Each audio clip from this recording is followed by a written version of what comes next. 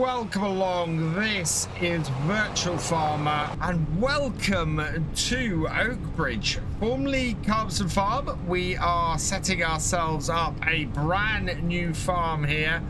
We have a £1 million loan on here, and on top of that we've added the money that we had way back from our first series in Hutan Pantai. So that series we made a total of £851,947. I've since bought this lovely little Land Rover Defender, and this is going to be our car on here. And we're going to be based at this little bungalow here. This is the Old Forge, I think it is. Yeah, the Old Forge Workshop, or the Forge Workshops. This is going to be our home while we're here farming on Oakbridge, and it's nicely connected to the main farm here. So yeah, this is our little house here, and this is where we're going to be based. It connects nicely up through this bit of scrubland here, up to the main farm. So we might end up using this scrubland to maybe have some sheep or some goats or both, or maybe even some chickens around here. And then that brings us up to this area up here, where we have even more space that we could do something like that and do those up here. So we might get those here, but this is going to be our main farmyard. I've never farmed at the main farmyard on this map, so I really want to pick this up. We're going to do this. And I think we're going to start with field 5 here. It's pretty huge. It is ready to harvest. And yeah, it's a nice big area. So let's get the land bought then. And so with our 1.8 million that we've got left, we're going to buy 35, which is, yeah, purchase that. We want to buy that for 47,304. So that's good. I also want to pick up field 5, which is £500,000. So we're going to buy that as well. Yes. And the problem we got is that field 5, that needs to be harvested today. If we have a look at our crop calendar, yeah, we've only got today to harvest this. And in fact, I want to set myself to 2 days per month. And so, yeah, we have some options for fields around. Most of these fields are already harvested. Field 10 with barley in is available and ready, but that in itself is another £500,000 with the grass down the bottom. Field 2 might be quite a good one to go for, only 126,000, and field 3 might be good as well. So I want to start with this field here. Field 7 would be quite good as well. But yeah, let's get the wheat in here, and then we can see how much we're going to make off that and go from there. So we're going to need a combine harvester, a tractor, and a trailer to get started. I also want to go and check out the sales down at the shop. So let's head down the shop. We'll go and see what's available and see how well we get started. With the 1.8 million we have to get started with on here, we should be able to get some decent equipment, I think. I want a fairly large tractor, I think, to work my fields. We need a medium-ish, maybe just over 200 horsepower to do carting and things like that. And then I think we're going to need a third tractor somewhere in the middle, about 300 horsepower-ish. But first, we do need a combine harvester as well. So let's see what we have available in the sales. And oh wow, that is one of the few times where I've had a sale start point on a map and gone, I actually would like to buy every single item on here. The Arcusan bale stacker, that is going to be massively useful for us. I want to do square bales on here. That will make it really easy to pick those up. My favorite tractor is available here at 53% off, which is a fantastic offer. I think we definitely want to take that. The Fendt cargo telehandler here, that is a really good deal, but I don't think I'm going to go for that. I want to get a JCB on here, and I think that we can get a brand new JCB for the same price. So we're probably not going to get this Fendt cargo telehandler. And then finally, we have a quad track at nearly 60% off. Yes, it has nearly 30 hours on it, but I can't pass up that offer on here. That is a really cheap quad track. So let's purchase the 3 items from the sales here that we want to get. We'll start with the Arcusen, and I'm going to put the Michelin tires on that. We need to select somebody for the number plate. And congratulations to Nathaniel Shelton. You have been selected at random from the tractor driver and above level patrons and YouTube channel members. And I'm going with NA31STN for your number plate here. So we will okay that, and we will get that purchased. So 46,164. That is fantastic. Secondly, then we're going to get the New Holland T7. 224 horsepower is about perfect for what I want to use this tractor for. We're going to put the Michelin tires on it as standard tires. We're not going to change any of the outer look of it. And we're not going to put a front loader attacher on. And then I need to select somebody for the number plate for this tractor. And congratulations to Shane Mortimer. You have been selected at random from the tractor driver and above level patrons and YouTube channel members. So your name is going on this tractor, and 111,603. That is fantastic for this tractor. Let's buy that. That is going to be our karting tractor on here. And then finally, we're going to pick up the Steiger. With the standard crawler tracks on it, EU configuration, and a number plate for this. And congratulations to Pavel Ionut. You have been selected at random from the tractor driver and above level patrons and YouTube channel members. And your name is going to go on this tractor. So if we have a look at the back of that, there it is there. Perfect. Right, so let's buy that as well for 284,730. That is a lot of money, but oh man, that is a lot of tractor for that level of money. So as I said, I'm very tempted by the Fendt, but instead we are eventually, I think, going to go and pick up one of these. 108,000, so only another 7,000 on top. And we can get the JCB. So we're going to leave this for now. I don't need this today. It might turn up in the sales, so we'll leave that as it is. So to go with this, we're now going to need a combine.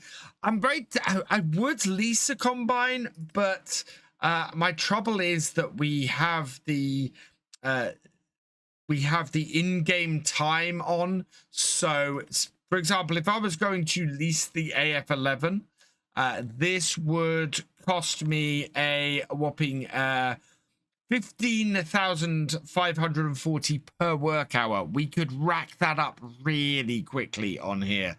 So I don't think that's the best use of our money. It's 740,000, so it'd almost be all of our money if I was to buy that. So we're not going to go with the AF11. I think our best bet is probably to go a bit smaller and a bit cheaper. And I'm going to go with this, the Axle Flow 7150. We'll put the big header on it. So we'll go standard wheels. We want the manual discharge on. And that is going to cost us 301,500. No number plate on this combine, interestingly enough. So let's buy that. Yes. Okay. And then if we go into the combinations here, we can see the headers. We want the larger header, the 8.5 meter. So that we want to buy as well for 48,000. And then finally, we want to get a header trailer for that. So easiest way to do that is to go into the grain headers, find the header we've just bought, combinations, and we've got the Nardi here. So that's what we want. And the main color, I want to make that the Case IH red. We don't want the spare wheel on it, I don't think. And rim color, I'm going to make that white. And then we need a number plate for this. And congratulations to Pavel Ionat as well. Again, one of your other accounts has come up. And so I'm going to change this one. In fact, we'll go with the same number plate. So there you go, PV41 INT Ionat Pavel on sorry, Ionat Andrei Pavel, congratulations. You've been selected at random from the tractor driver and above level patrons and YouTube channel members, and you have the number plate on the trailer as well. So we will okay that and just check that's on the end, right? And we will buy that too for 10,500. Then finally, what I need is I need a trailer to cart.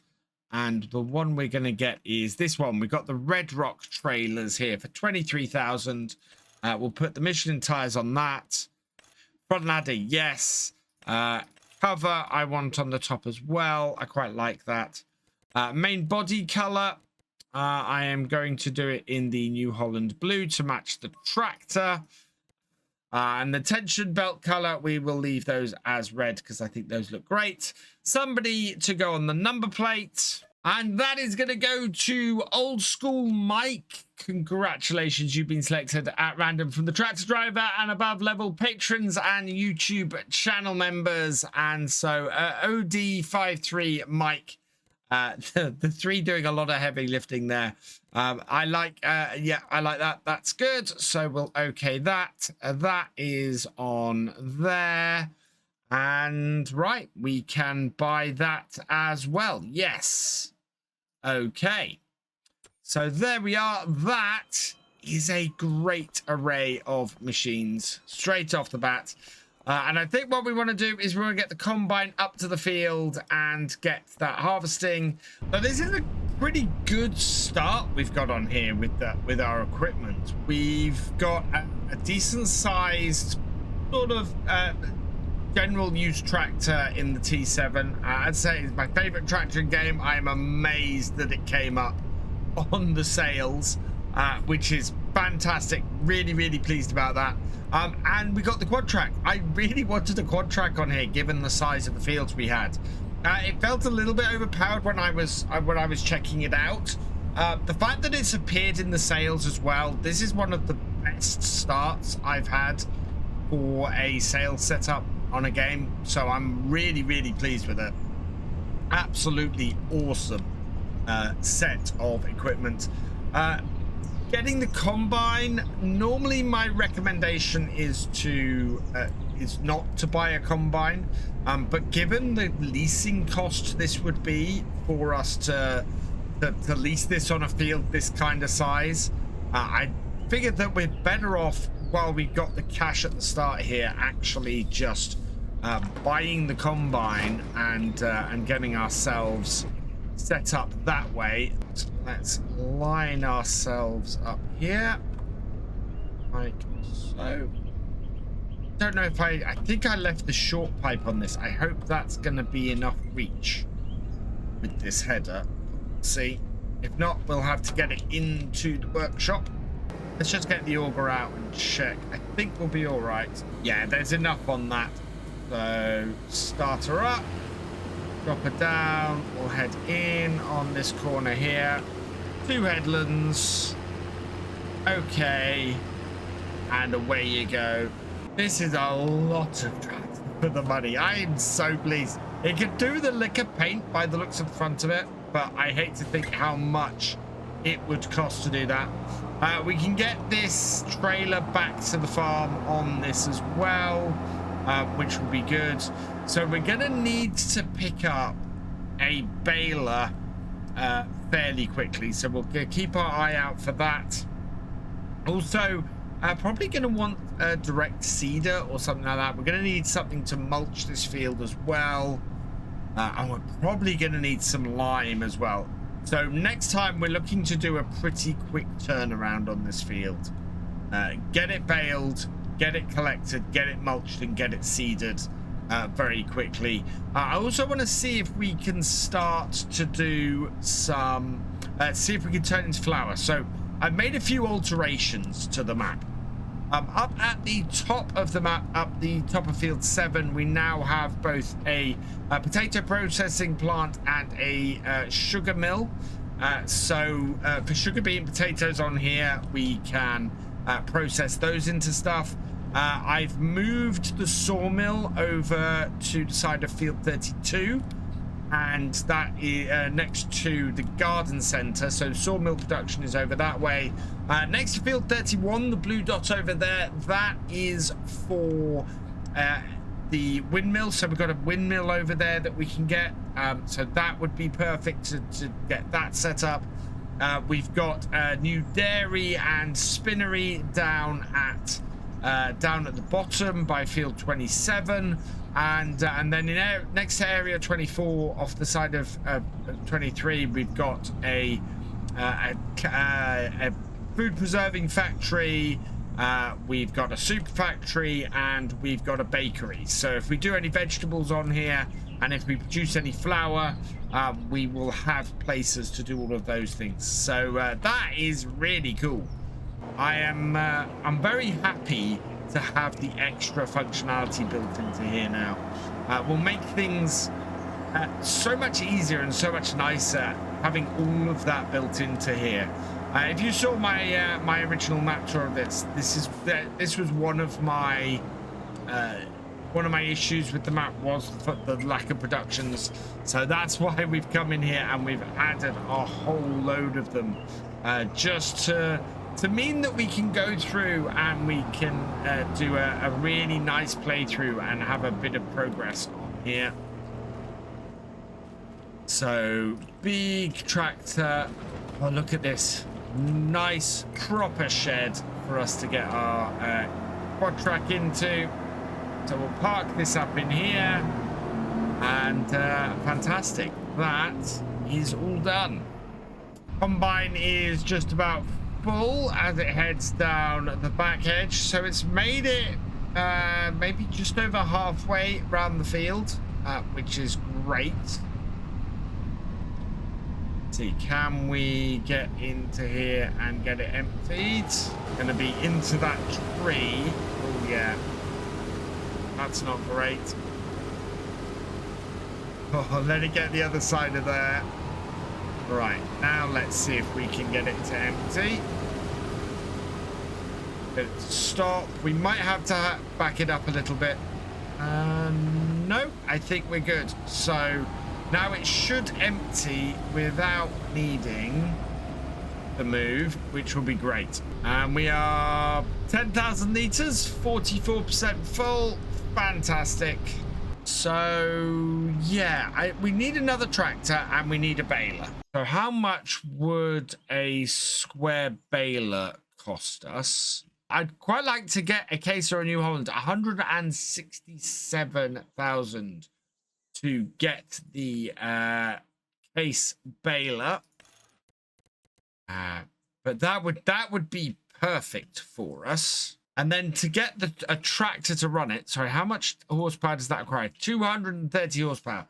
So I want a tractor at about 300 horsepower, and there is a special tractor I want to get on here, and that is this one. We have a special edition David Brown tractor here, or a case David Brown tractor. To get it with, if we went with 355 horsepower on this, Michelin tires, and the best rim color I found was the Stara orange to match the orange sections of this. That is a cracking looking tractor. So that will leave us with enough to actually buy the baler. And then my hope is that we can raise enough money over the winter to buy ourselves a seeder, maybe. So the number plate for this, congratulations to Galcomp Gamer. You have been selected at random for the tractor driver and above level patrons and YouTube channel members, and we're going to go with that.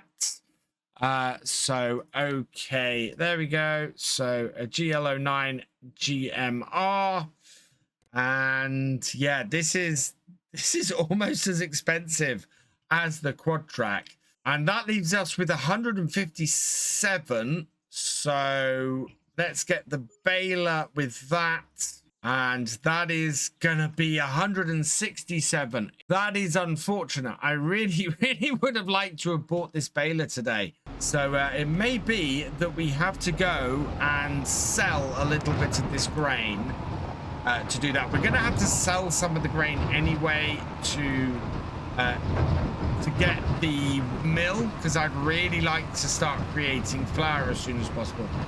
But it is gonna mean we're going to have to sell some stuff before we can really move forward.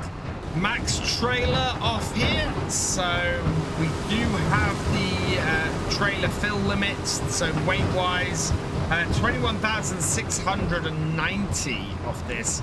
That means this trailer is pretty much perfect for the setup we have here.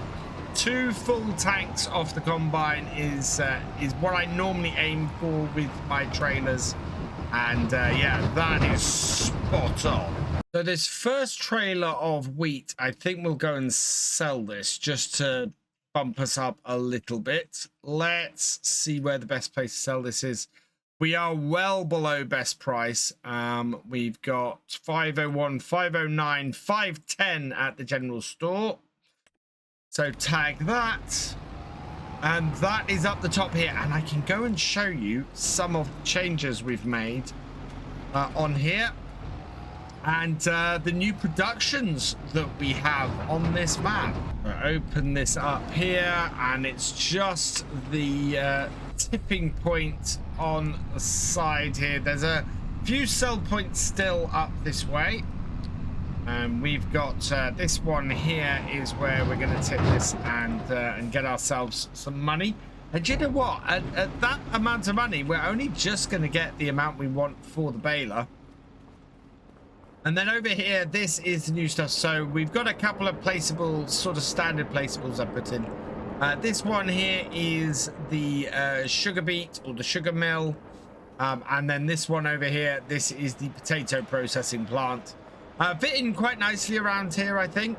We've got a nice bit of area for these, and these are not owned by me. So this is the important bit with this, is that we can buy these production plants, but we don't own them at the start. So at the beginning, they're just sell points that we can use on here, and then if we want to purchase these as we go through, as we do these crops and make more money off them, we can. So we'll turn around and go back, and I am going to go and purchase myself a nice new baler. First, I need to empty the combine out, hopefully before it hits the end of the field and starts cutting in. I don't know how full it is. It says it's 80% full. Combine is empty. We activate the hired worker, and we'll move out of the way because we know that it wants us to. And then I'm going to head down to the shop, and we're going to sort this baler out. So going into balers, yeah, I mean, these are not expensive, overly expensive. These balers are 167,500, not a massive amount of money. So Michelin, we want standard twine, yep, and standard wheel setup, I think. License plate. And congratulations to Farmer J. You have been selected at random, and your name is kind of going on the number plate for the baler. I've gone with FARMERJ. So the 3 is sort of the M turned on its side, and the 4 is sort of a very weird R. That's about as close as I can get it with those 2 numbers. So congratulations to you. Thank you for your support. And we'll okay that. And 168,460 includes the twine. Oh man. By that is gonna leave us with -12. So our combine will have finished. And yeah, I'm gonna have to get back up the field and sell some more wheat because we have used up all of our money, which is not great. I would really like to have not done that, but it does mean that we're going to be flying a bit close to the wind on this series straight off the bat. I think I might have overspent on my tractors because I need to get my hired worker to continue going. We're going to have to go and tip what we've got in the trailer and make a bit more cash. I don't really see any other way of doing it. I don't want to sell off too much of my wheat, but at the moment, just to keep the hired workers and everything going, I am going to have to do that. Advantage of this is I shouldn't waste any more time than I have to getting this done. We can just bring this here, get this tipped, and as soon as the money starts coming in, we can get the combine running again.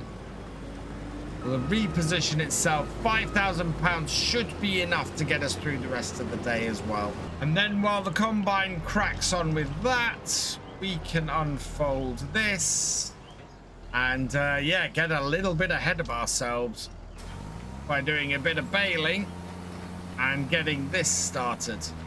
I think this is going to be a really good way to do it, to get the headlands cleared as quickly as possible, and then we can go and get the inner parts of the field done after that. Yeah, basically we'll get the headlands cleared up of any bales that we drop as quickly as we can, and that way the bales don't end up blocking the combine, which is the biggest problem we can have when doing this kind of thing. Doesn't look like it's going to drop them that often at the moment, which is a good start. This isn't dropping bales that often, which is good for the headlands, although not good for the overall number of bales we should get off here. Yeah, we've got one on this side here. My hope is that by the time the combine gets to the points here where it has bales to pick up, we should have already got round here and got the got those bales actually picked up. So gonna do a little bit of cleanup here, and yeah, if we can get this cleared off today of straw on the headlands, that will be really useful, and then next time we can just concentrate on getting the rest of this field baled up. I would like to say a big thank you to Vac, who created this David Brown mod. It was sent over to me. It actually wasn't sent over to me by him, but he did say once he saw that I had it that I could use it. So huge thank you to him. It is absolutely awesome, this. Let me turn off those. And looks like our combine is full again, so as we get to the end of this headland, we can finish things off. I'm going to turn the time back down to 5 times, because we're not quite as far through this field as I would have liked by this point in the day. I think this is a job that is going to have to go well into the evening as a result as well. But we can get this emptied. This is going to be a full trailer, and this is going to be our first trailer, I think, that goes into our grain store. And combine has finished. Let's just see if we can top this off to the end of this row here. Might give us just that little bit more, or it should give us that little bit more. We can get about 90% full trailer. Yeah, in fact, we can get an exactly 90% full trailer, and then all this can go into our store. So this is our grain store here. I think I heard that you can't actually tip stuff on the floor here. You can definitely tip stuff into the grain store. I think it'd be useful for storing boxes of potatoes and things if we did those. But at the moment, yeah, it's quite a big area to put stuff in. We might be able to actually store the combine in here. That might be a really good idea. There's not a lot of space for it in the other sheds, and that is quite a tall, big shed door there. So I think we might do better off putting the combine in there at the end of the season. I think I'm going to do a little bit more cleanup with this. We've got all the headlands done now, and we need to go and pick up all of the bales we've got. There's a few small bits and pieces though I think we can do to finish off a bale here, or at the very least just clear things up in general, and then we'll go round with the stacker and go and grab whatever we've got off here. That will make things easier tomorrow. We can actually set up a follow me setup and go round and collect stuff behind us. I'm just going to park this at the side of the field. We will come back and use that tomorrow. In the meantime, yeah, let's go round, get these collected up. Overnight, I think we're going to end up with a whole load of money lost due to our due to the fact that we got such a large loan on here. So what we're going to do is collect these up and see if we get a full trailer. I don't think we're going to. What we really need to do is get this field finished, and there's so much left to do. Combine is full again, and this time I'm gonna have to actually move it out of the crop. I'm hoping the hired worker won't have any issues going back in. Let's back it out. Grab the combine, take the hired worker off. Yeah. Just bring it over here to empty. Does slow things down doing this a little bit. It looks like we're going to come fairly close to a full bale trailer with this as well. That's a turnout for the books. Combine is done, so let's re-engage the hired worker.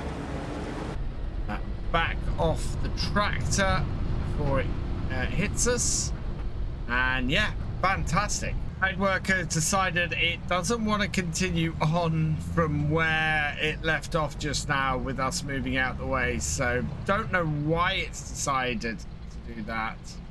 That is a little bit weird. On the plus side, just one more bale will give us a full bale trailer, and I don't think we've got it. I think we've picked everything up, so that's not bad at all. 13 bales off the headland is really good. I'm just hooking back up to the baler. I think this should give me my bale count hooking up to this. Yeah, 13 bales, so we have picked them all up. Combine has decided that this side of the field is where it wants to work now, so we're gonna let it keep going there. We've had a really good amount of wheat off here though today, and I think what we might do is, rather than have this go on and be doing half this field in the just without actually showing it, I think we might continue on here next time into the evening and leave the clock running at 1 times, because of course normally I would do this over 2 days, and we can't do that here with our first day, so we'll pick this up next time. I am bringing the Landy back from the shop because we're pretty much done up there for the day. You might notice we are still in the first day of August and we're into the evening on here, and this is because I didn't want to leave half the field unharvested, and normally with August you get you only get the first day, and we had way more to harvest than we could do in our normal setup on here. So I'm going to get the Land Rover back. We're going to park that up at the house, and then we're going to continue on with the harvest. The combine is still going, so that is going strong, and in the meantime we are going to do some baling and do the carting at the same time. So we'll stop this here, and that's got this back. So yeah, let's head up to the field and see how things are doing. I think we might jump in the David Brown case at the end up here and get on with some baling. Seeing as we've picked up all the bales now, we should be able to keep the combine moving. And as a result, get this field knocked out today. If we're really lucky, we'll get this all baled up as well. Combine is full, so we'll stop this here. And the last time I emptied the combine, it had its auger into the crop like this. And then it decided to go and start harvesting the other side of the field when we restarted the hired worker. I want to be a little bit more careful about how we pull the combine out of here and get it to empty into our trailer. So we'll take the hired worker off. We will back the combine out and get it to unload over here carefully. This is not great. Hitting the front of the tractor like that. Right, empty that out. And that is yeah, that'll empty out in no time. We'll have to go and empty the trailer after this, even though we won't top the trailer off at the top. In fact, yeah, I think what we might do is try and empty out the empty out whatever's in the combine at the top of the field. That way we can get a full trailer into our store. So combine is empty. Auger in. Bring this up to here. Get it started up again. Line everything up. Nope. Oh, I think the hired worker did start to get into position there. But start it up. Go there. Let it line up. And hopefully, yep, it will continue on from where it left off. And we're 88% full on here, so when the combine's turned around, we'll just top this up the final 2% and make sure we're taking full trailers into the grain store and not just a couple of tanks. We have a full trailer, so let's go get this tipped. We're out the main gates and around to the grain store. Nice and easy to back this into here and then drop it off. Or then tip it up, I should say. It's slightly off to the side here. Not the easiest position to get into from the direction I came in, but there we go. Tip it up and into the store. That should be about 40,000 litres now, because we sold quite a bit. Yeah, 39,000. That should go up a little bit more. 39,421 litres, and we already have 107,000 litres of straw. That's only worth though 7,000, 10,000 in total. So yeah, this is not the most profitable, but we haven't baled up much of the field yet. And in the time it's taken me to go and empty this, the combine is nearly full again. So this seems to be about the right size trailer at about the right size time to get things going. So in we go, and emptying again, and we want to get this about 45% full, really, maybe a little above. We're still emptying out at a pretty good rate from the combine. We're at 43, 44, 45.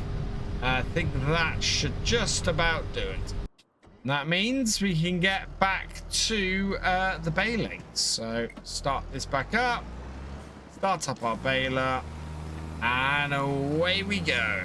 Making 220 centimeter bales on here, and they're going at a fairly decent rate. We're up to 17, 18 bales at this point, which is good. Oh, we need to go and sort the combine out again, though. Jumping between these two is very important, and we need to go and sort that combine before it reaches the end of this row, because if it reaches the end of this row, it's going to turn around and we're going to have to stop the hired worker. I am not going to get there in time, though. That is already making its turn. Yep. So we'll have to stop it. Come here. So hired worker off. We'll reverse it back round and get that to empty, and then we can set it on its way again. Knowing this, what will happen now is it will go and empty, or it'll go and start cutting back on that road that it sort of half done earlier. Empty that out. And yeah, not quite full, so this is not going to be a full trailer we take this time. There's no way it can go to the other end of the field and not cause some sort of delays for us. So really, we've kind of a little bit shot on this one. But combine is empty. We'll set this going with a hired worker again. We'll jump in our New Holland. Yeah, that can do that. And yeah, look at that. Off the combine goes. It's going to pick up where it left off in the middle over there. Quite relaxing going up and down the rows with this this case. I love the David Brown symbol on the wheel. It's absolutely fantastic. Absolutely, what a modern kind of. This tractor is what would have happened if Case had gone with the David Brown name instead of Case name. You know, a nice DB symbol on the steering wheel, David Brown on the sides of the bonnets, the nice white color scheme. With the amazing orange. Yeah, would have been lovely to have seen this go forwards. As it is, this is very much a pipe in this tractor, but I love it. It's great to have even a modern version of a David Brown working on my very British farm here, and working alongside that nice red Case combine. In fact, between our vehicles at the moment, we have a red combine and a red quad track, a white David Brown, and then a blue New Holland. So yeah, this is a very red, white, and blue farm as well. Combine is just about full. So with everything on this side, that makes things a little bit easier for us. Every possibility that tomorrow we will be doing the still be baling up this field. It's just our important thing for today is getting this harvested. This crop will wither if we don't get it done by the end of today, so hence our evening harvest here. And I'm going to set my cruise control to try and match the combine as best possible. And yeah, perfect. I think I might take this up to 50%. That way, we only have to... Actually, we want it 55%. That way, we can pretty much get the whole of the combine in here. Yeah, leave a little bit of headroom. That will work out fairly well for us, I think. Right, and let's stop. I think we'll stop about here-ish. It would be really nice to get a quick turnaround on this field. Whether we can do that, get this mulched, it partly depends on if this field needs to be limed, to be honest. Let's have a look at what needs doing on here. So weeds, obviously nothing. Fertilized, it was fully fertilized. Plowing, lime, rolling. Oh, we're actually good. We don't need to lime this field, and it doesn't need plowing either. That is fantastic. We just then need to get this field mulched, and once it's been mulched, we need to get it seeded, which will be fantastic, especially if we can get a direct seeder on here of a size that's appropriate for our quad track. Something of a decent size that will allow us to do things fairly quickly would be good. Also, I think we're going to have to look at doing some contracts and see if we can pay for some of our stuff that way. I'm going to see if I can position this tractor and trailer at the end of the row and get the combine to basically automatically empty at the end of the row. It'll be coming up to fairly full at that point anyway. I put the trailer about here. That should pick up. Oh, turn the tractor off. That should get picked up by the combine, I think. And an empty at the end of the row while we continue on with these bales. Yeah, here's hoping, because otherwise I think we might have issues on the next row. Yeah, combine has an 80% full tank as it reaches the end of that. Auger is out, and the combine has turned. Oh, it completely missed emptying. That is annoying. Right, so let's stop this, because it's not going to make it down this row without needing to empty. Auger out. And I'm going to have to then get this row started myself. Otherwise, it's not going to start it. Empty that out here. And it's not going to be a full trailer either, or anywhere near a full trailer. We did put 50% in it this time. But to be honest, we could have gone a little bit further than that. So let's get the auger in. Forward we go. Round we go. Start her up. And down and in. Excellent. Right. Now with that started, please, please, please don't head off across the field, combine. No, you're going to line up and get yourself in here, I hope. Yep, there we go. 87% full on the trailer, though. That does mean I need to go tip this, because yeah, that's going to cause us problems later if I don't. Where's that combine going? That's interesting. It's kind of done that row and then decided it needs to go clean something up somewhere, and it's headed back up the field. Did I not go far enough into that end or something? But it's, yeah, it's off somewhere. Yep, it's going to clear up a tiny little bit at the top end of this field here. But I must have missed when I set it going with the hired worker on that row. Is it gonna continue on and start on the next row? Yep.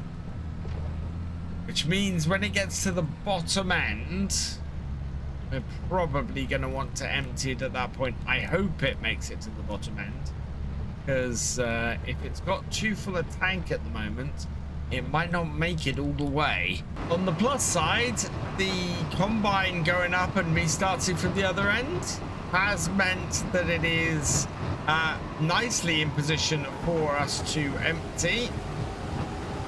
And we'll come up alongside, empty this out here. Perfect. Yeah, that is great. We can empty and keep going to the end of this row. That is if I can keep the course or the cruise control going, like so. And yeah, by the end of here, we should have the combine emptied with maybe a little bit extra. That would be good.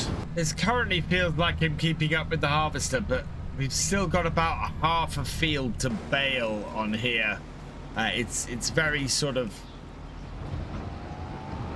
it's not something you can easily see. We got 49% full on the trailer, which is brilliant. I think the combine, I'm hoping the combine is going to make it back up, and then we can empty on the final row that it has.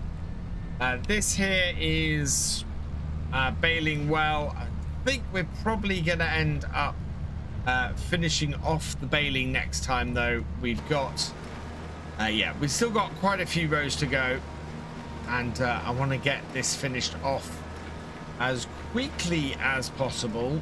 So many bales to pick up on here. I don't know whether to immediately sell them or hold on to them. Ideally, holding on to them would be great, but we will have to do a whole load of restacking if we do that. If we sell them direct, we can just get them immediately sold, and that will solve all of our issues. In fact, now that we've sold a few more bales, or done a few more bales, we should have a better idea. Yeah, we're up to nearly 20,000, or nearly 30,000 at max value in January. We really want to try and get that maximum value. An extra 30,000 off this field would be amazing, and this is with probably only 2/3 of the field baled. We could very easily get a tidy sum of money off here. Maybe another 10 to 15 grand if we're lucky, just from straw that we've yet to cut and bale. Final row, and the combine is getting full now.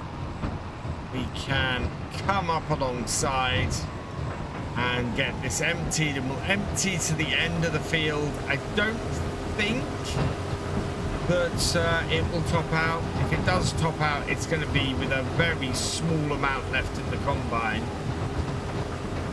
Yeah, 90% we can get this trailer filled to, and we are already at 65. And at the end of the field, combine is done. I'm hoping it's still emptying. Is it not still emptying? Nope, combine is not still emptying because the work has disappeared. So let's turn this on and finish off the emptying. Yeah, we've still got a fair amount of wheat in this combine, and we're at max load in the tractor now. Is there still wheat in this then? Yeah, there is. There's still another 1,500 liters of wheat. Wow, that though is good. That is a good result off this field. I'm very pleased with this first harvest. Look at this, so much straw as well. So back to get this last little bit out of here and have this done. We have got a lot done on the first day here, which we should have. Good. Right, combine off the field, and then we'll be out of the way for the baler. And that means all we need to do today, or that's left for us to do today, is to get this field baled. We've only got a few rows left to do, and I think we can clear this off. If we can do that, we're then looking at being able to get this field turned around pretty quickly.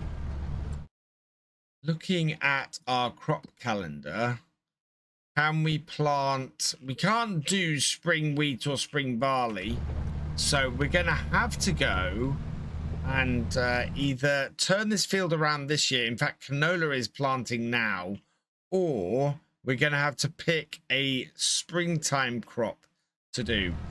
Kind of tempted to do linseed, to be honest. Let's just correct. This field is very wonky, so that's why I came off my line there. But we could put linseed in here next year. I'm not sure we have anywhere that actually can process the linseed, and I'm really wanting to do stuff with the bakery. We could do stuff with oats. We're not looking particularly to, well, If we've got chickens, we'll need some chicken feed, but that's all right. We can do that with wheat, and oats pay well, so we could put oats into here next year. That would be an option, and that would also buy us some time. We wouldn't need to do anything on here till the beginning of the year, and we've earned a bit of money. Alternatively, we need to turn this round in a month or so in order to put something like barley in here. The alternative again, of course, is sorghum, but I would like to get some straw off as well. So maybe oats in here next year will be a good choice for us, and we'll see if we can get some wheat in somewhere else. 50 bales created. We've got one working its way out the back here that will be bale number 50 as soon as it drops. So yeah, over 50 bales at this point. 3 more rows to go, and then this field will be fully baled for today, and yeah, that will be everything sorted. I think if we can do oats on here next year, A, that will give us plenty of time to get this field prepared, but B, it'll also allow us to spend a little time maybe doing a few contracts and things to rebuild our money a touch. That way we'll come into the new year, we'll be able to buy the equipment we need to buy, and get the ball rolling. Coming to the end of the final row, and I don't think we're going to get another full bale off here. We are at 45%. Yeah, 45%. So let's turn that off, and we will unload what we got on the back. Yeah, has that left anything in here? Yeah, that has. So we'll leave that, and we'll fold this up. Total number of bales then is... Oh, let's jump in here. Check that. Total number of bales then is 56. That is not bad at all. I'm really, really pleased with that. And yeah, I think we needed 2 full days here to start on this map. We'll be moving into 2-day months. We are going to need to rebuild our money before we can really continue with anything today. I've got a couple of jobs that do need doing on the farm. We've got all of our bales that need to be picked up as quickly as possible, really, from our field here, field 5. So those are all there, and we kind of got to work out what to do with that. But also, yeah, we're a bit short of cash, so we need to get some money in from that. I think we might just sell the straw bales. We've got, it's not a great price for them at the moment. In fact, it's about half price for them at the moment. But this figure here really worries me, this 1,170. So let's have a look and see what we can do contract-wise. There is a mowing contract down in field 27. That would bring in a whopping 44,224. And I think we can borrow the items for this because we don't own a mower, and send that Massey off doing that. So if we borrow the items for that, and then there's a baling contract here on 29 that we can go and do ourselves with David Brown. And yeah, we can, that will bring us in 38,000 as well. So we will just accept that contract because we have the equipment to do that. And then once we've got those done, we might be able to go and buy ourselves a cultivator and get our quad track out, because this contract here would be pretty good. The harvesting contract and the ploughing contract, neither of those are particularly good contracts, I don't think. So yeah, nothing else really stands out to me at the moment. So we're going to start off with the Massey Ferguson here. I'm hoping this will be able to navigate itself down to that field. I don't know what the navigation on this map is like, and whether equipment will be able to navigate around here fine. I do think we're probably going to have to get this out of this yard and get it headed out of here, because that is a little bit thin, and I think it will struggle to navigate that. So if we bring this out to this spot here, and then we'll select it and create a job. We are going to do field work, and it's going to this field down here. Now, the best route, I think, for it is for it to go through the middle of town. It is going mainly on main roads. So we will put it there and there like that and start job. Is this calculated route? It has calculated route, so that's fantastic news. That can head off and get that job done. Meanwhile, I'm going to head back to the farm here and we will pop into the shed. We've got our quad track that I'm eager to get working with. But yeah, we're going to be using the David Brown today. We've got a decent amount of fuel in it. I think we'll still refuel it. And we'll stick this on our baler. Let's oh, I don't think we can buy any fuel, actually. I don't think we have enough, especially if we want something running on hired worker. So we're going to have to hope that there's enough fuel in this tractor to get this job done. It is a fairly large job, so we'll see. We'll see what happens. But we'll head down to the field and we'll start getting it baled. Thankfully, this contract is a square bale contract, so we should be all right. I'm expecting our mower to have gone past us at this point, but it doesn't seem to have. Where is it? Oh, I've got AI worker A is blocked by an object, but no, that is still moving. So looks like that was a false positive. I wonder actually if it got stuck on a tree or something, because the trees on these roads can overhang a little bit, and that can be a little bit of a problem. Now, where are we headed? I think we want to turn off, yeah, here at the edge of this woodland and head over to 29.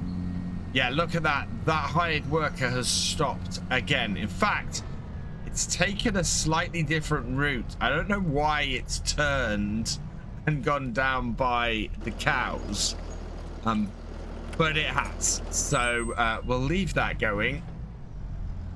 If we can earn enough money today, we might be able to get to the point where we have enough to get the windmill, which is something we need. So we need a couple of things. We need a seeder, and we need and we could really do with something to put a production to put our stuff into. As I said last time, I think we're probably going to do oats on our main field, on field 5. So we've got most of the winter to get the money together for a seeder or a planter or something like that. So if we can get a production up and running, for example, the windmill, which we might be able to see, it's over. So the windmill is over that way there. You can kind of see the water, or you can see the over there in the middle of the screen. You can see the sawmill, and you can see the garden center. The windmill is over there-ish. So we'll head down there in a little while, I think, and see if we can sort that. I'm kind of hoping we might also get a harvesting contract today, but we'll see if that appears. At the moment, we've got a little bit of extra straw in here as well, because we've got an extra bale, or we have most of a straw bale that we had in here when we started. So this is all good. I've reset the bale counter, and fortunately bales aren't counted until they actually drop off the back of the baler. So that is the first bale that we've got off this contract. Should flow fairly easily, to be honest. This field is big, but it is simple, and we're going to get plenty of bales off here. We're not going to be able to do anything with any of them, I don't think. I'm not planning to pick these bales up and sell them, although that would be a fair amount of cash that brought in. It is going smoothly though, and what I need is this to not use too much fuel, because already we're at 932 pounds, 930 pounds. So it's going to be a bit of a trek on the mower side of things for that to complete that contract, and we need that to complete in order to rebuild our money. Alternatively, we can just go and sell bales that we have off our own field, and we can use the T7 to do that, seeing as that is sitting back up at the farm. Part of the reason for the quick drop in our money amount was because the hired workers were set to buy fuel as they worked. I've turned that off now, but it's with our higher fuel usage that we have in this series, that was killing us very, very quickly. It actually is part of the reason why we got through a lot of money the previous day, I think, as well, because we were buying fuel for our equipment all the time. Yes, it kept our equipment running and was great for that, but I don't want to be buying fuel for hired workers on contracts, because we have fuel in that equipment when it's running, and if we end up spending money on that, that's going to eat into our profits quite badly.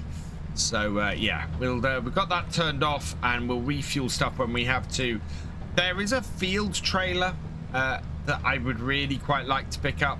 If we have the cash today and it's still available, we will probably grab that, simply because that kind of trailer, especially if we're going to be doing contract work away from the farm, is going to be absolutely necessary. We're going to want a whole load of fuel in that in order to keep our equipment fueled without having to go all the way back to the farm. Looking at our map, our mower is making good progress on field 27. It is most of the way around the headland. We, of course, are on our second headland here on 29. As far as contracts go, no new contracts have turned up yet. Oh, except for a baling contract on field 10. Interestingly, field 10 is still showing as barley that is ready to harvest. And I would like to have got a harvesting contract on it, but to be honest, I'll take a baling contract, especially one that is 12,000. That's not bad at all. Although there's bale wrapping on 23 as well. So there's a few options really for us to continue on today and tomorrow. I want to build up the money as quickly and as much as possible. We need to, we've got £1 million to pay off here over the 2 years, the 36 odd episodes that we're going to have. And yeah, getting in there early, getting some early contracting cash in is going to make a big difference to that. Headlands are done. We are 23% of the way through the contract. It is 20 past 11 in the morning, and we have created 14 bales off that headland. That's not bad at all. With 23% of the contract done, that estimates at about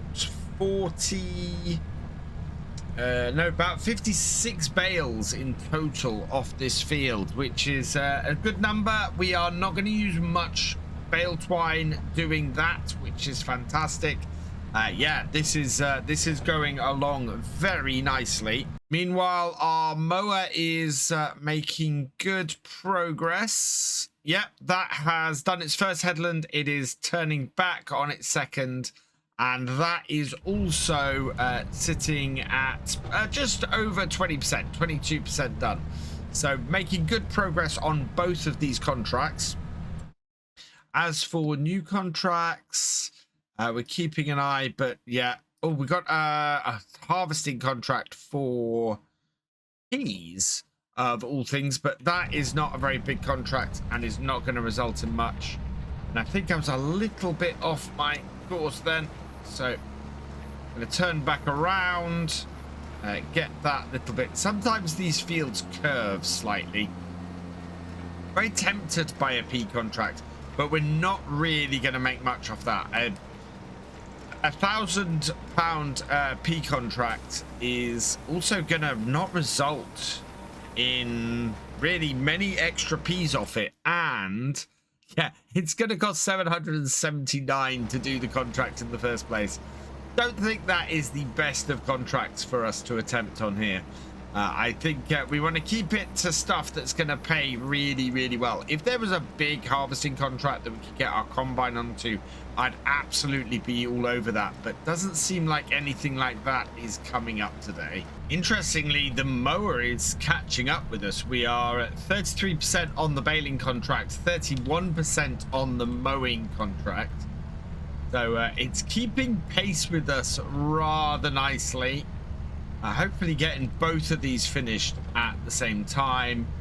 We're up to 33%, so another 10% in another hour, which means we got about 65% to go. Yeah, because we're up to 34% now, so 65% of this field to go, and that hopefully means that we can get this done by the end of the day. If we can get the 90-odd thousand that we'll get off these two contracts by the end of today, that sets us up very nicely. We might be able to get the windmill. I'm not sure how much the windmill is, but we might be able to pick that up and get that started, which would be fantastic. And then we can start getting the wheat processed into some flour. I do want to try and set up some chickens as well, start producing a few eggs. When we eventually get the bakery, that would be useful.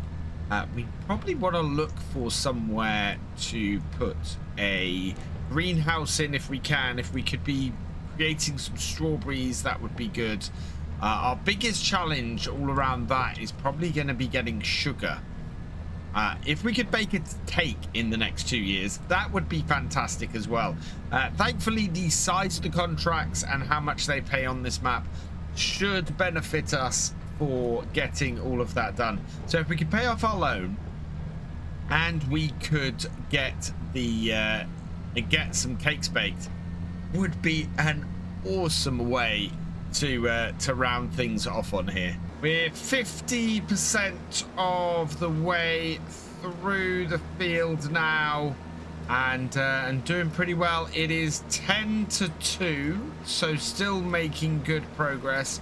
It's clouded over a little bit, but doesn't look like we've got any rain on the way. And yeah, we're up to 34 bales. We've done 90 bales in total, which tells me about 45 bales per roll of twine, roughly.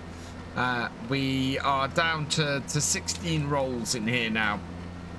So yeah, very much a good progress being made across here. I don't think we're going to get much else done today, so this is going to make a decent amount of money. I think if we're going to maximize this, though, we are going to need 3 contracts running as much as possible, and at the moment we are just running the 2, so should get about 90,000. If we can make 90,000 today, that would be fantastic.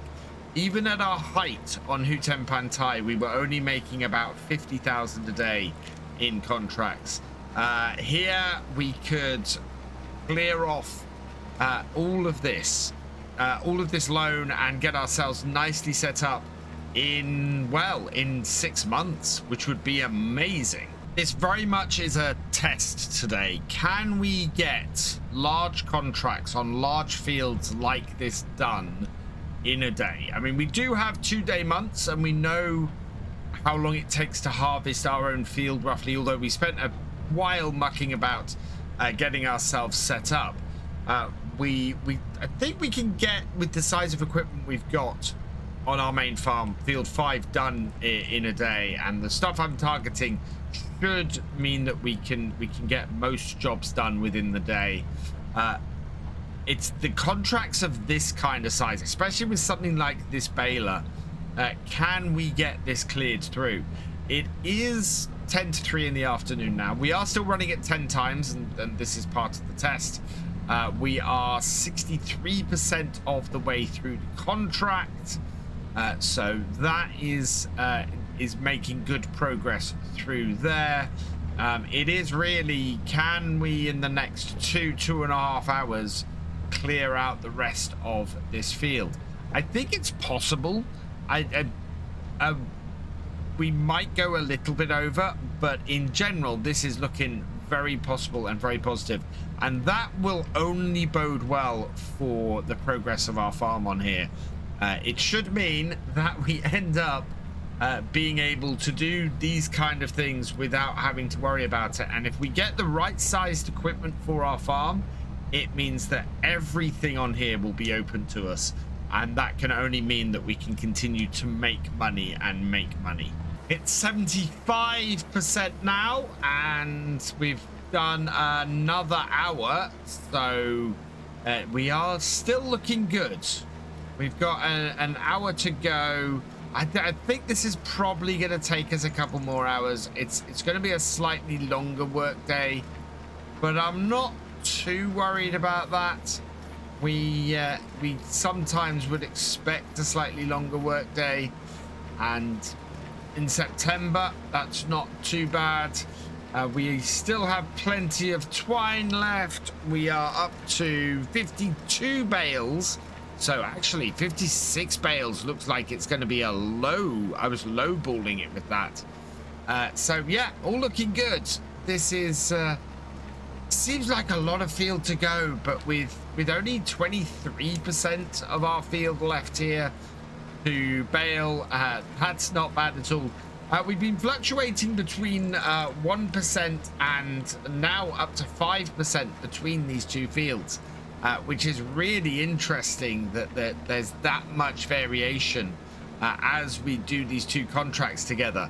But yeah, both seem to be progressing at roughly the same rate. Just hitting 80%, we're at 79%, and the first beeps of low fuel warning have started hitting. Looks like we've still got about a quarter of a tank, so I'm not too worried yet. If we start flashing red, that's going to be an issue. The other problem we've got is we've only got 47 pounds left. So I think I might have to go and pick up a bale, sell the 14 bales we have on our bale trailer at the moment, in order to keep things going. So what I'm going to do is I'm just going to stop this here. Turn this off to preserve the fuel, and we'll jump into this and just go and sell some bales in order to make sure everything keeps running. The fuel side of things, there's not much I can do about that at the moment. We'll see if we get through to the end of the day with that in the David Brown. But before we run out of money on our hired worker doing the mowing, I'd really like to top that up. So we'll grab this bale here, close this up now that it's full. And where have we got to take this? So our straw needs to go to Allsphere Bales. So tag it, and that is, yeah, at the bottom. That has moved on my version of this map to the animal sales. So it's sort of it's part of the animal market now, where you sell the bales down here. So hopefully we can make our way in there and get it to sell without too much problem. And the money has officially run out. Our hired worker has stopped work. It's a good thing that we've got an immediate way of getting cash in like this. It's not going to be a massive amount. We've only got 14 bales here. You can see it having stopped work over there. Bale sell point is now just inside the animal market here, which to me makes a lot more sense for a place for it to be. Bring it over here and unload. There it goes. Up. They'll want to take all of that and unload it. There we go. Not a huge amount, enough to keep us going. And that should mean we just restart the hired worker here. He'll reposition himself and away it goes again. And this is running out of fuel as well. So we'll send our tractor back up to our farm. I'm hoping I can just get it to go outside the gate there like that. And thinking about it. Yep, there it goes. So that is off. And we can start up our baler again. I think our biggest problem is going to be running out of fuel. And I think we're going to need to sell some more bales and maybe get that piece of kit in that's in the shop. How much is... It's 13,000. We don't have enough to buy that, and I really like to buy it because it would be so useful to us, especially with where we are today. And finishing these 2 contracts would have been really, really useful for that. It's just gone 6 o'clock. We are 90% done on this contract, just about. The beeping is still fairly insistent. I've missed a bit of straw there that I might try and get on my way back. But yeah, it's really down to the wire now. The delays from having to get a little bit of cash in from selling the straw has caused us to be a little bit later than I would have liked. There is rain on the way, not that that's going to affect us too much in either of these jobs. More concern is the fuel. If either of our tractors don't have enough fuel to complete, these contracts are going to go into a second day. I really would like to get the fuel trailer either way, but if I can complete these contracts tonight, we can get that ordered and pick it up in the morning. Otherwise, we are going to have to sell some more straw to get it. 7% left to go, and the orange flashing has begun on the fuel gauge. I'm really pushing this tractor to the limit. We are possibly going to run out of fuel. I'm hoping not. It's just 6% left. It's right down the bottom. If it drops much more into the red, I think we're going to have to call it, especially as the light is fading. But to complete this contract today would be really good, and I'd like to end on a positive with that, especially as it looks like our mowing contract is falling further and further behind. There are just 3 rows left to go now, and we are at 98% done on this field. It is ridiculously close to the wire, this. I am absolutely amazed that we are at this point. If we can hit 100%, that would be fantastic. It is coming up to 7 in the evening. Darkness has begun to envelop the field, and it is so little left to go. Just such a little amount left to go.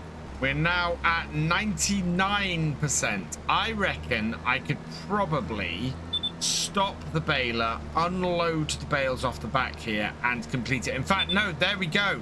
That is this contract completed. So let's see if we can just get a little bit more straw off here and get as close to a full baler as possible. But yeah, this is very much now flashing wildly at me to get off this field. So let's turn that off. We'll take what we've got on the baler home with us. And yeah, that is fantastic. What I do want to do, though, before we get off the field here, just in case, is we will collect on this contract here, like so. Perfect. And oh, there's a bale wrapping contract for 35,000.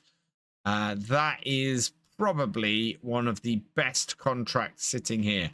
So I am going to grab that. We will borrow the items for that. And I'm going to pop into here. And before this service trailer disappears, because this is going to be incredibly useful to us, we are going to go and grab this Home markers, yes. Strobe lights, no. Main color, we will put it in the case IH red with, yeah, the chrome wheels. And we need somebody for the number plate. And congratulations to DeBaz. You've been selected at random from the tractor driver and above level patrons and YouTube channel members. And so going with DA08AHS. And we will okay that. And then we will buy that for 14,085. And with that, we are pretty much done for the day here. The mowing contract hopefully will complete. If it doesn't, we'll take our brand new fuel trailer down and get that tractor refilled next time. And I'm hoping that this one is going to make it back to my farm without running out of fuel. For now, we're going to leave things on the farm here for today. I'm taking this little Iseki tractor out this morning because we've got a bale wrapping contract. We picked this up at the end of last time here on Oakbridge, and we've got to go all the way down the other side near a lot of our other productions to get a large field of bales wrapped. Thankfully, this should bring us in a decent amount of cash, but this little tractor does take a little while to get where we're going. It's not the fastest thing in the world, 21 miles an hour. We've got a few jobs to do today. We've got all of our bales to pick up off field 5 over there. So those all need collecting. We've got the mowing contract. We need to complete that. The mower did get to the end of the field. However, it also ran out of fuel as it did so that's still sitting up there. We're going to collect that in a minute once we get up to the field and can get started on this. So that should work fairly well for us. Look at the mist just clinging to the bottom of the valley there. That is absolutely fantastic. Yeah, we should have that. And then there's a fairly large cultivating contract that's available to us, and I want to get the quad track out and do that today. To do that though, we are going to need to get a cultivator, and there's rather a nice disc harrow we have available, which is, well, it's 80,000. So we need to collect on the 43,000 we got for the mowing contract. We need to collect on the money that we're going to have for this contract, and then that should give us the money we need for the cultivating. My only worry is that we are on the 2nd day of September, and the longer this wrapping takes us, the less time we're actually going to have to do the cultivating. Now, buying a cultivator to do that does have a couple of pluses for us. It means that we get a cultivator that we can do our own stuff with, and get field 5 sorted once we cleared the bales off it. It also means that we'll have our own cultivator to do other contracts with, which hopefully should save us a little bit of cash, depending really on how much it costs to do the other contracts. Bit of a climb up the top here. So yeah, let's continue on. We'll snake our way around and hopefully get up to the field. And hopefully by then this rain might be starting to ease up a bit. So the field that we're going to be working on is this big grass field here. Field 23. We've got a lot of bales to get done on here. Wow, we have an awful lot of bales to get done on here. Look how big this field is. So before I get this started, let's just complete this contract here on 27. We'll collect that 43,444. Perfect. Now, is there or are there any contracts that we could get just going on their own? I could get 779 to get that going, and it's not a big problem to really do that, I think. I would like to get my own tractor doing it. Plowing is not really a great contract to do. Spraying isn't either. Yeah, I'm very tempted just to get this anyway and get this doing. We're going to be buying the equipment for our own. Yeah, let's get this wrapped first. We've got 72,504. And I think this might be one of those times where a time lapse would serve us very well.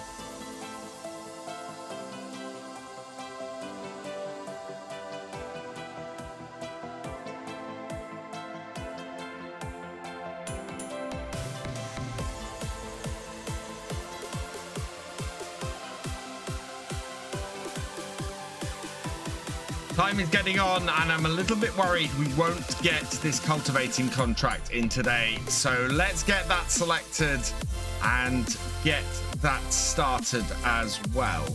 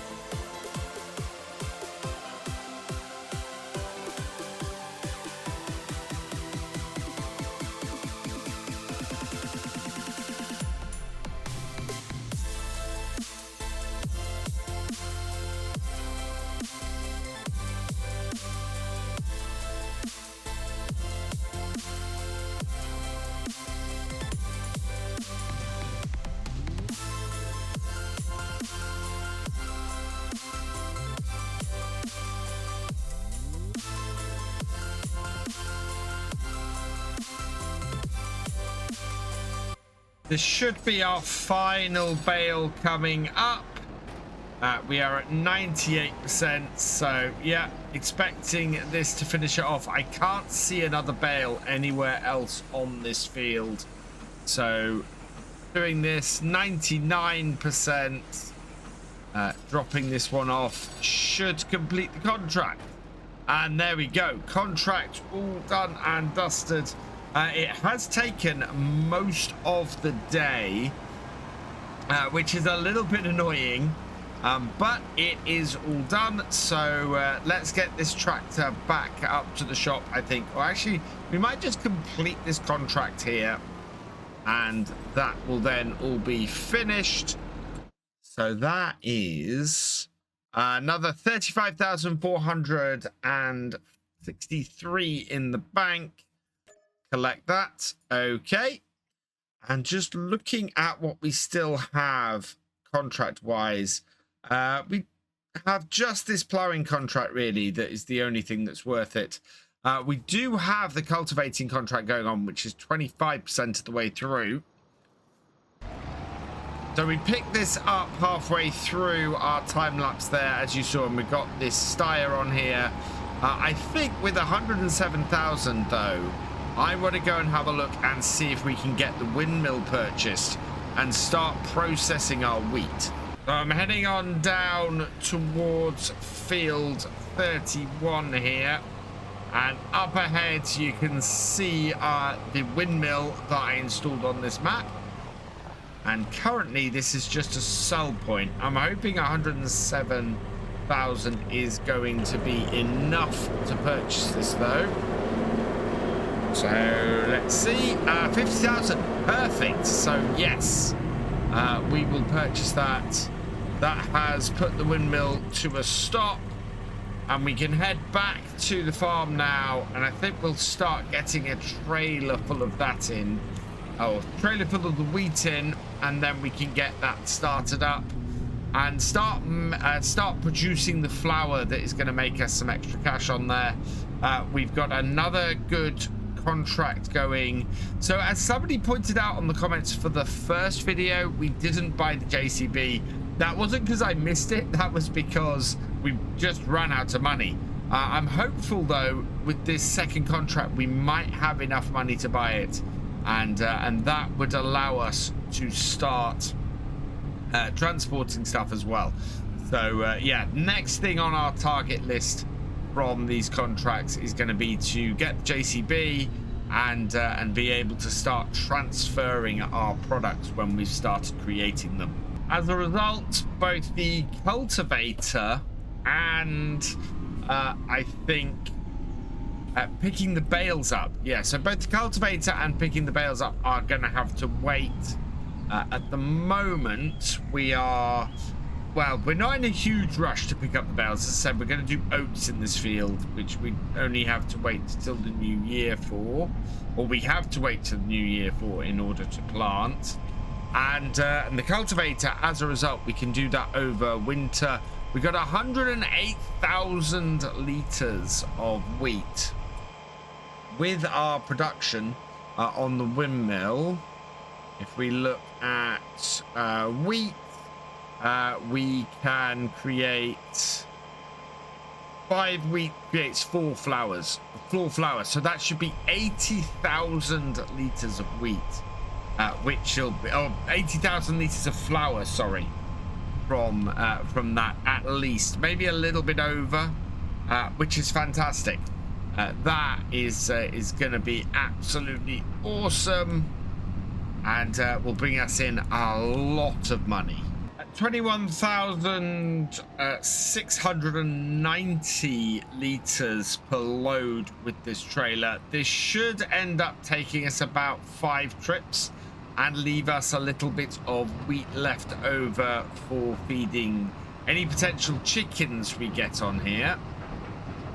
So let's best way to do this, I think, is probably to bring it in this way and tip from here.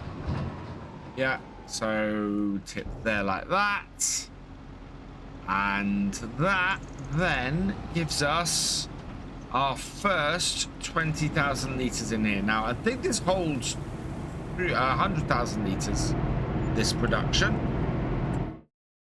So, oh no, 1,000,000 litres. So this will take 1,000,000 litres of wheat. Let's activate that, and that will start producing that. We can actually produce sugar beet, or we can actually produce sugar here as well, which is quite good. There is a sugar beet factory on here.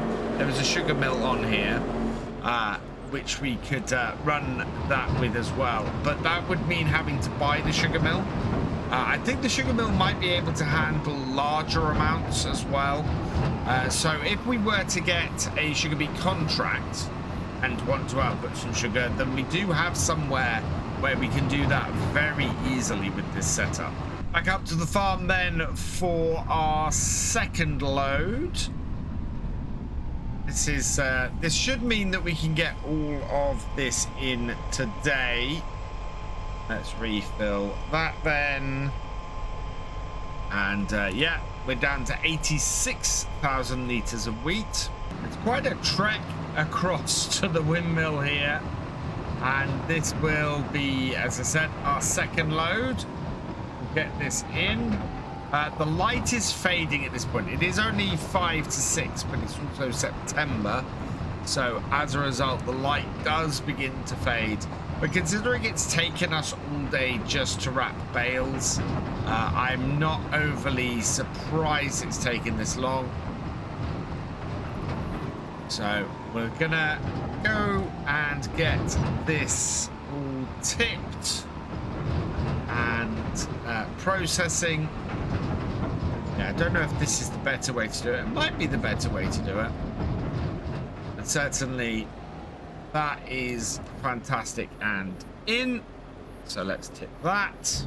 I think those 2 loads have got things started rather nicely here on the farm today. I think this might end up being a bit of a shorter video, and that's mainly because I misjudged exactly how long doing that bale wrapping was going to take. We've got in fact, we don't want to put this away. What I want to do is load this up so that next time we can start off just by getting those last 3 loads done. We'll leave the cultivator going. That'll work well into the night now.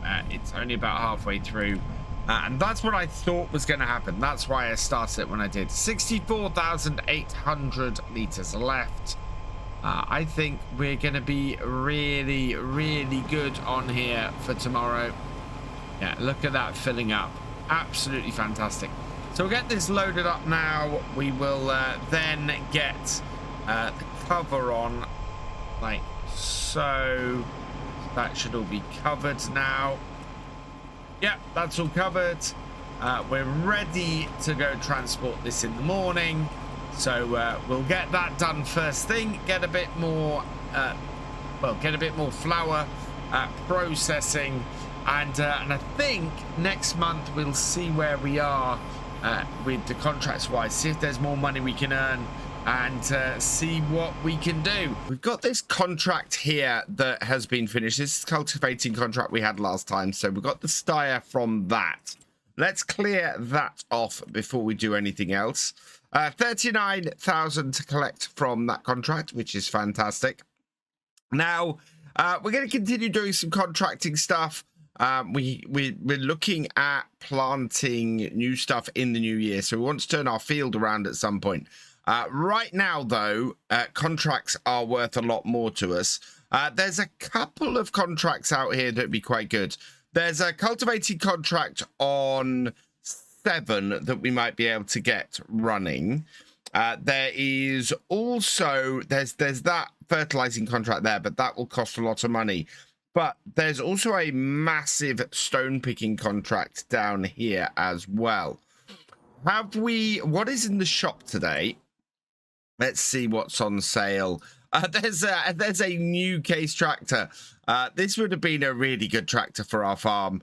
There's a really nice seeder available that would go on the back of our combine, on the back of our quad track, on the back of our combine, on the back of our quad track quite nicely, which is a direct seeder. So if we can get the money for that today, that would be brilliant. We are short, but that means I think we want to hit that stone picking contract and that cultivating contract. We don't have a cultivator ourselves, I don't think. Otherwise, that would be good. Although if I get that direct seeder, I'm not going to need a cultivator. Yeah, we don't have a cultivator ourselves. So what I'm going to do is go back into the contracts here. We will get the cultivator. We'll get this set up. So we will borrow the items for that contract. And then we will also borrow the items for this contract as well. And I want to get that stone picking contract running on its own first. And the tractor I'm going to use for that is actually going to be the David Brown. So we've got this needs fuel first up. So let's refill with fuel. We don't have anything in our fuel tank, so we need to refill this as well. I'm not going to go the full 16,000 or the full 10,000 liters. I think we'll put 2,000 liters in there for now. We can then refill this tractor. This barely made it back here without with needing to be refueled. So I'm very, very pleased that we managed to get the contract that this tractor did done without too much issue. And get back with just enough fuel to complete it. So with a full tank of fuel in it, let's park this. I think we'll park our baler up in the shed here. In fact, no. I'm going to leave the baler at the edge of the field. Oh, we're taking a little bit of stuttering on the frames because Farm Sim has updated, and therefore that does mean that it is going to stutter a little bit on its frames as we drive around the map here. It will clear up, so that'll be fine. But yeah, we need to head down to the shop in this. We're gonna go and get the stone picking stuff set up. We're going to use this tractor on the trailer for it. So we're not actually going to be using our tractor to do any work. We'll be saving our own fuel on this, and we'll be getting the contracting equipment to do the work instead, just because that'll save us a ton of cash. A lot of people have asked me where I got this David Brown mod from, and it was sent to me. I was very lucky. Somebody sent this to me, and I have had permission from the original creator of it to use it in this series and use this tractor. So a huge thank you to them. But yeah, it's a private mod that unfortunately I can't share out at all. We're gonna stick this tractor on the actual stone picker. I'm hoping that this update is nice and stable, because I haven't actually tried it before today. It's been quite a busy week this week. So I, of course, started my new job last Monday, so everything's been a little bit tight. Apologies for the lack of Forestry Friday video yesterday. There was just, unfortunately, not enough time this week with everything going on to get that out. I hope to sort that for next week, though, as things settle in a little bit, and we get sort of working out exactly when I can record and when I can get stuff out. I'm hoping is there a speed set on the David Brown here? There is. Right, let's speed this up then. Set our cruise control back up to 37. Jump back in the John Deere, and away we go. If I fail to complete either of these contracts today, I won't be too worried. It is the first day of October, so we have 2 days to go at it. If we do manage to complete these today, we might look at going straight on until November. I think most of the winter we're going to be looking at skipping. So that is getting to work on that field there. That is perfect. We can then let that pull in, take the hired worker off, and we want to stick this out the way on the road here somewhere, probably in this top corner actually. We'll turn around and set this up as our stone picker has immediately stuck itself in the hedgerow. Not sure why that's doing that. We might have to use courseplay on this job, but that has most definitely got itself stuck. I don't know what it's doing. Right, let's pull it round here and set it going. What's the setup on this? We got 2 headlands. Let's take this up to 5. Give it enough space to turn around. Then we'll maneuver this back up the top corner of the field and set it going. And hopefully now it'll have enough maneuvering space to get to work. Although, is that going on the headland first? It might be. Let's move this forwards. Okay, we're blocking the gateway. But nope, that's turned around and is heading off. Hopefully that is going to, yeah, that's going to get stuck into the field now and get picking those stones. And it should let us know when this is done. In fact, why isn't this showing as a contract? Oh, wow. That's complete.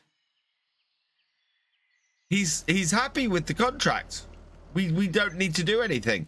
So let's collect that. That is, do you know what? I'm still going to let that go.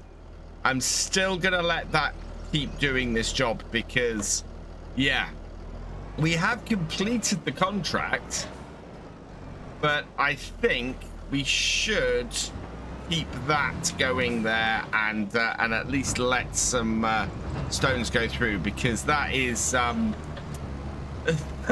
that has automatically completed that contract for some reason, and I don't like it when we don't actually do the work on the contract itself.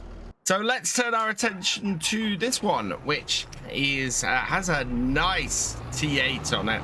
Very nice T8. We've still got our service trailer down here at the shop.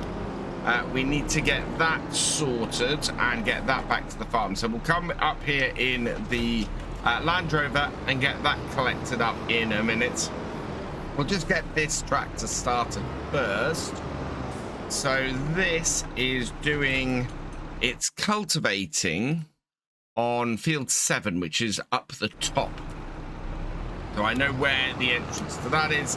That's not too far from our farm. In fact, the entrance is just up here on the right. We should be able to just come in here. Have I got the gates open? I don't.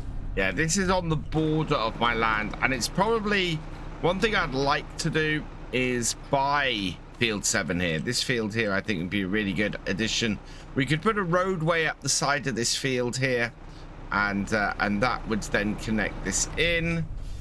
But for now, easiest thing for me to do is to come in here and earn some extra cash from a contract on it.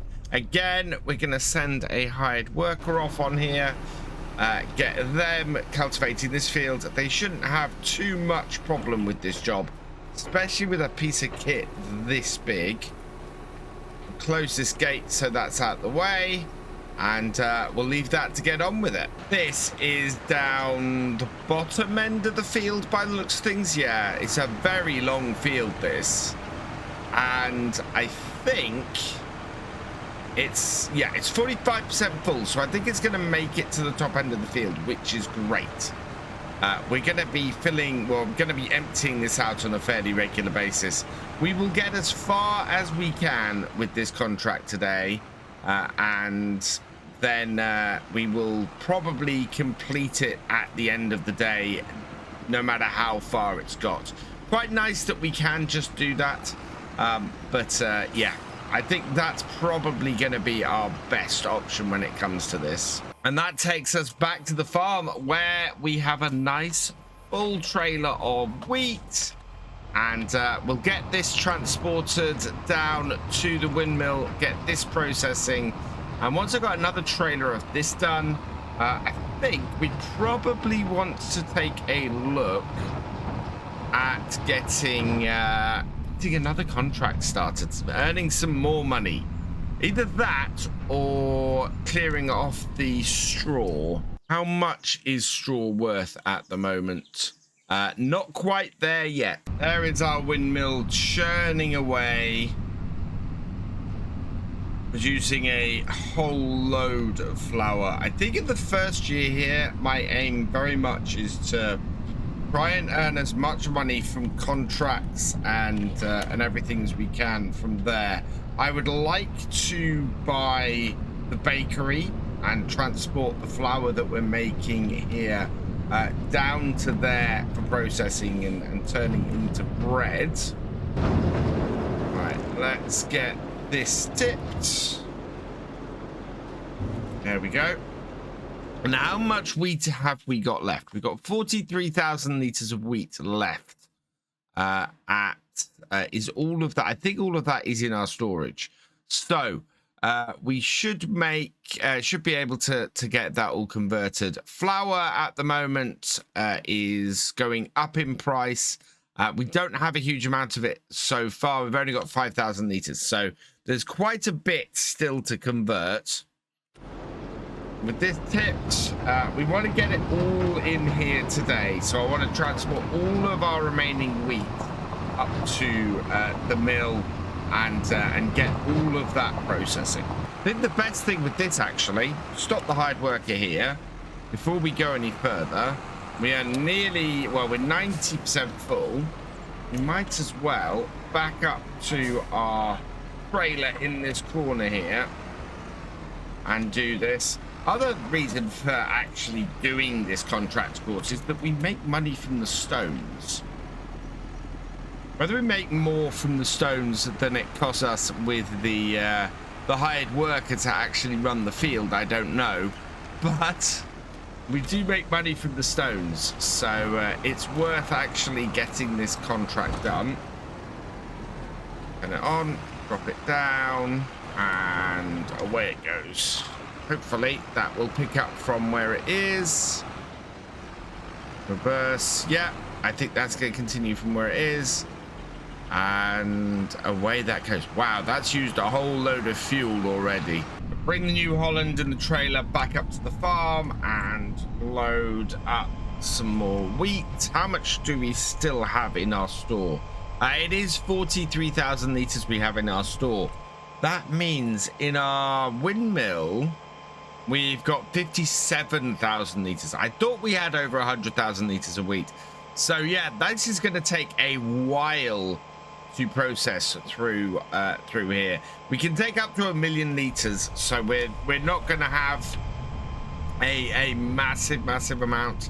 As I said last time, I think we are going to hold on to the last little bit of wheat here and probably set ourselves up so that we can have chickens. I definitely want to set some chickens up, so we'll do that as well, and we will get those fed with the small amount of wheat that we will have left over.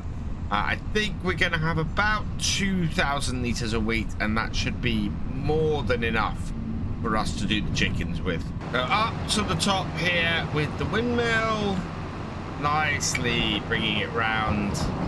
Dude, I do love where I managed to put this windmill. I think it fits in really nicely at the edge here. Kind of a bare patch of land, slightly raised, somewhere where you might expect a windmill to be, and as a result fits in with the landscape quite nicely on here.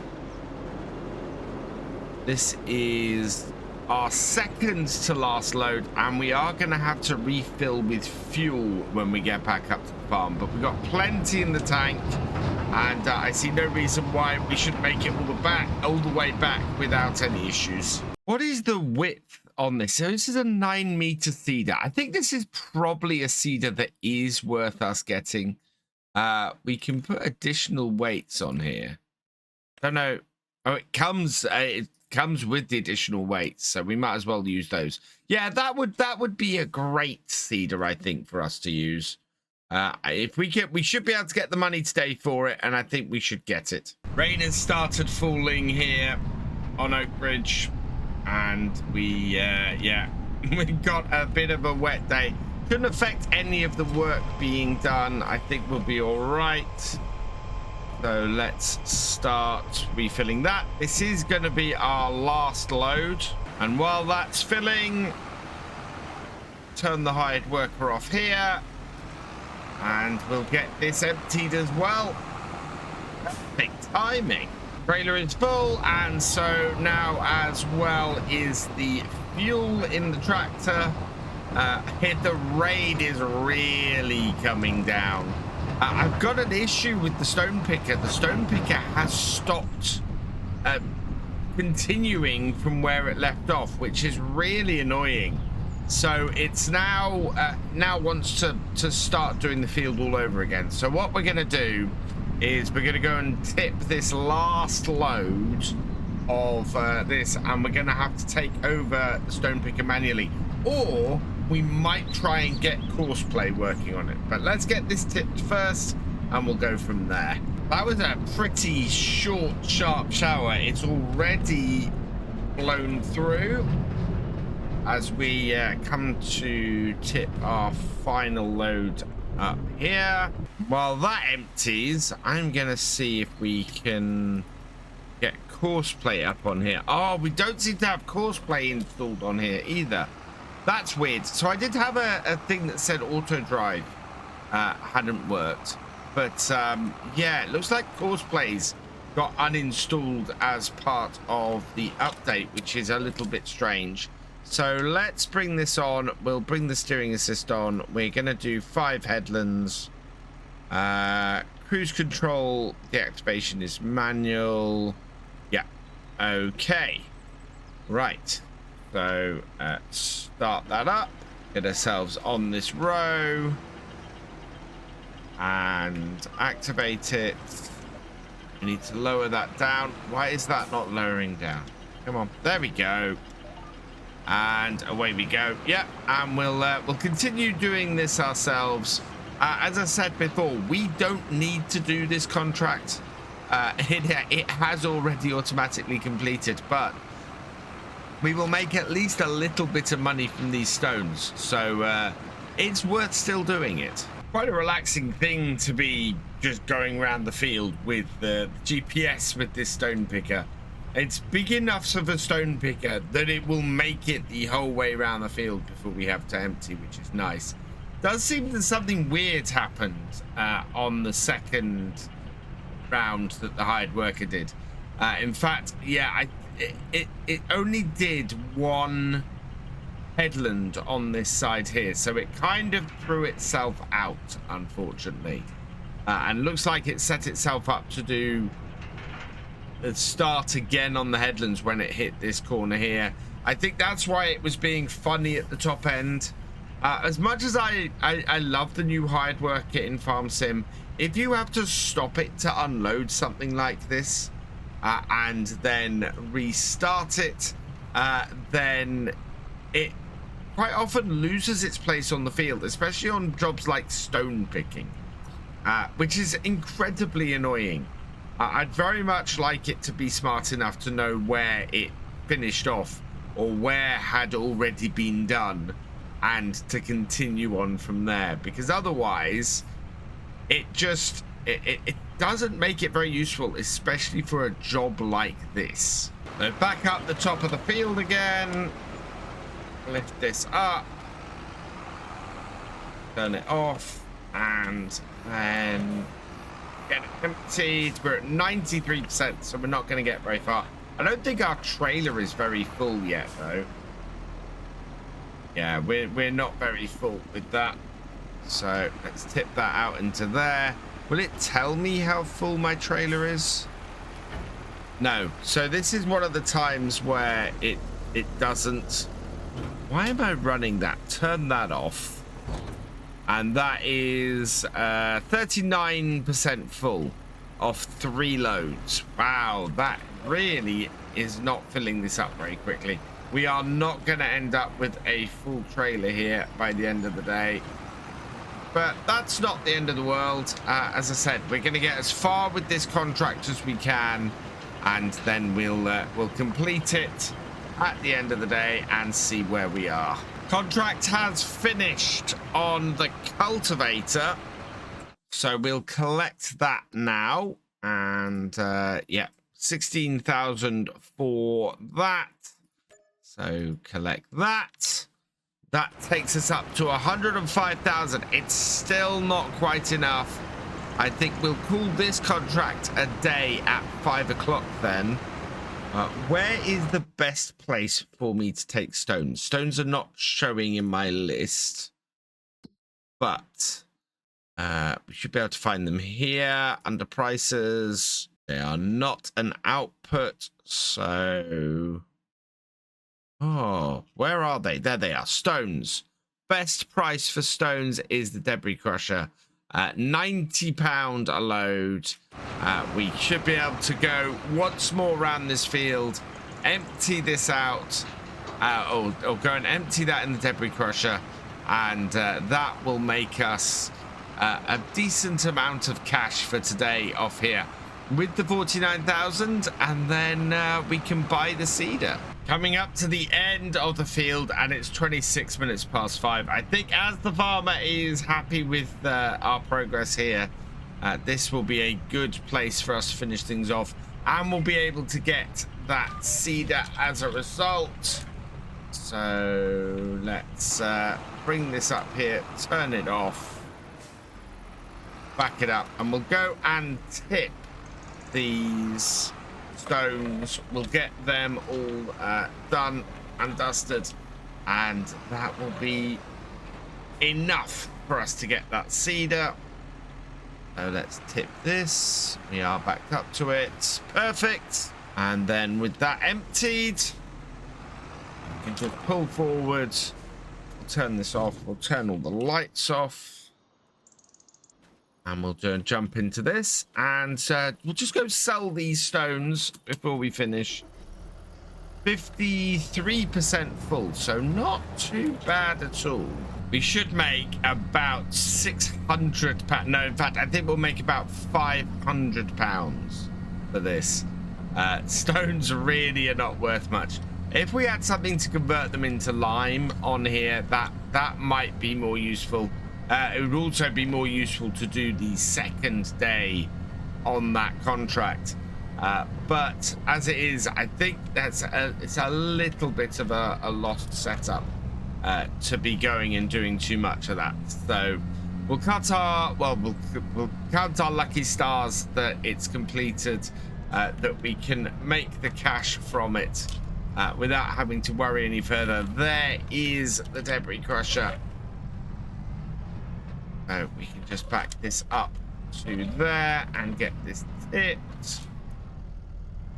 Hopefully. Gonna back up to there nice and easily. Yes, there we go. Right, and we'll see how much this makes. I think it's gonna be about 500. Yep, 580, slightly more than I expected. And now we can come into here. We will complete this stone picking contract. Yes, 154,636. And what I'm going to do is we're going to quickly buy this without a number plate for now. And then when we go and pick it up next time and we get it repaired, we will add a number plate onto it and pick someone at random. So let's buy that for now. Leaves us with 22,174 in the bank. That is perfect. I'm going to take this tractor and get everything back to our farm. And on Oakbridge today, we're going to go and start off by picking up that cedar that we bought last time. I'd like to start turning field 5 around. I think we've got a fair whack of bales and things on there. We've got some good stuff coming out. We need to look at some more contracts today. We've only got 20,000 in the bank after buying the cedar last time. We are going to need to get a telehandler in the near future because we're going to have to load up all of the pallets of flour that we've got. So we've got that to sort out as well. So yeah, there's quite a bit to do. There might be a couple of harvesting contracts. Field 9 there looks like it's got a harvesting contract on it for some corn. So we might have a look at that as well. And yeah, down here is our absolutely massive Novarag cedar. I'm very, very happy with this bit of kit. I mean, this David Brown would handle this, but we've got the quad track, and that will handle this bit of kit really nicely. I don't know how much or how many repairs need doing to this. Let's just back it up and see where it is repair-wise. It's quite a dull day here on Oakbridge, and repairs would be 7,000. I don't think until we get going we need to worry about that. It's only got 16 operating hours on it though, so that's good. Yeah, we'll hold off on that. But yeah, a tracked cedar with a tracked planter is a pretty good combination, I think. So we'll get this back up to the farm. We should be able to park it up fairly easily. Oh, get it through the gates. We're all right. I don't really want to put it into this shed here. We've got the combine around here. We might not need the combine in that shed. Might want to get the combine in the main shed if it will fit, ideally. But I think this shed over here might do us better for this. This does not have a great turning angle on it. It's actually pretty shocking how far or how difficult it is to turn this seeder. But we're doing pretty big fields on here, and at 9 meters, this should do us really well. It only just fits in this shed. In fact, the connector for it is really quite far outside, but that's good. So that's all sorted. Let's go put the David Brown back in the farm then, and with that done, we can take a look at what contracts there are that we might be able to have a go at today. So contract wise, there's some bale wrapping. There's a baling contract with round bales on 10 that could be done. Yeah, it has to be round bales, so it would have to be with the Xylon, and we'd have to get the stuff with that. There's a couple of harvesting contracts. If it was yesterday, I would possibly have taken these on because they're pretty big. But field 9, I think we could hire the equipment or lease the equipment for this. And take that on. That would give us just under 10,000 for that contract, but we'd get a little bit extra because it's a harvesting contract. And there's another stone picking contract. Given how long that one was going to take, I think we might not go for that. While it was 50,000, that was really worth going for. 17,000. Yeah, I'm not so hot on. So let's go, I think, for this. We will borrow the items for that and get that rolling. I also think this baling contract here we should go at, and we will borrow the items for that because we don't have a round baler either. And get that started. And if there was something else that I could just get working, that would be good. There's a fertilizing contract there on field 23, and I think if we load this up with fertilizer, that would work really well as well. So we will borrow the items for that one too. Not enough space. We need to get some stuff moving then. Right, so we'll get the big thing out the way first. Does that... Oh, I'm really kind of hoping that header folds up, but the fact that it's given us a header trailer for it really makes think that we are not going to be that lucky.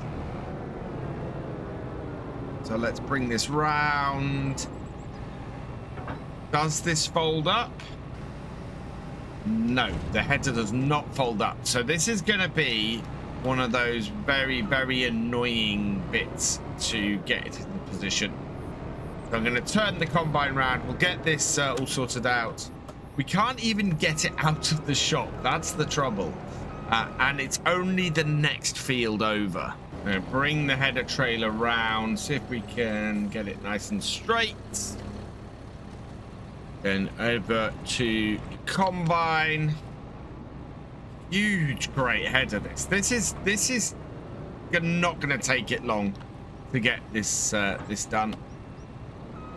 And that is onto there. Right, let's go position this up at the field so that we can get this field harvested. Right, a little bit of maneuvering around the shop so that we can get as straight an exit as possible. I think it's going to take us longer to get this set up on this field than it is actually to get harvesting it. It is only this field here, right next to the shop. But yeah, it's such a big header on this combine that it's just gonna not easily get into position. Bring this around here. Okay, and now I need to get this combine around facing the right way. Don't be too difficult. I think I've given myself enough space. Yeah, we're good. and then round and position myself onto the header. Connect it up. And reverse off the header trailer, and then we get the header trailer out the way. We're not going to be needing that again. That we can just, I think, dump on the road up here. Nicely out the way. So that we can go and get the trailer for this. Meanwhile, we'll head over here and we'll just get the combine started. So unfold our combine.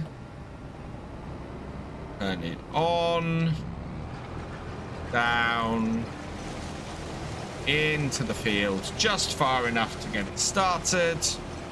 Check what it's doing. Yep, that'll be fine. Okay. And away it goes. And we can jump into the Xylon and grab the baler. Now, we're not going to be going straight off and doing this because, of course, I want to get the other bit sorted. So bring this here and there. And then we can pick up this fertilizing contract as well. So we will borrow the items for that. Excellent. And hopefully now we can get some... we'll grab some fertilizer for this. This has got a... Yeah, this has got T7 just like ours. This one's got 37 hours on it though. It's got a nice big wide spread on this as well. A very nice setup. So we'll hook all this up, and I'm gonna get some fertilizer as well. This will take 9,000 liters, I think, in its current configuration. I'm not expecting it to require that much to do this whole field, but we'll get reimbursed for anything. So lift that up. And then we want to get some fertilizer. So we will grab, several pallets of this. That will cost us 15,000 for 8,000 liters. Wow. I hope we get reimbursed, because this is not going to be worth a massive amount from this. We will we'll bring this back to the shop and make sure we get reimbursed pretty much for anything that we don't use today. So we'll get this filling, and while this is filling, we can then, well, we'll get this full and then we can send it off to the field, because we've got to do all of these separately. And that's the 8,000 liters in there. Right, we need to now see if we can actually get this to just navigate to the field and get started. That would make things so much easier for us. So we'll get out of the way of all the obstacles here. We'll then come into the menu here. We'll grab this, create job, field work, and this is doing field 23. And I think my best bet for that is to get it to start this corner here and start job. It's working out how to get there, and off it goes. And that just leaves us and the Xylon and some baling. So yeah, let's go get that done as well and get some more money in. Our combine has a full tank, and it's just before it's made it back to the start of the field. So we're having to go all the way around. And then I'm probably going to have to move the combine to, to actually empty things out and not drive on the crop, which is a little bit annoying. And I'm hoping there's enough maneuvering space. This is why I wanted the combine to go around the other way. But apparently the AI worker had a different plan. So we'll take that off there. We'll back this up and maneuver ourselves into a place where hopefully we can actually empty this out. So there should do it. And pull our tractor and trailer forwards. Like so. I set my my baler heading to the field, which is where we have a completed task. And there we are, corn going into the trailer there. Let's just have a look at this. Yeah, lots of lovely kernels of corn going into the trailer. This combine holds a lot. Look at that. I think we're going to be 16,000 litres off here. No, 17,000 litre tank. 18,000 litre tank. That's a lot of corn off just this headland as well. That's an incredible amount of corn. I think we might end up actually making a decent amount of extra money off this as well. That would be very cool. I'd be very happy with that, especially as we must be coming to a fairly high price for corn at this point. Not far off, I don't think. And with that going again, we can now get into the Xylon and start baling up this field. Let's turn this on, drop that down, and away we go. And we'll turn on the auto drop so that it just makes things nice and easy for us. Coming to the end of the first headland with the baler, and all of our contracts are now in full swing. We have 15% done on this one. We've got 19% done on the fertilizer, and we've got 34% done on the harvester, which of course was our first one. So very happy. These are all moving along quite swiftly. It has just passed 12 o'clock. It's yeah, nearly 12:15 in game, and yeah, this is all working like clockwork. Combine is full again, and thankfully the auger is away from the crop this time. We're 60% full though, so we're gonna have to go and tip this first trailer. We're only 43% through the field though, so I don't think there's any danger of this contract completing. We can harvest after the contract's completed as well. So that's not the end of the world if the contract does complete. Front of the trailer is full, so we'll transfer to the back and fill that up. Yeah, this is a lot of corn off this field. Fields on this map are so big. So delivery for this is up at General Store up here, past our sugar mill and our potato processing plant. Bring this into here and tip it. Perfect. And yeah, when's this how much is this gonna deliver? This will give us a good idea. 44%. So even one more trailer off here is not going to be enough to deliver all of the crop that we have to for this contract.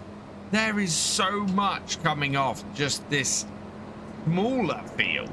I mean, it's call it a medium-sized field that we have on here. The combine already has a full tank again. That is wow. Yeah, we should get to, well, we didn't completely empty it because we only had, yeah, I think we only half emptied the tank. That explains why the combine ended up with a full tank again. And we'll just pull this under. I'm hoping it's going to empty just standing here. Yep. So we'll let that empty out and we'll get back to the baling. This baling contract is falling behind, so we need to make sure that we keep at it. I think we're going to finish the harvesting contract in short order, and we'll be able to then concentrate on this fully because the fertilizing contract is just moving along nicely. One of the nice things about this Xylon is just the pure visibility all around the tractor. They got so much of the stuff that gets in the way of you seeing things out of the way. Just makes it really easy to see all around it. I can see why my dad had one of these as a hoeing tractor for the sugar beet. I think we'll use this for hoeing and drilling on the farm. And yeah, I can see why There is just so much visibility around this thing. It's crazy. In fact, yeah, if we lean forwards, that is just, I mean, literally you can see right down at the front of those wheels there with no issue at all. That a front implement mounted on here is just completely visible the whole way along. That is exceptional. That is absolutely fantastic. The combine is nearly full again, and we know that it is going to produce. It's going to hold more in that tank than it has room in the trailer, as we've already got a full tank in the trailer. So there's going to be a fair whack of extra corn off that field. Just wondering how much the corn is worth at the moment. We can't see it in there because we don't have any in storage. But if we have a look here, oh, corn is at a really bad price. So we want to hold it. We absolutely want to hold it. That is going to cause us a lot of issue. Well, we're not going to make anywhere near as much of it as we should if we go and deliver the last of that corn. So we will hold on to the rest of that. We'll stick that in our grain store, and we'll go and do it. In fact, yep, another full tank, which means we need to go and empty, and it's on the last row. So I think this trailer won't quite be enough to complete this contract. So we should be able to go and tip all of this. Then we'll have to tip a very small bit out, and then the rest can go to our grain store. So this into the front of the trailer first. Get that filled, and then we'll put the rest onto the back of the trailer.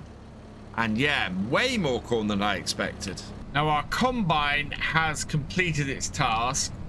So it has cut everything it needs to cut. There is crop in the combine. We are only 95% full. So we'll head over here and tip this out, see what happens. We do have rain on the way, but I don't think it's going to hit anytime soon. If we can clear this contract off, we'll be able to send the fertilizer with whatever it's got, or the fertilizer spreader with whatever it's got, onto another contract. So yeah, I want to clear this contract space up as quickly as I can. All of this I think is going to go in. Ooh. No, 89% transported. We are 98% done. So we'll have to go and empty the combine, and anything left in it, we will just have to very carefully tip it here. Try and keep as much as we can, because 917 in January for this corn is just worth so much more. It's worth almost double if we sell this corn in about 3 months' time. Even better, we can make corn flour. So we might as well go and tip this into our windmill instead. Yeah, we'll take this over to the windmill, tip that in there, and make some corn flour out of it. That is even better. Now, I'm slightly worried that AI Worker F has completed their task.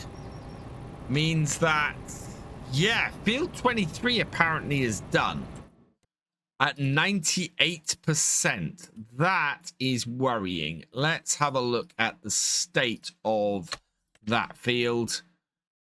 That is fully fertilized. How is that fully fertilized and only 98% done?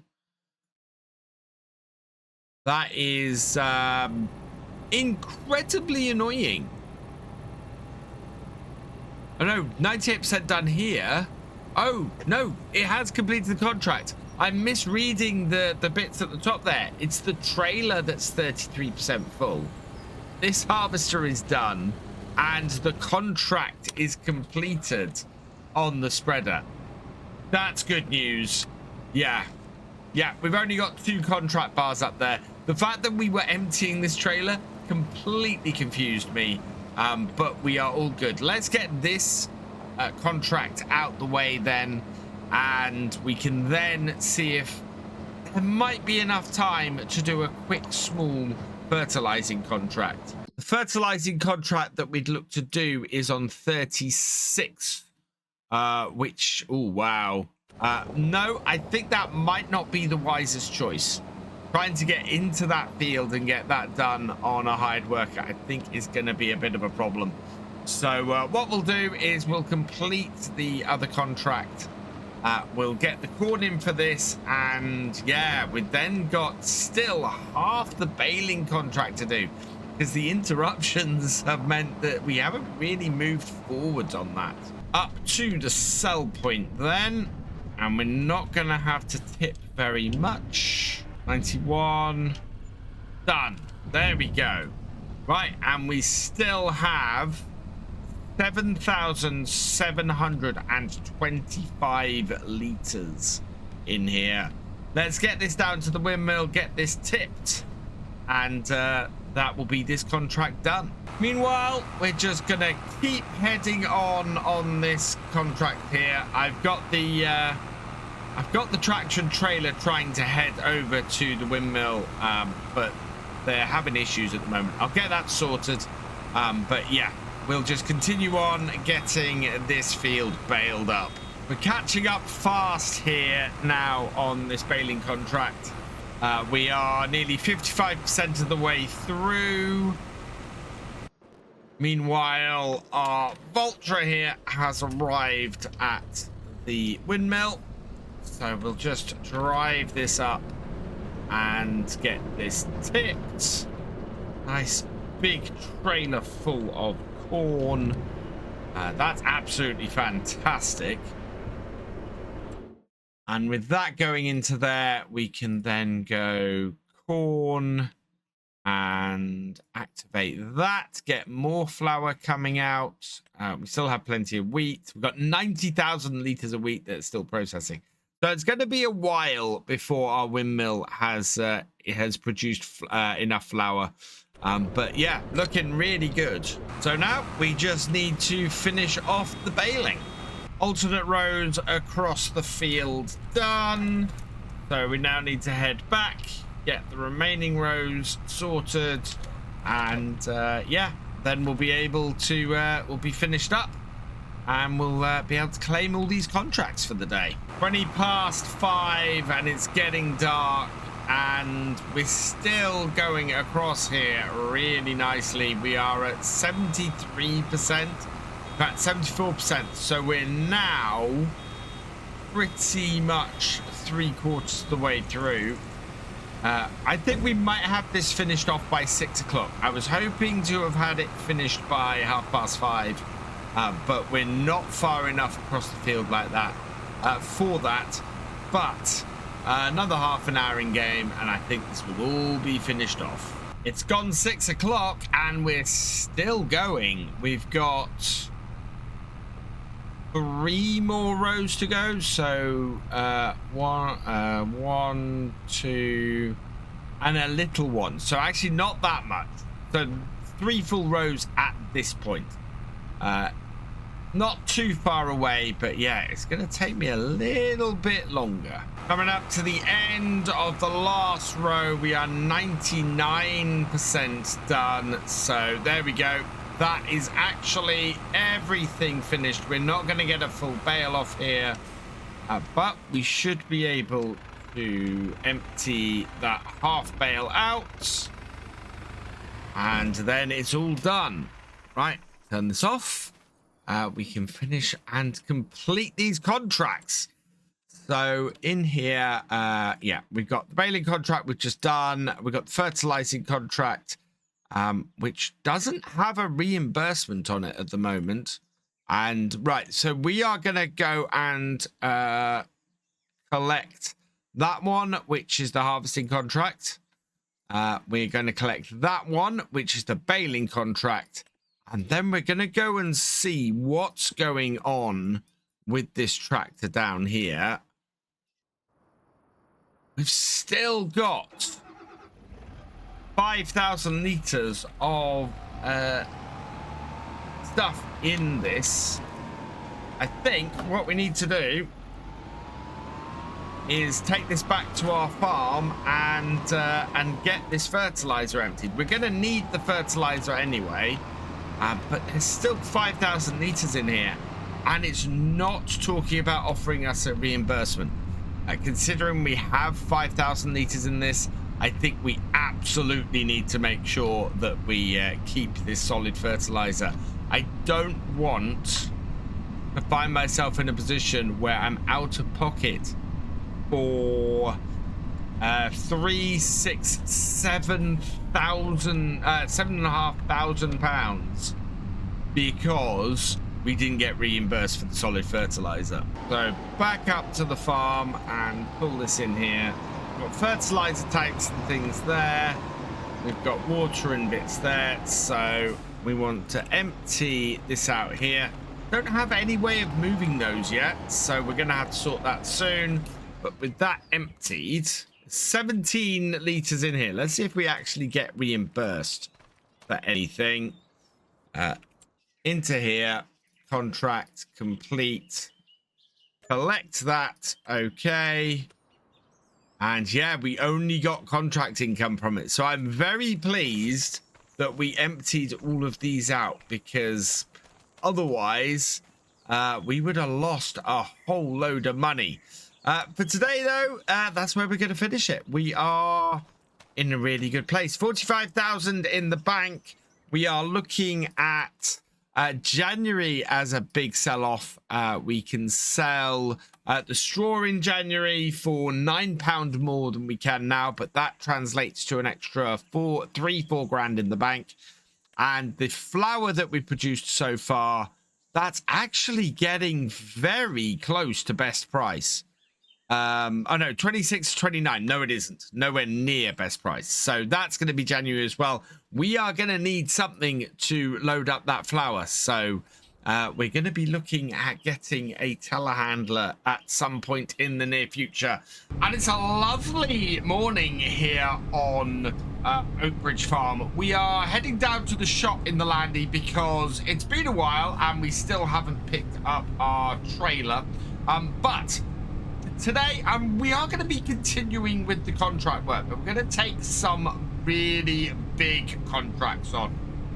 There's a couple of sugar beet harvesting contracts that I want to have a crack at. There's a mowing contract we can have a crack at, and there's a tedding contract we can have a crack at. So we're going to head down to the shop. We're going to get our service trailer out the way, and then we're going to get these contracts started. I'm going to need a couple of sugar beet harvesters, I think. So we are going to do a little bit of a test with those. Let's get this trailer out the way. The Landy is perfect for towing this and getting this round where we need. We might need this to do a little bit of work with the, to keep our stuff refueled. So let's get ourselves some contracts started. First one I want to have a look at is this mowing contract. 44,224. It's down on field 27 again with the same setup as we had last time this ran. So I want to borrow the items for that contract. And we're immediately going to hook all of this up and get this going. So let's jump into the tractor, start things up. Yeah, we could just set this tractor going on this contract, set it off, and it will just go and do it and be happy going round. Only 31 hours on this tractor, which is not a massive amount for a contract tractor. We normally end up having way more hours on it than this. So we'll reverse this out. We'll get this out and away from the shop, and then that will be heading off and going. Yeah, the sooner we get this going, the better, because there's a tedding contract as well I want to grab. So we'll set this off working, select that, create job. We will then send it. Safest place to send it is down this corner here. Going like that, and start that job. And if we jump out, that should head off. Yep, so that's heading off to get that job done. And so now that we've got the mower headed off, let's come back up here and we're going to do the next contract. And the next contract we're going to do is a couple of harvesting contracts. We've got a lot of other stuff that's worth quite a bit of money, but we've got a 31,000 harvesting contract here for sugar beet, and we've got a harvesting contract for sugar beet here in 34 that's a really well-paying contract. So we're going to get these up. We're going to get this all set up and get these up to these fields. We have 2 days to do these, and we're going to run this with course play. And I think we're going to start with the one with field 30. I think that's going to be the easier one to get to. So we'll borrow the items for that contract, and we will also borrow the items for this contract. And the thing we're going to have to do very early on is test which of these contracts is going to be completing first. Wow, look at that huge array of equipment here. So we'll start off with our T8. So we've got 2 T8 New Hollands on this, 2 sugar beet harvesters. And yeah, this is going to be quite a setup. So we'll move this out of the way first over here. Then we can move this one out the way as well. This is going to be quite a bit of setup, and I think it's going to take quite a way into today to get it set up as well. I'm kind of hoping we get both of these fields done. It would be very, very good if we did. If we don't, I'm not too worried about it. So let's just stop this tractor here. Right. Oh, I actually mistakenly detached that then. Then here, I'm hoping I get this roper back here. Start her up. We're gonna swing it back round here. Oh, this is very, very tight. I would kind of liked it if the equipment arrived facing the shop rather than being back towards the shop like this. It makes it very difficult to get pieces of equipment like this hooked up. But we're not too bad. Not a most realistic way of doing this, but still, we're into position, got it hooked up, and actually, despite the fact that we can put it on trailers, I'm not going to. I think that just makes it that little bit more messy doing it that way. So we'll go and grab the second one as well. Yeah, you couldn't transport these along the road like this in real life. As you can see on the front of the other one, it completely blocks the view of it. So get that onto there, lift that up. Yeah, look at this. We come into here, watch that fold up. You can see absolutely nothing. So just for ease of use and save a little bit of time, we're going to do these like this. So we'll get that one in first. Then we'll drop into this one. Hopefully we can turn this round here without too much hassle. There are various steering modes you can have on these. This is I think is transport mode for these. So we'll get this one onto here, and that will follow that one. Yep. So that's there, and then we can line the 2 tractors up behind that. So here is one tractor, and we will follow second harvester with that, and then with the second tractor we'll set that following here like this. So yeah, follow that one, and that's set up following that as well. Right, let's get this convoy on the road and head up to the field. I actually had a little bit of a problem getting the other harvester to follow this one, so I've had to take this one up here first. The other thing that worries me slightly is we've got a very thin gate to get through up here. This is not going to be the easiest job, and I don't even know if this harvester will fit through here. Thankfully, they're very maneuverable, but you can see that gate is very, very tight. I think I might have to go through the hedge to get into this field, unfortunately. Yeah, if I could remove the gate, that would be even better, but I don't own this gate. You see, there's enough space on this row here. I quite like it when we have the double gates that I can get through. Makes it easier to get through these gateways. This one, though, absolutely is not going to be easy. I think we're going to have to cheaty it a little bit, and I'll see you at the field. So I've had to leave the other harvester behind because basically doing follow me, the other harvester just started swerving all over the place. And there might be actually an entrance at the bottom there. I don't know. We'll find that out in a minute. I'm also not too worried now about the whole thing with this field. Which field we finish first. We want to do both these fields. We've got 2 days to do it, so we're going to do that. So we'll bring up course play. We will bring up a course. Right, we want to target position here.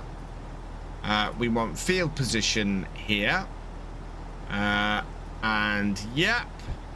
So field work settings. We want to do field center. We are going to do racetrack. Number of circles, we're going to up that to 6. Center direction, counterclockwise, clockwise, even row width. Yeah, rows follow edge curve. Island bypass is active. Island headlands just the 1. Working width 4 meters. Multiple tools 2. Switch lanes. These are similar turns. We will do that. Field margin, yeah, we don't need to do any of that. So generate me a field work course. Start job. Generate a course before starting a job. Now this is interesting. Why course play isn't letting me generate a job, I don't know. So there and there. First waypoint. Field work settings is everything I've just set it to, and generate a course. This is very annoying that course play doesn't seem to want to work. Let's try moving the bit of kit onto the field. So unfold and unfold like so. Course play, you see, I have yet to use course play in FS25 yet. So it takes a while for this to unfold. Let's start this up. Right. Take this in onto the field like so. Let's see if this will do it now. So nearest waypoint, set a course. Right, okay, we're on the field. Generate me a course. Yeah, that does not want to work, which is very annoying because the other way we're going to have to do this is a lot messier, and that is we want it to skip one line. We want no field detected. Does it not detect this field? Oh no, chat. This might be a bigger problem than I thought. Let's try this again then. We're going to go target position, field position. Right, it's detecting this field. So we're going to change the target position to here. Fieldwork settings and generate a fieldwork course. There we go. That's much better. That is not doing any headlands though. So let's do, yeah, number of headlands. I'm going to do 6 headlands. Start work on headlands. Number of round corners 1. Corner radius 5. Headland overlap 7%. Right, let's generate that. And that is much better. Fantastic. It's going to start up the top there. I actually don't care about that. I've got this to work. Multiple tools too. Fantastic. Right, let's get back out here then. And we've got a temporary course. We are going to save this course, and we are going to set this going to first waypoint. This is the left-hand tool, and away it goes. Having seen the road going down the side of the field, I wanted to come and try and get in down here, I think. Again, we've got a field gate that's tiny. Oh, I really wish we had more double gates on here, especially with the size of these fields. This is not helpful at all. Right, we're going to open that gate. I am going to take the hired worker off here because I don't want it suddenly coming up the back. We can see the other sugar beet harvester getting to work in this corner, which is great. And so we're going to try and get this one through this gateway and in.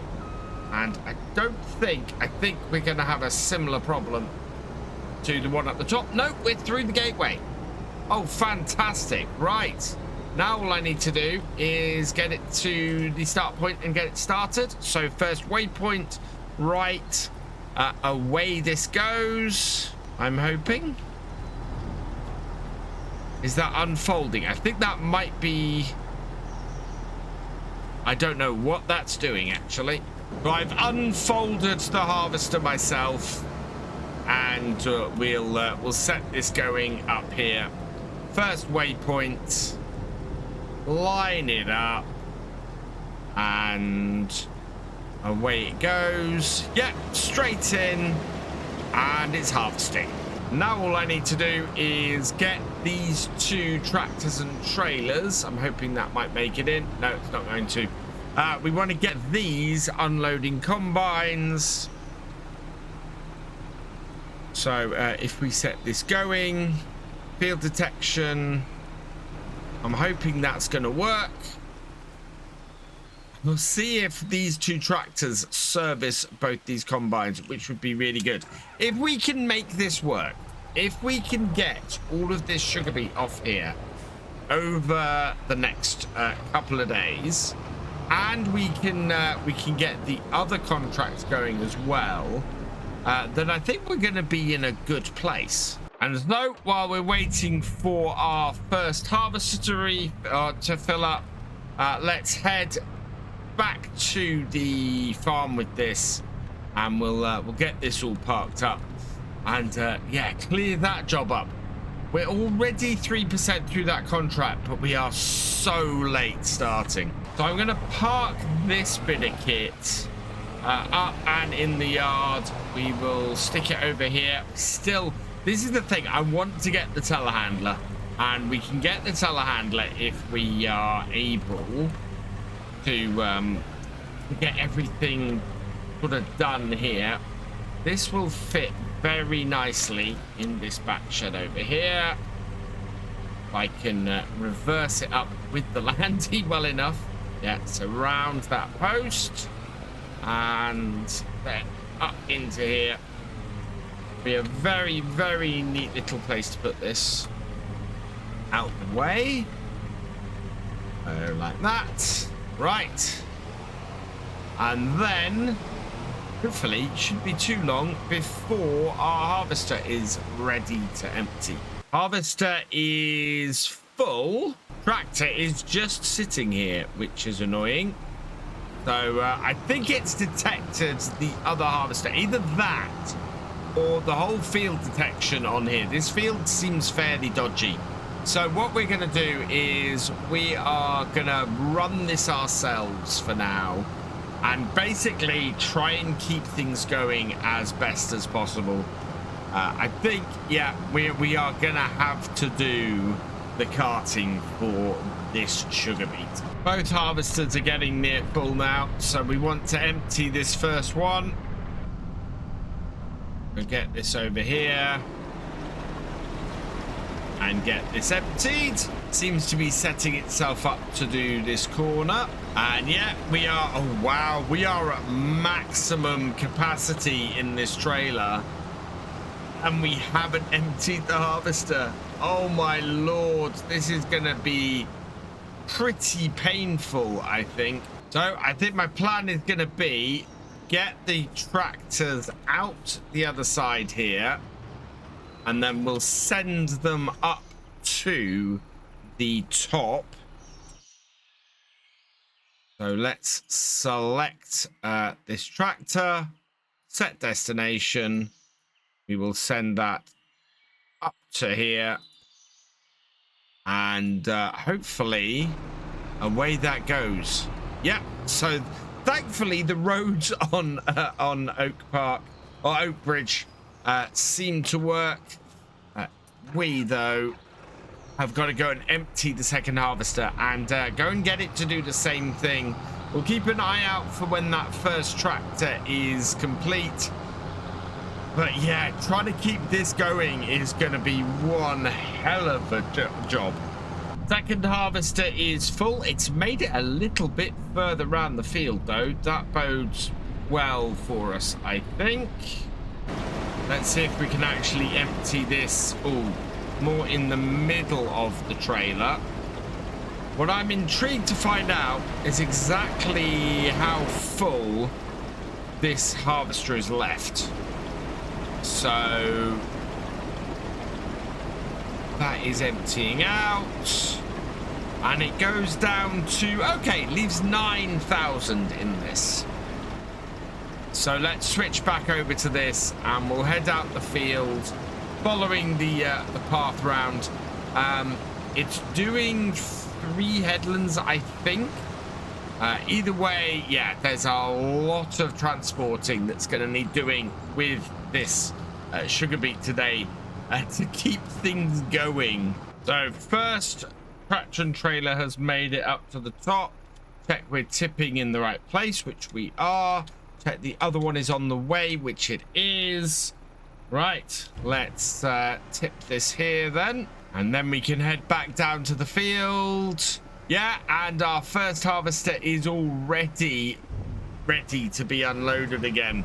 So this is a proper game of just trying to keep moving around, because every time we empty this, we got to get back down the field and unload again. Passing the other tractor. Good. We actually found a really good parting place in front of our yards there. That worked out stupendously well. And it looks like our harvester is ready to empty right near the gateway, which is quite useful to us. The other harvester is coming up. We have just about made it through the gateway. Not overly happy. No, it's catching on the back. There we go. Up and in. We'll empty this out. And then we can set this off again. Quite like the timing on this. If I can tip just after I set the other one off, I get to pass here every time. And it works so well. 2 tractors just constantly in convoy. I'm also quite pleased that the field that we seem to be delivering for is the field we're actually harvesting, which is very, very good news. That means that we should have no trouble at all just keeping this going. And if we look like we're gonna fail to get this field done and completed, then, or we look like we're going to fail to get the other field done and completed, then we can always cancel that without a problem.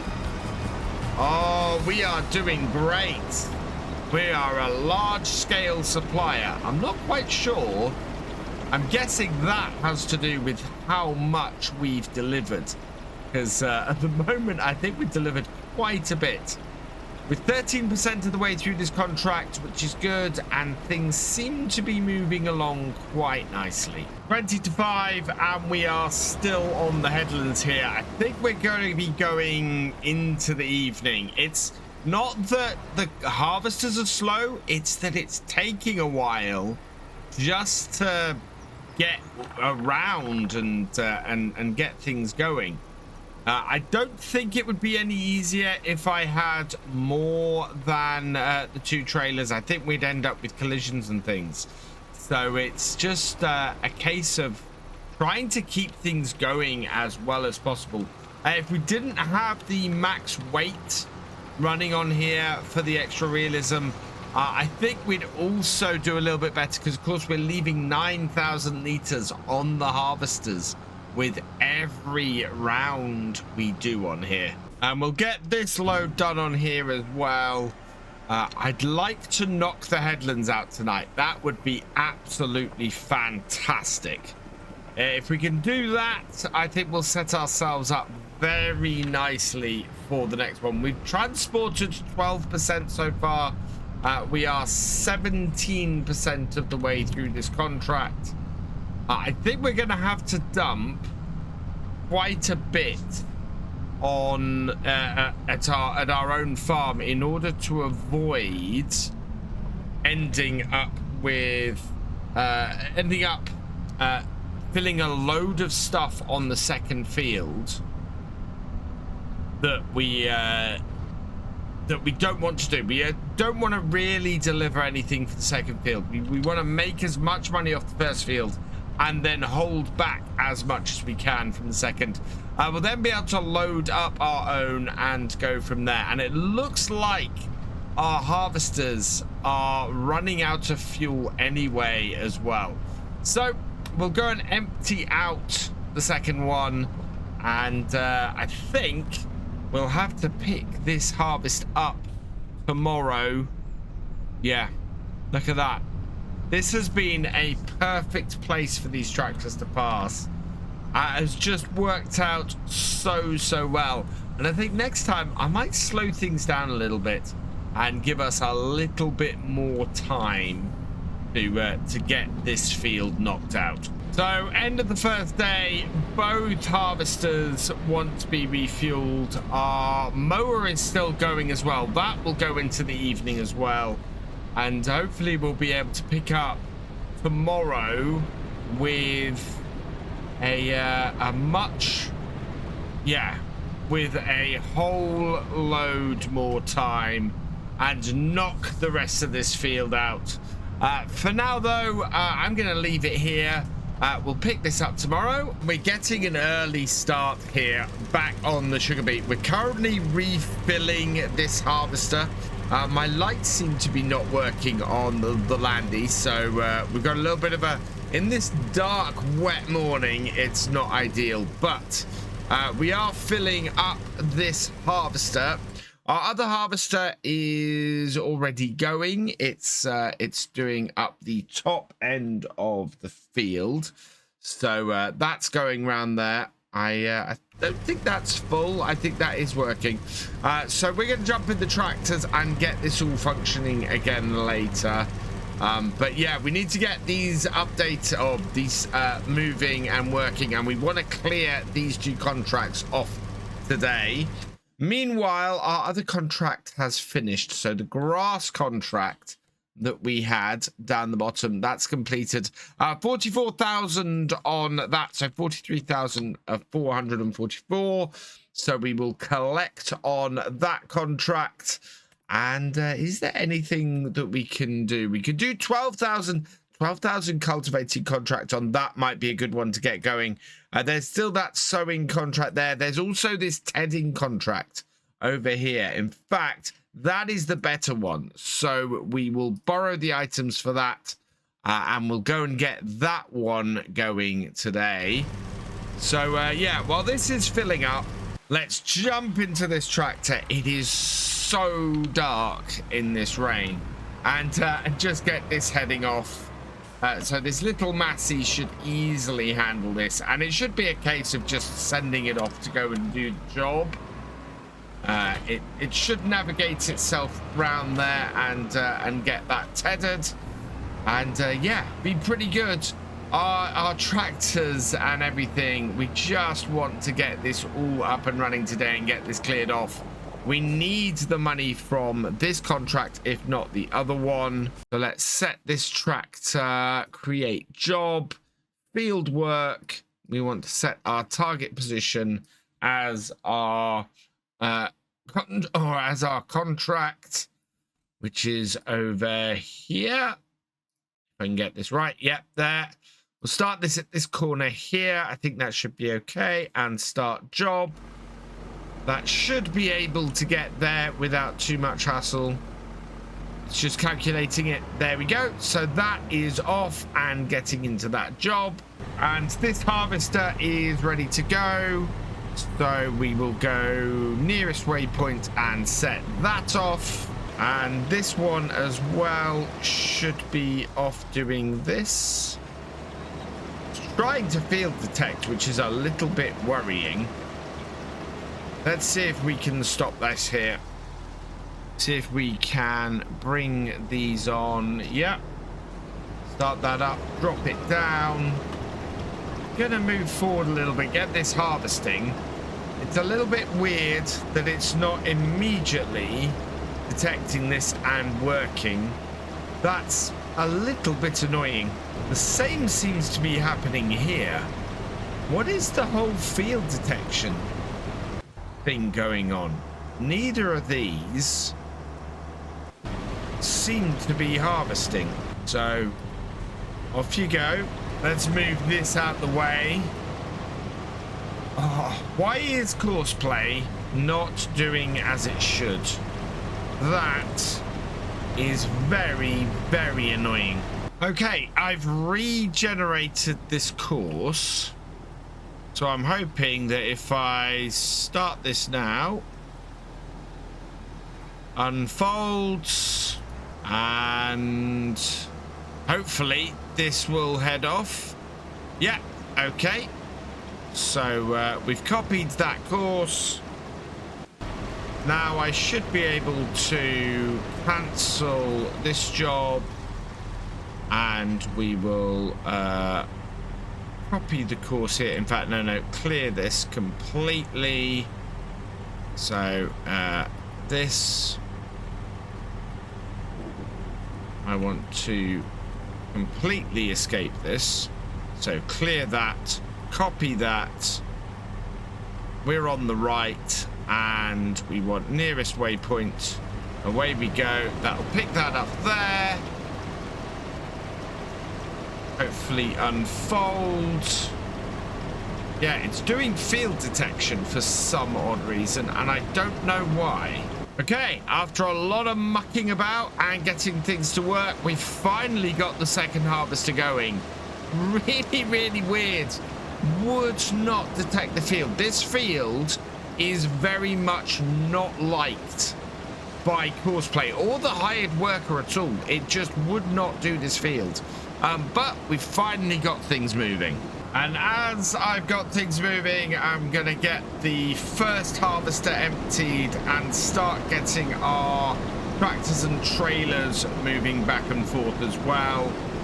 We really want to crack through this contract today, make as much as we can. I honestly don't think we're going to get anywhere near field 34, but we should at least get this field done. The sun has finally risen, and we have dropped off the first lot of sugar beet. The other tractor is heading up to the top. I think that this one is the harvester that should be fuller, so we're going to empty this out. Yeah, it seems to have a decent amount on it, so that would mean that I can get this emptied at this corner, and then we can head back up to the sell point and quickly get this all tipped out. So if I can keep these harvesters moving, that is going to speed things up no end this day. And this harvester is actually empty. So with that empty, let's go see if we can find the other one, pop up, and keep things moving. I definitely emptied the wrong harvester. That one up here is stopped and is waiting. It's got the lights flashing on it, so it's not going to get very far. Having this like this means that we probably need to... Well, it might empty as it's going, but we're not going to fit very much into it. We're only going to fit about 7,000 litres. So we're going to have to get back here very quickly with the other tractor and trailer. Let's spin around here. Things are a little bit slippery in all this rain. It's a very, very wet day. Bring this out. And there we go. But this is, yeah, this is only going to go up to about 32,000. That harvester is looking very full, so this is much more likely now to grind everything to a halt, because that harvester is going to refill very, very quickly and is going to be down this end of the field when it's full. I'm having to wait here for the full tractor and trailer because otherwise there's nowhere for me to turn, and you can see why it gets to that junction and then slows right down, because it doesn't come straight across the junction. It sort of turns around the side bits a little bit, but is very nicely coming up here. So let's head back to the field and get the harvester empty again. On the plus side, the rain has now stopped. Yes, we've got quite a bit of fog hanging around, but we seem to be in a pretty good way. Our harvester that we emptied, of course, is full again, so we need to head up and get that emptied. But the tractor that we passed, that has now reached the has now reached the tipping point at the top. So once we get this emptied, we can just set this back on its way back up to the top, and we can come and get our harvesters sorted.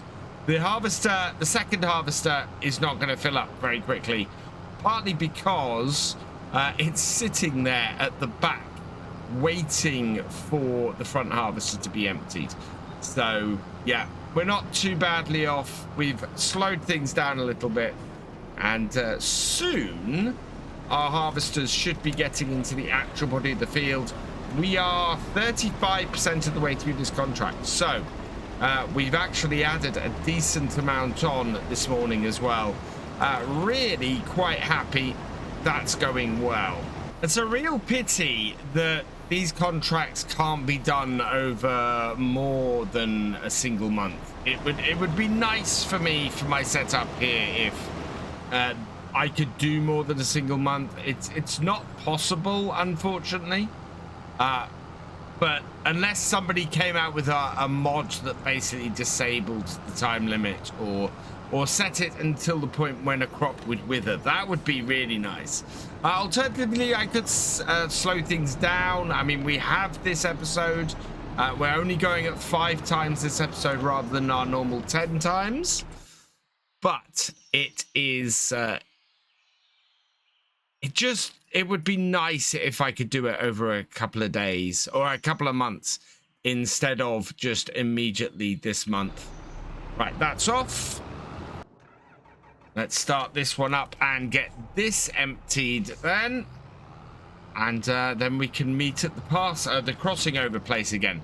Not too bad. We're not losing a massive amount of time on this. But we are losing enough to slow things down, enough for me to need to slow things down. And this time we've arrived here just in time to pull over as the other tractor goes past. I do love this. This really does make things feel a bit more like we've got several people working together to get this beet harvested. It feels like there's so much left of this field to go. I mean, we are only 44% of the way through. Our other tractor has made it up to the top. So I'm just going to pull it forward a little bit and tip it. And then we can pull up beside this and get this emptied. Just trying to be that little bit more efficient with everything. If I can get the other one back to the field fairly quickly, that would be great. Kind of want to get these to empty standing still, because I don't think it actually overall saves us much time if they are if they're still moving. But to be honest, I don't think it would make much difference. There we go, full again, another 32,000 liters, and we're never quite emptying the. In fact, our other harvester is full again already. Meanwhile, the tedder is almost done. It's 97% of the way through this field. So as soon as this finishes, what we'll do is we will get this completed. We'll collect on this, and we will then see if there's any other contracts that we can get up and running. But this has been just beavering away, earning us some extra cash today, and doing really well at it. I'm having to sit here and wait for the other tractor that is just coming up around the awkward bit to come up here. Meanwhile, one of our harvesters is sitting there waiting to be emptied. Ideally, what I'd really like is to have a third tractor and trailer that I could do stuff with, and the contract is finished, so let's just go and collect on that, and we'll have a quick look and see what there is. There's that cultivating contract that I think we can get going. Yep, I think we will take that. We'll borrow the items for that, and we'll get that started in a minute once we get sitting here again waiting for the turnover, where we can change places and get our two tracks and trailers passing each other again. And once again, the front harvester stopping has stopped the rear harvester, and I think this must be the final headland that these two are doing. Empty this out, get this turned around, and head back up, yeah, and get this tipped. Let's get this started up then and get this heading to cultivate the field. Nice quick startup while our two tractors are turning or passing. This Steyr is about the same power actually as both the tractors we already have on our farm. So collect up that and collect up that, lift that. Right, and then we want to get our butt back up to the field. Our harvester is not full yet, so that is good news.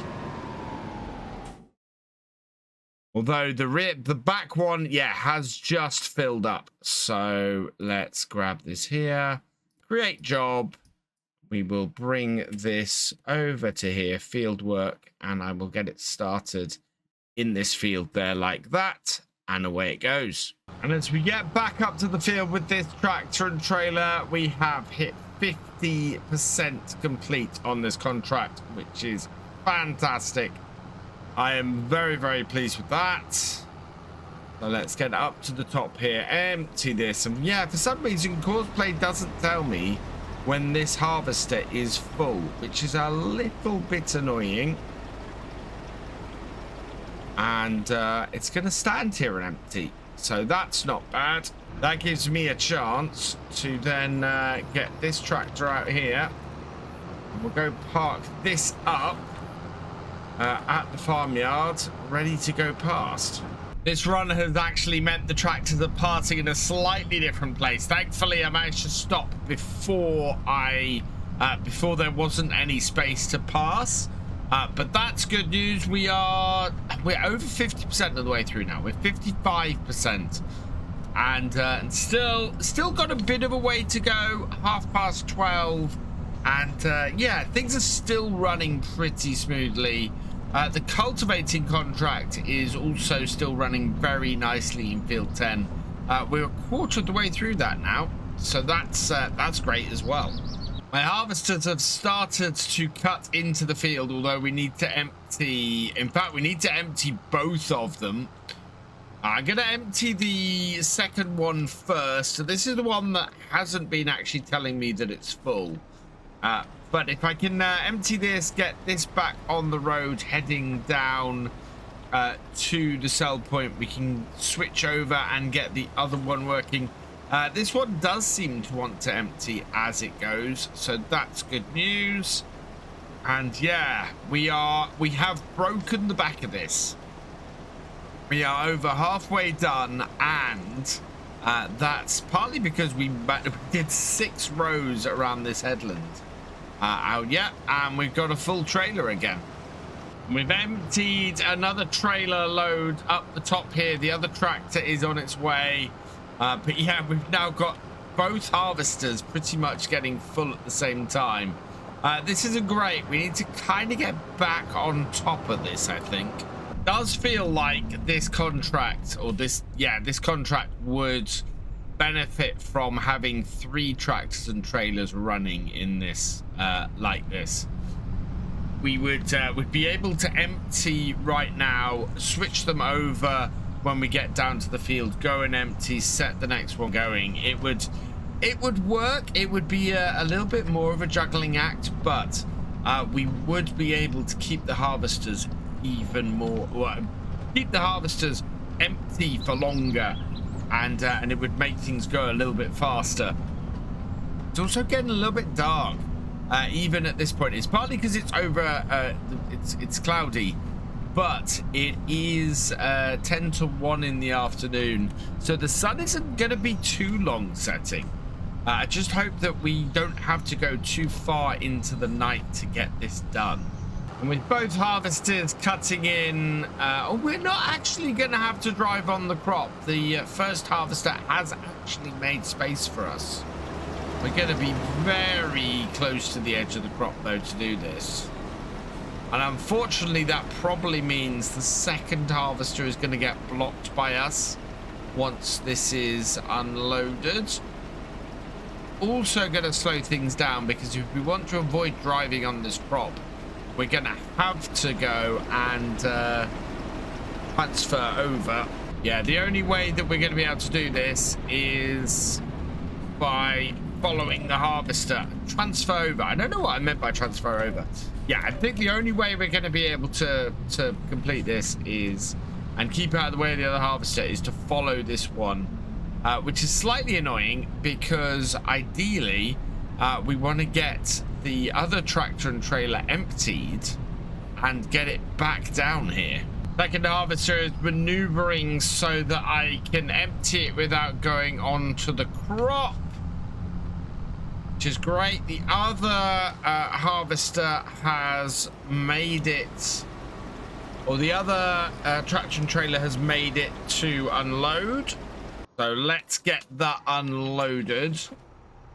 I think the harvesters themselves are low on fuel again. Hopefully we've got enough down there to actually empty or get them moving again. Harvester has emptied, so we can back this out. And yeah, is our other harvester, how's our other harvester doing? Let's have a look at the map. It's not flashing yet, so that is good news. We can get this up to the top and tipped, and we're 61% of the way through. Fantastic. Just want to have a quick look at what the best price for sugar beet is. 356 is best price. 365. I don't know where we're delivering to. Where are we delivering to for this contract? This is going to yeah, this one. This is going to general stores, and that's good news, because best price is not general stores, it is actually all sphere stores. I know, in fact, yeah, all sphere stores is the best price. So where is that on the map? I think that is down the bottom here. Yeah, it's down the bottom there. So we can deliver the remains of this field for the current best price down to the bottom of the map. Yeah, the other tractor's gone past, so let's get this back to the field. One of my harvesters has run out of fuel, unfortunately. I don't know how much this one has. We'll have a quick look when we come to empty it. This one is not complaining, whereas the other one is. Let's have a look. How much fuel does this have? Both our harvesters could do with refueling. So we're going to take a quick break. We're going to grab our kit here, and hopefully we've got 488 liters of fuel in here. That is not a lot. Both harvesters are saying they need to be refueled now. So this is not good. This is going to end up costing us a load more cash because we're going to need to, well, we're going to need to refill this with fuel, really. What we've got in here is not going to be enough. Let's see if we can jump in the actual harvester. There we go. So refuel that. In the meantime, oh wow, this is not full. It's the harvester seems to have just continued on. So that is going to end up being filled. Yeah. One of the harvesters needs to be unloaded. This one needs to be unloaded. Don't think it's going to drive. I'm hoping it's not going to drive into the crop. There we are. Empty that one out.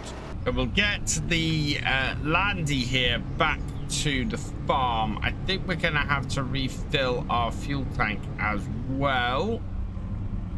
Bring this here. And let's see how much is in this. We do have a fair amount of diesel in this. Okay, so let's fill up our fuel trailer. Yes, fill up the Landy first, and then we will fill up the fuel trailer. So we'll leave that filling up there. And at this point, I need to keep things going as well as I possibly can. So we will shadow this harvester for a minute, because this is about ready to unload. In fact, there we go. Moving out. There's quite a bit of this field to go. Yeah, we are going to need to refuel both of these harvesters. Contract on field 10 is complete, so we'll deal with that in a minute. We've got a couple of hours. If there's a quick contract that we can get a little bit of extra money off, then we will do. But to be honest, I think we're probably done with the other contract for the day. So we will quickly claim that 12,177. That's perfect. And I don't think there's anything that we can just run that will work. So yeah, that'll be it for our contracts. Other than this sugar beet one we're trying to get completed.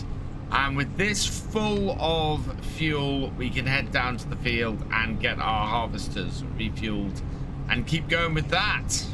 We might be able to get both of these refueled at the same time. That would be absolutely fantastic. In fact, yeah, both harvesters are very close to each other and are basically blocking each. Well, front harvester that's run out of fuel is blocking the second one. Both of these have quite a bit of sugar beet in them.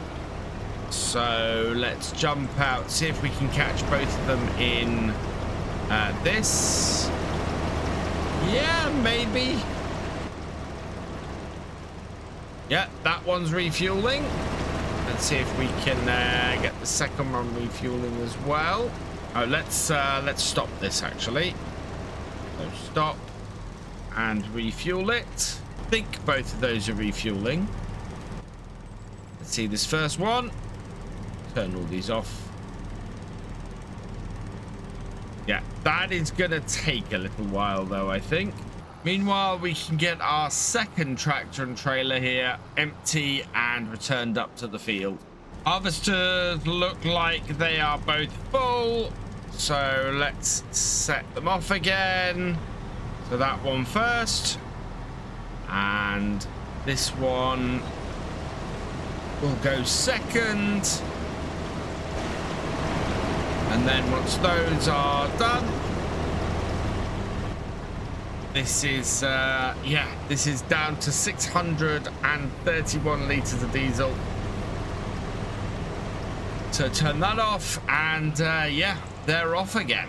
I'm gonna see if I can empty this front harvester before it cuts in again, before it's actually full. That going to... No, it doesn't seem to want to empty. That's annoying. Finally got it to empty though, once it's looking to cut in. Or continue the row. So then we'll be able to get the second tractor and trailer emptying the other one when that's on the other side. Yeah, these trailers unfortunately can't take a full load off this harvester, because that would be really useful right now.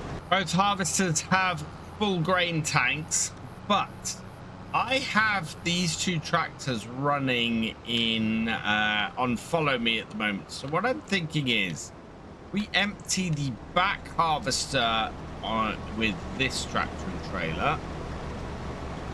We might be able to position the second tractor and trailer to empty the front harvester. We're gonna give it a go, and this is gonna be a very, very careful case of positioning. Right, so that's the back harvester done. What I want to do is bring this up here, bring this alongside for the front harvester. See, that's in position. Yep, that appears to be. So then we've got to drive this front tractor and trailer at a speed that it can empty the rear one. That is nuts. That is crazy. How is that working? I'm basically carting with the front tractor and trailer, and we're going to wait until that's finished and is full, which I think it is, and then we can just drive off. Let's just check. Yep, that's full. Right, let's go take this and go tip both of these tractors and trailers. That is a crazy way to do this. That really is. If I had 4 tractors and trailers, we would keep this whole field flowing so well. And just as we get back to the field, both harvesters are full again. That actually works exceptionally well. I think we found a way to keep the harvesters moving a little bit better than I had expected. So what I'm going to do this time is, instead of getting the rear harvester to empty with the front sugar beet harvester, we're going to pull this one under here and then carefully try and position the rear one under that, so that can then empty in place. And yep, that is emptying in place. So once that is full and no longer emptying, which I can just about see, then we can pull up to this harvester here and empty as we go. So that looks like that has completed. Just double check. Yes, that has. Right. So now we just pull this under this harvester here and empty as we go along, and that keeps things moving, and we are 82% of the way through this field. So I don't think it's going to be too long before we've harvested and delivered enough to complete it. What we'll do after that, I think, is probably get the rest of the field harvested off camera, because there's still a fair amount to go, and we need to make sure that this video doesn't end up being too long. Our harvesters are on the last bit of the field. We're getting very close to completion here. It wouldn't surprise me actually if this is our last 2 trailerfuls. Unfortunately, we are in the red on this tractor, so I'm going to head over to the Land Rover. We'll put about half a tank in here, I think, because we could end up wasting a lot otherwise. So our landy is just over here. Start that up. Yeah, there we go. And refill it. Oh no, refill the tractor. There we go. Oh wow, I actually put it in exactly the right place. And I want to leave about 250 liters in here. We'll pull this forwards and bring the second one up, because yeah, the rest of the fuel in this can go into that. So hide worker off and refuel, and that is nearly empty. That should be enough fuel though to keep both the tractors going. There we are, and into the New Holland. Set the follow onto the other tractor. Right. And yeah, I'm expecting both my harvesters to be full before we before we get back. And let's see how much this first trailer gets us towards completion. And we're up to 95%. 96% delivered. So I think we're at the point where what's being harvested on the field might be excess crop now. Let's see how much this gives us. So turn that off, tip that. And where did this get us? This is going to get us close, but not to the end. 99% transported. That is crazy. We have harvested everything we need to harvest off the field though, so we just need to grab one more trailer. We've got a tiny bit to do, and I don't know if the harvesters will actually get full again, but we are almost there. A tiny little bit more, and that will complete our transport. We've got just a little bit more to cut as well. We have one full harvester here, or very close to full harvester here. But we will get empty with this tractor and trailer because it's moving along doing it. I really think that we probably don't have to deliver any more sugar beet to the sell point. 99% suggests that we're at a point where the whole thing could very easily work out for us. And yeah, I need to go and empty the other harvester. Contract is finished. I suspected that 99% meant that we were going to be able to get the rest of this tipped. And so yeah, we have 2 full loads, 60,000 liters here that we're going to be able to sell. About a quarter of that is going to be about 16,000 we'll get off this. Plus we've got a ton of stuff still in the harvesters, so that will make us a load as well.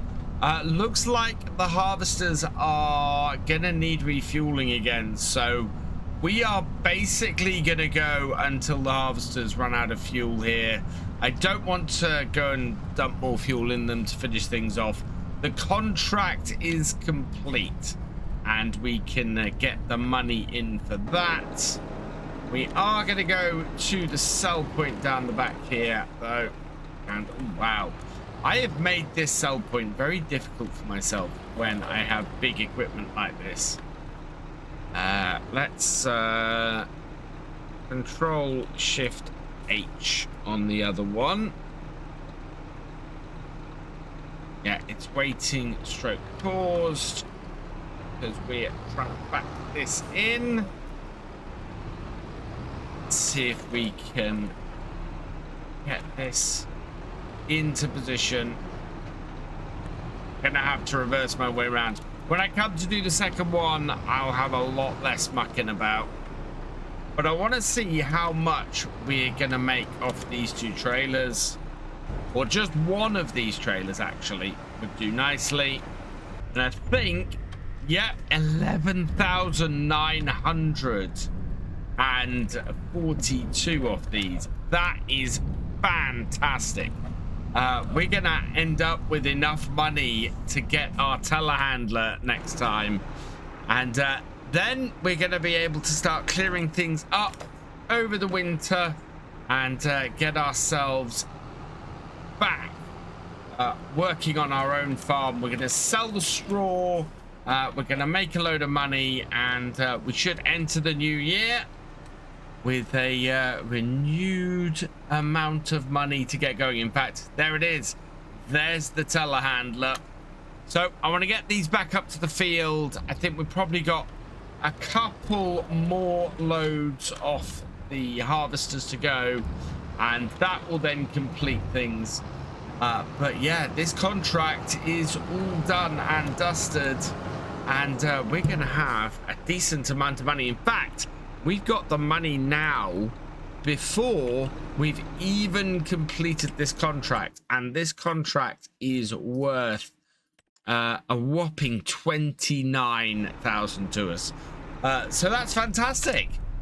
We are going to go into December very nicely set up, and it's going to be time to get, well, in fact, it's going to be time to get the straw sold off. I think we'll probably skip December and head into the into January. We're down at the shop here because it's December and the value of our crops is going up.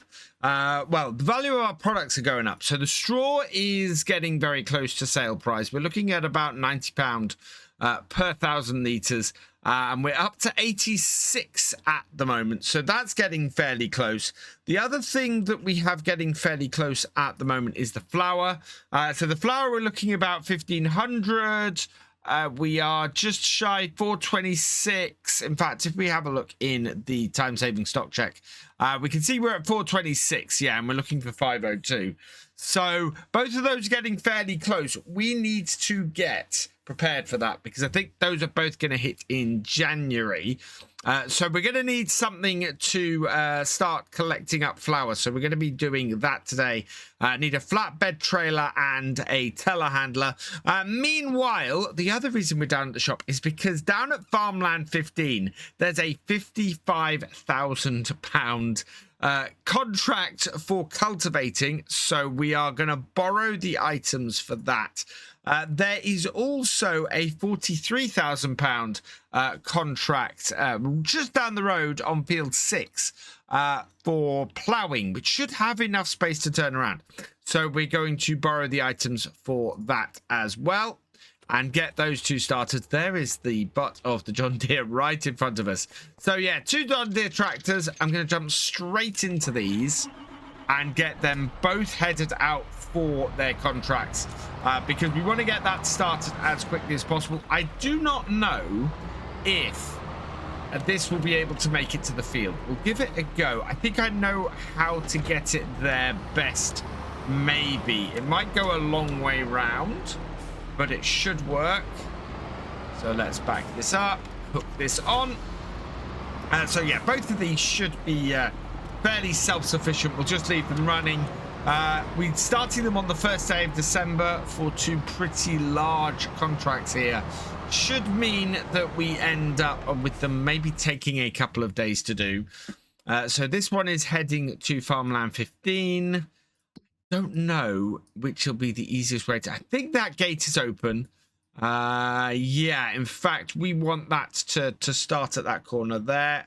So I'm hoping that we'll be able to send that tractor, create job, field work, starting in this corner here, going that way, and start job. Can that make it to the field? It's certainly thinking about it and trying to calculate a route. So we'll let that there. If it comes up that it can't find it, that's fine. We will go and grab this plow. And this, I might just drive straight up to the field. If that tractor... Nope, that tractor is off. So that's found a route. So this one here, we're just going to drive around the corner and get it started. So yeah, I'm not expecting either of these contracts to finish today. It may be a case that we run them continuing into the next day.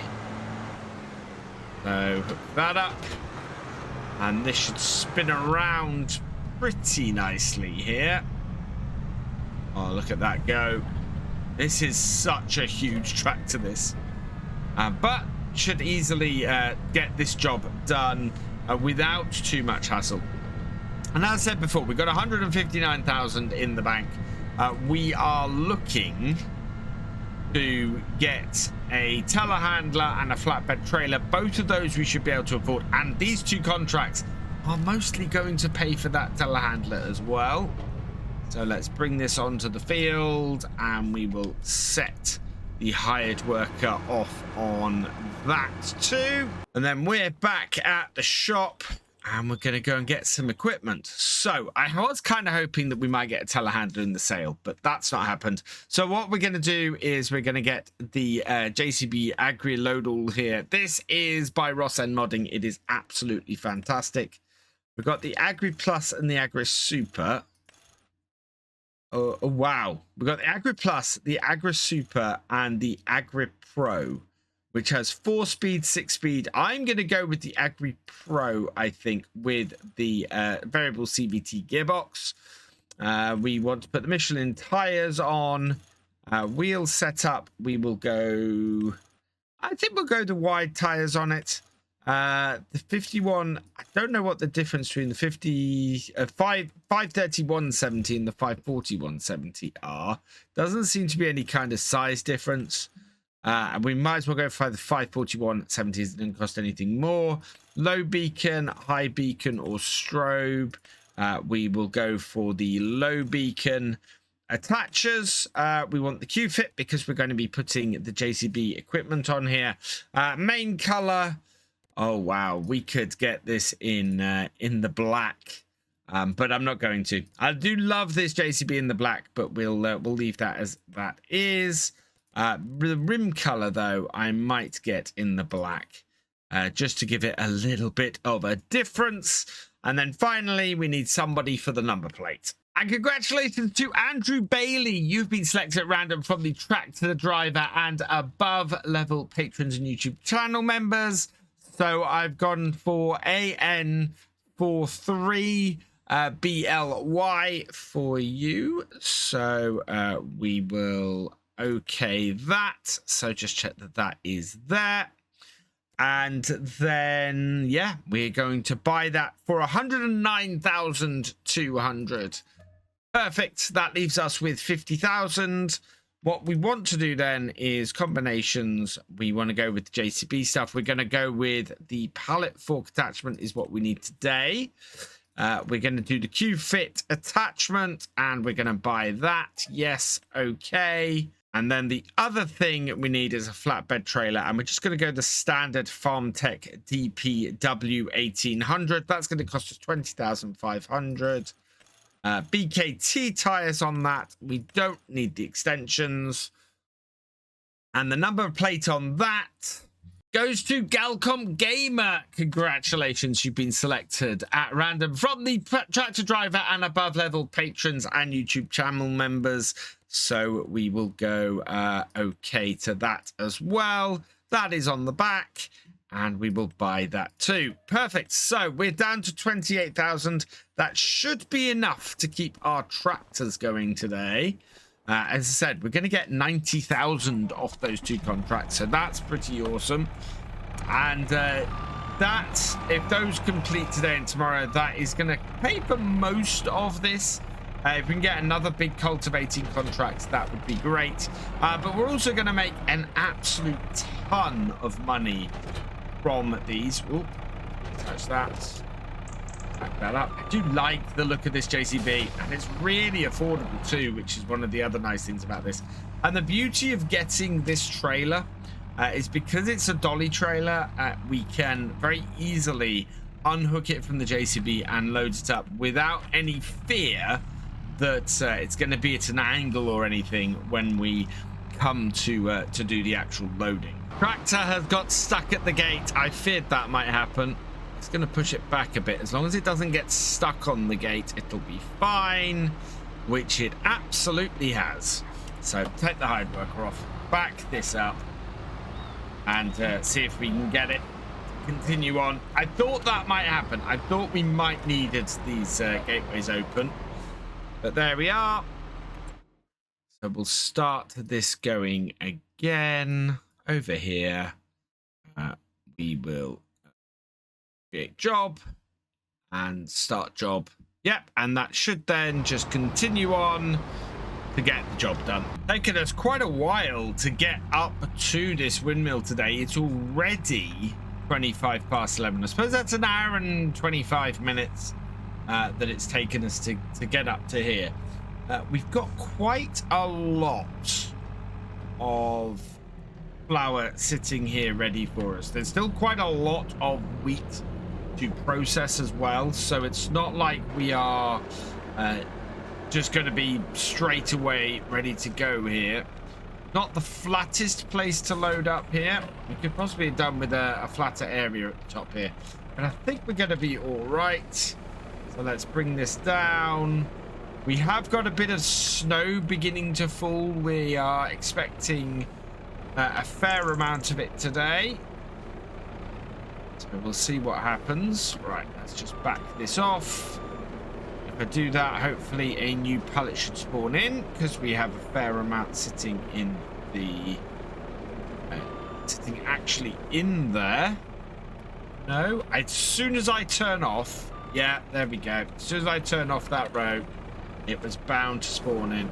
And I think we can probably do maybe 3 pallets across with this. That would be very good if we can. So we'll see how it falls. Yeah, I was too close last time. To be safe, I could do it just 2 pallets across. In fact, I think that's what I might do, just to keep it nice and simple. So we can load this trailer up then, and we should end up with a nice stack on here that is evenly balanced and easy to stack. Be very, very useful to us overall. I think we might be able to fit maybe 4 more in on here on this level, and then we'll have to stack onto the second level. Looks like we're going to be pretty good though. It also depends on how many can be produced between now and when we're actually looking to sell. I back this far enough away. We get another one to spawn. Yes. Go down. In. Nicely leveled. It's really good. This is a very nice stack we have here. Is that going to put any more out? Okay, we might have found how far we're going to get with these. Do we have... Nope, there we are. It has another 2 come out. Oh, that's got caught on that. Turned away too quickly. Bring that in. Lift that up. Back it out slightly and put it down. Try to not on this slope catch them too badly. Yeah, not the best place to load up here. But we're all right. We're on that. So I've got at least 6 more left. We've got space for 2 more on the back here, I think. And And how many do we have in our production still? So corn flour, let's deactivate that because we've run out. Wheat we're still processing. Flour, we still got 27,000 liters of flour in here. That's a lot. That is a huge amount more flour than I thought I was going to still have. So that's still another 27 pallets out of here. That is brilliant. How much is it per 1,000 liters? Flour, we're looking at, yeah, we've got 45,000 liters in it, 64,000 in total, but the price is still going up. Yeah, this is a big amount. I don't know how much the bakery is gonna cost, but that would be very useful to be doing a direct distribution down to the bakery from here, because as you can see, we've still got 27,000 liters in there out of 43 in total, so we've still got well over half of this left in the middle for another row on here. And how many thousand liters we've got in here? 2, 4, 6, 8, 10, 12, 14,000 liters on here. So yeah, it won't even get half of that onto here. I think we're gonna fit, gonna have to be 3 high to fit all this, and that's quite a lot of flour on this trailer. It is gonna take 2 full trailers to get all of this flour sold, and that includes what we haven't processed yet, because we've still got a whole load of stuff that we haven't processed. Getting that corn in was brilliant. Getting that corn contract done and just boosting things at that little bit more, where it's an extra bit of corn, has worked out pretty well for us, and means that with just that little bit more flour out of here, 64,000 off our first year's harvest of wheat is really good. Let's strap both of those down. And so, yeah, we only have to take this as far as the garden centre as well. So it's going to be a pretty quick sell-off. I don't think this first load is going to be sold today. I think we'll load all this up. We'll leave this up here. And we'll head back tomorrow with, well, and get it all loaded up. And then we will... we'll then load up a second lot and get the maximum amount of cash we can off of here. And if we have enough, we might just be able to then start transporting it down to the bakery as well. Get the bakery bought and get that producing stuff will be the next step to getting us a whole load of money in. The more we can set up this year, the more we can concentrate next year on getting the £1 million loan paid off, which should be very doable, especially if our contracts continue to sort of net us between 50,000 and 100,000 per month. That is just a huge amount of money we can make off contracts. Second to last lot. Oh, stuck in the windmill there with my camera. Need to pull that out so that we can get that in the right place. That is 28,000 liters that we've almost got on here. 2 more pallets and that will be 28,000 liters, which is a fantastic amount. That is so around about 1,500 per 1,000 liters. That is 30. No, 28 plus 14's 32, 42,000 liters. Sorry, 32,000 pounds just in what we have on the trailer this load, which is humongous. I mean, that is a massive amount, and it's going to pay so well if we can get the best price for it, which of course is what we're aiming for. If we can double that, so hopefully we get enough pallets to sort of do 2 full trailers like this. That's £84,000 off this. Let's see how the price is going. The price is getting there, but yeah, 1,500. That is absolutely fantastic. So that is all loaded up. We still have a decent amount in here. So we still have 11,000 litres in here. We still have 64,000 litres of wheat to process, though. And that does about just over 2/3. So there's still about 40,000 litres of flour to come out of that. But that's a good amount. Hopefully we'll get some more out overnight and be able to load up a second trailer. But I think that is everything that we can load up here today. So I'm going to put my beacons on and we're going to head back down to the farm because we've got some clearing up to do around there. And then tomorrow we'll be able to come and sell this when we hit best price. As I expected, it looks like both my contracts are going to take until the next game day to complete. We've only got 16% on one of them and 14% on the other. What I need to do now, though, is we've got all this solid fertilizer. We need to go and put this. I think this shed here is probably the place I should be putting it. We've got a lot of stuff around here. So I'm going to try and stack this at the back of this shed.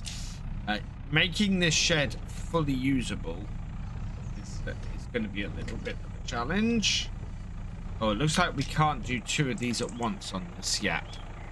Yeah, oh wow, yeah, definitely not enough. So yeah, we'll get this stacked in here and out the way. So these will go nicely in this back corner. It's been a really productive day, and I'm so happy with this JCB. Cracking bit of kit, this. Less expensive than some of the other bits. Fits in on a British farm so well, and makes a lot of sense on here. Bring this round and get the other 4 of these stacked up. We'll be able to get these in here without too much hassle. With the new year coming, what we're going to be looking to doing is get our crops all planted up. We only have 1 field, so get our crop planted up. We need still to clear our current field of bales, but we're going to be doing that in the next month or so, simply because we are looking to sell the straw straight away, so we can get that all picked up with our straw stacker there, with our bale stacker. That won't take very long to do. I will probably finish off with grabbing a stack today, get the ball rolling there. We can then start getting that sold off really quickly next time. Look at getting the flour sold off really quickly next time, because I'm expecting the best price for flour and the best price for straw both to happen before their actual best price is forecast. So their best price is forecast in January. We are looking to get them sold just before that, as it hits best price. And normally how that happens. And once we've got that done, we will be able to afford some more bits, or possibly start paying off the loan, because as I said, we've got a fair amount of money coming in. I would like to, our second year here, be farming another field, so we'll have to see what's around. Field 10 would be an obvious choice, as would field 2. Both are decent sized fields, but not too big. Otherwise, I think we're probably looking possibly at field 7 would be a good choice. Nicely connected to our farm as well. So looking at grabbing something that's connected. Both 10 and 7 are both good choices, I think, for us to expand into. possibly 11 as well, just the other side of the woodland. So we'll see how we go.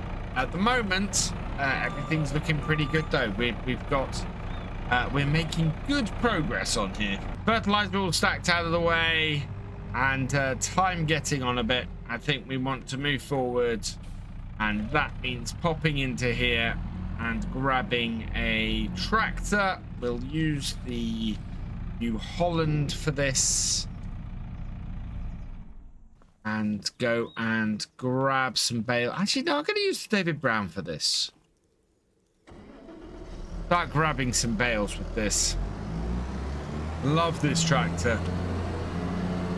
Beautiful thing. And we need to go around the other side, grab the baler and the bale stacker. We did already use the bale stacker on here. We've picked up some bales already, so a few of our bales we've sold because we needed to, but we're now at the point where we're pretty self-sufficient and looking like we're going to be getting enough money in. And yeah, looks like we're going to be collecting up all of these bales in the snow in December. Not a huge problem. What is a bit of a problem is these are not as easy to see as I would have hoped. Okay, the light is fading a bit because it is December and it gets dark a lot earlier. Yeah, these bales are nowhere near as easy to see as I might have hoped. Although we've got a nice line across here, so I'm going to use that and just fill up across here from this, and then maybe we'll get a nice full trailer for us to start with tomorrow. Bales are definitely getting harder to see in this light.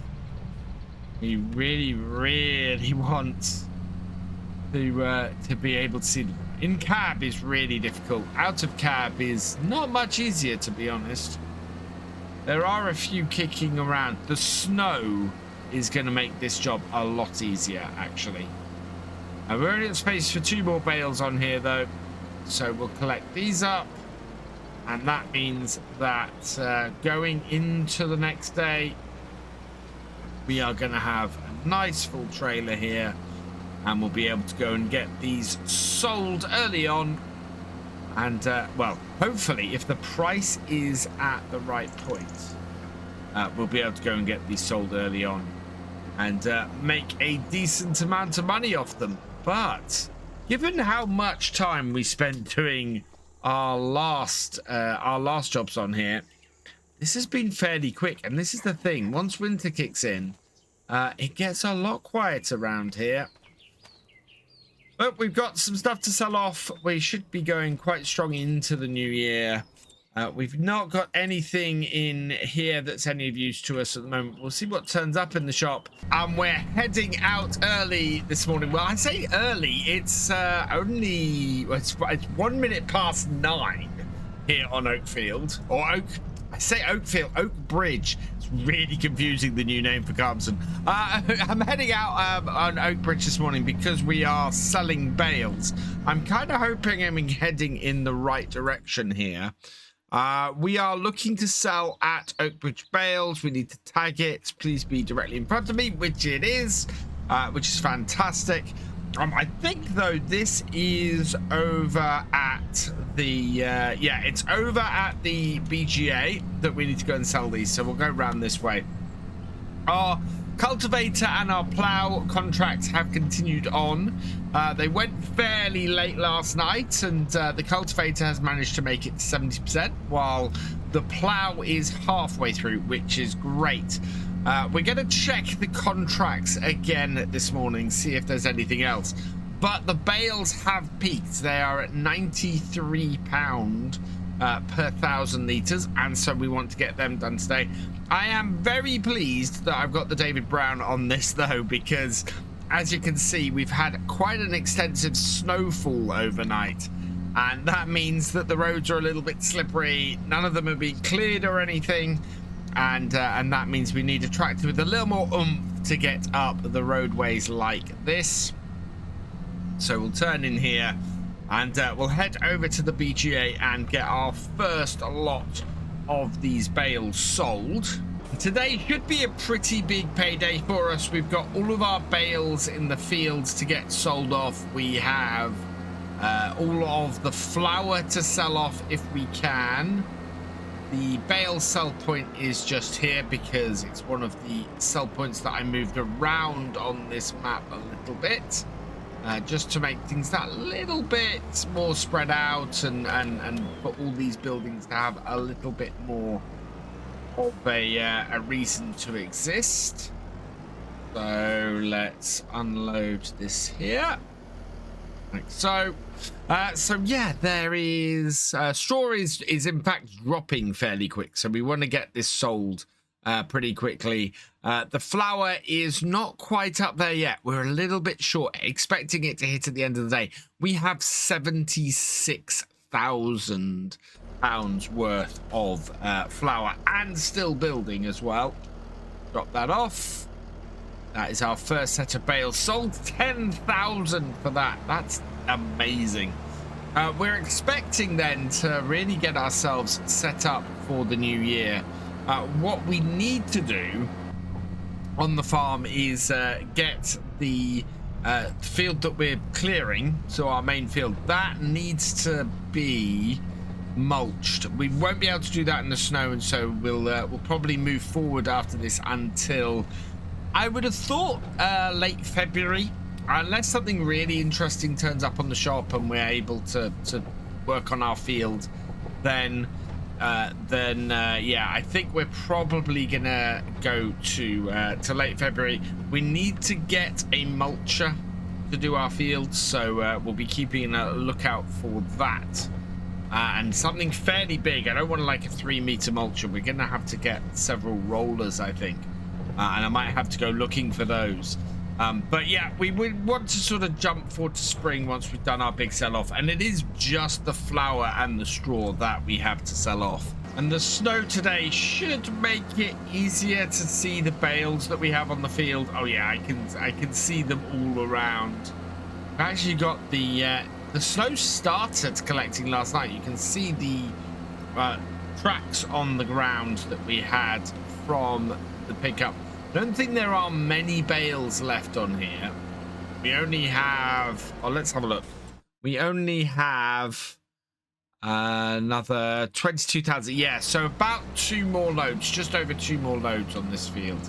It seems like a lot. It seems like an awful lot of straw on this field, but it actually isn't. These bales are pretty big, and as a result, you end up taking quite a bit. So going on the price, it looks like we've got just over 2 more loads to go off this field, which, yeah, that's about what I expected. Not a huge amount for us to make off this, but enough for us to get a nice little amount. I think, in fact, that might pay for this stacker, which is brilliant. I mean, this stacker is saving us a lot of time and effort. Although, of course, in reality, you wouldn't really leave all of these straw bales out on this field this far into winter. You'd get them all stacked up at the side. I didn't do that because we've only got the stacker, and trying to get them all loaded onto a trailer would be a bit of a pain. Next year, though, I might do it a little bit more realistically. Get the stacker to stack them all at the edge of the field, and then when it comes to the winter, see if we can load the stacks onto a trailer. Just 2 more bales needed. I think I got one there. Yeah, and we'll grab this one in front of us here. Perfect. Load that up and head back out of the field. Yeah, 14 more bales. I have no hope of trying to count the rest of those. So we'll head back out and get these sold. Looks like the snow has started to thaw a little bit, especially around here at the sell points and the BGA. That's good news. So we can get this here unloaded. That's really good news, actually. Means that we won't have to deal with this too long. Unload this. So at the moment we've got 247,500 litres selling at 22,551. Unload that, and we're now down to 132,000 liters, selling at 12,027, and those sold for 10,605. So yeah, we have got quite a few. Well, we've got at least 2 loads to go. The last load is not going to be a full one, and in fact I think there might still be some bales sitting on the back of the baler. I'm intrigued to see exactly how many bales that we are going to be left with on here. I think that's going to be a very interesting little number. As it stands at the moment, we're doing pretty well. How's the price of the flour doing? That's still not quite up there yet. It's over 77,000, so it's not a huge amount that we'd be losing if we started selling now. But I want to leave it till after midday at least, I think, just to be sure. Also, what is in the shop today? Oh, there's a DeWolf harvester. That is just the potato version, though. Its working width is... Where's its working width? There we go, 3 meters. Oh man, that would be a mad harvester. That would take forever to do potatoes with that. As nice as having that would be, that would take forever to do potatoes with that. We don't really want to be having to spend that long on that. This can't all fit on here. I don't think this can. It's not going to be much, to be honest. There aren't going to be many bales left on here. And yeah, we're already up to 8. So we can take another, 14. So we can take another 6 bales. 1, 2, 3, 4, 5, 6 is all that's left on this field, interestingly. But I don't know where the other bales are. Well, I know there's a couple in the... actually, I think it's the couple that are in the baler. So that's not too big a problem. I don't think we need to worry too much about it. Or in fact... 1, 2, 3, 4, 5. No, this should do it. This should do it. So, get these loaded up.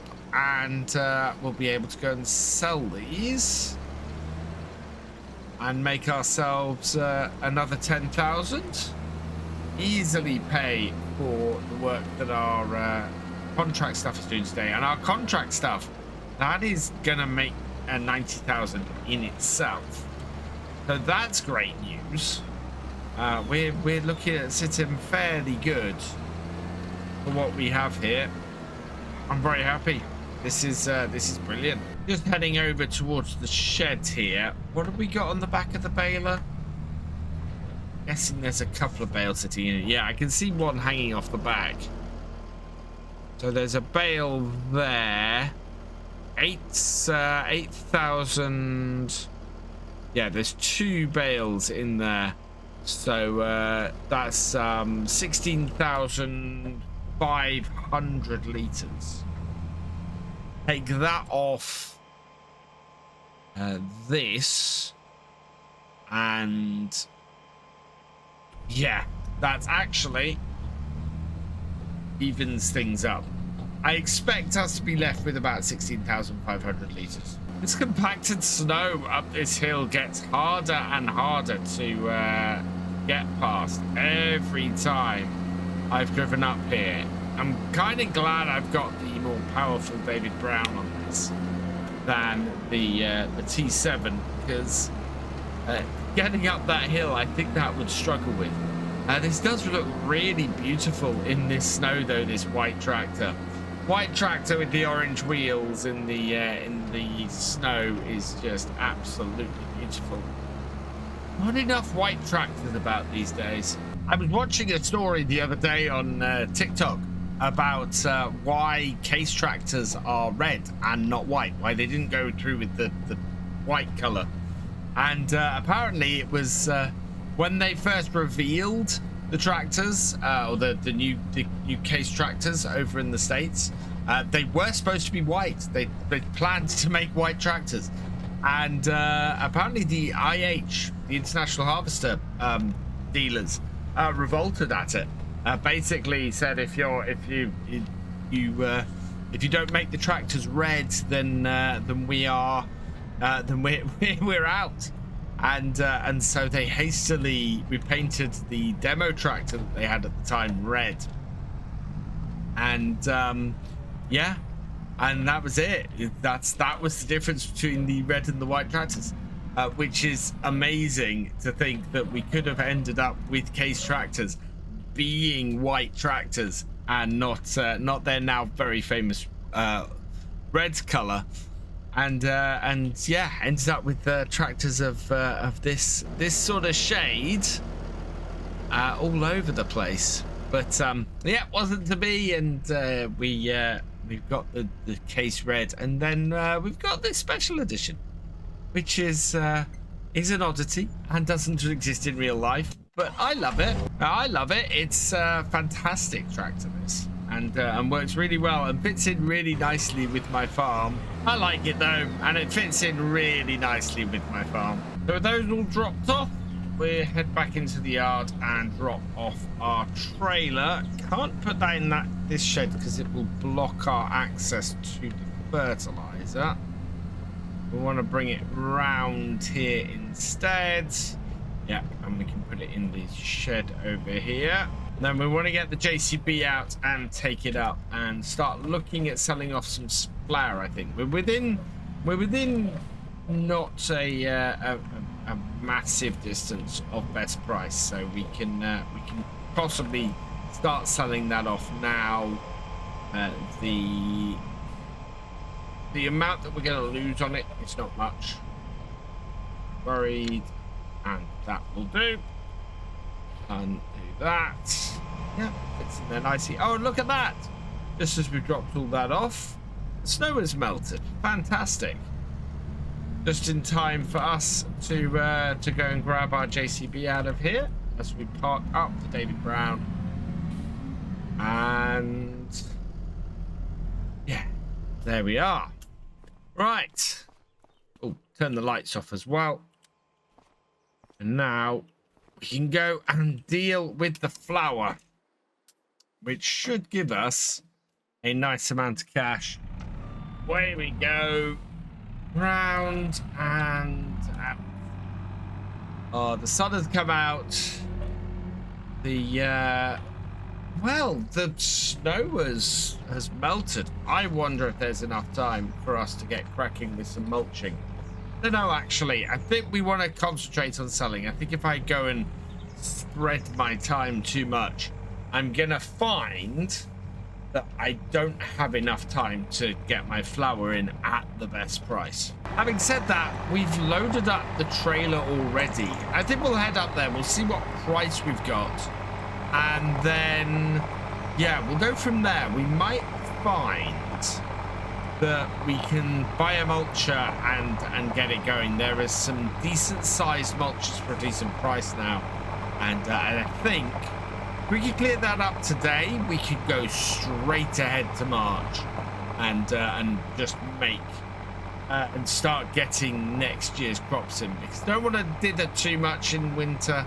Ends up just being a lot of time wasting and earning money from contracts, whereas I'd rather have the contracts go on in the background while we actually do things on the farm. Okay, so let's get hooked up to the trailer.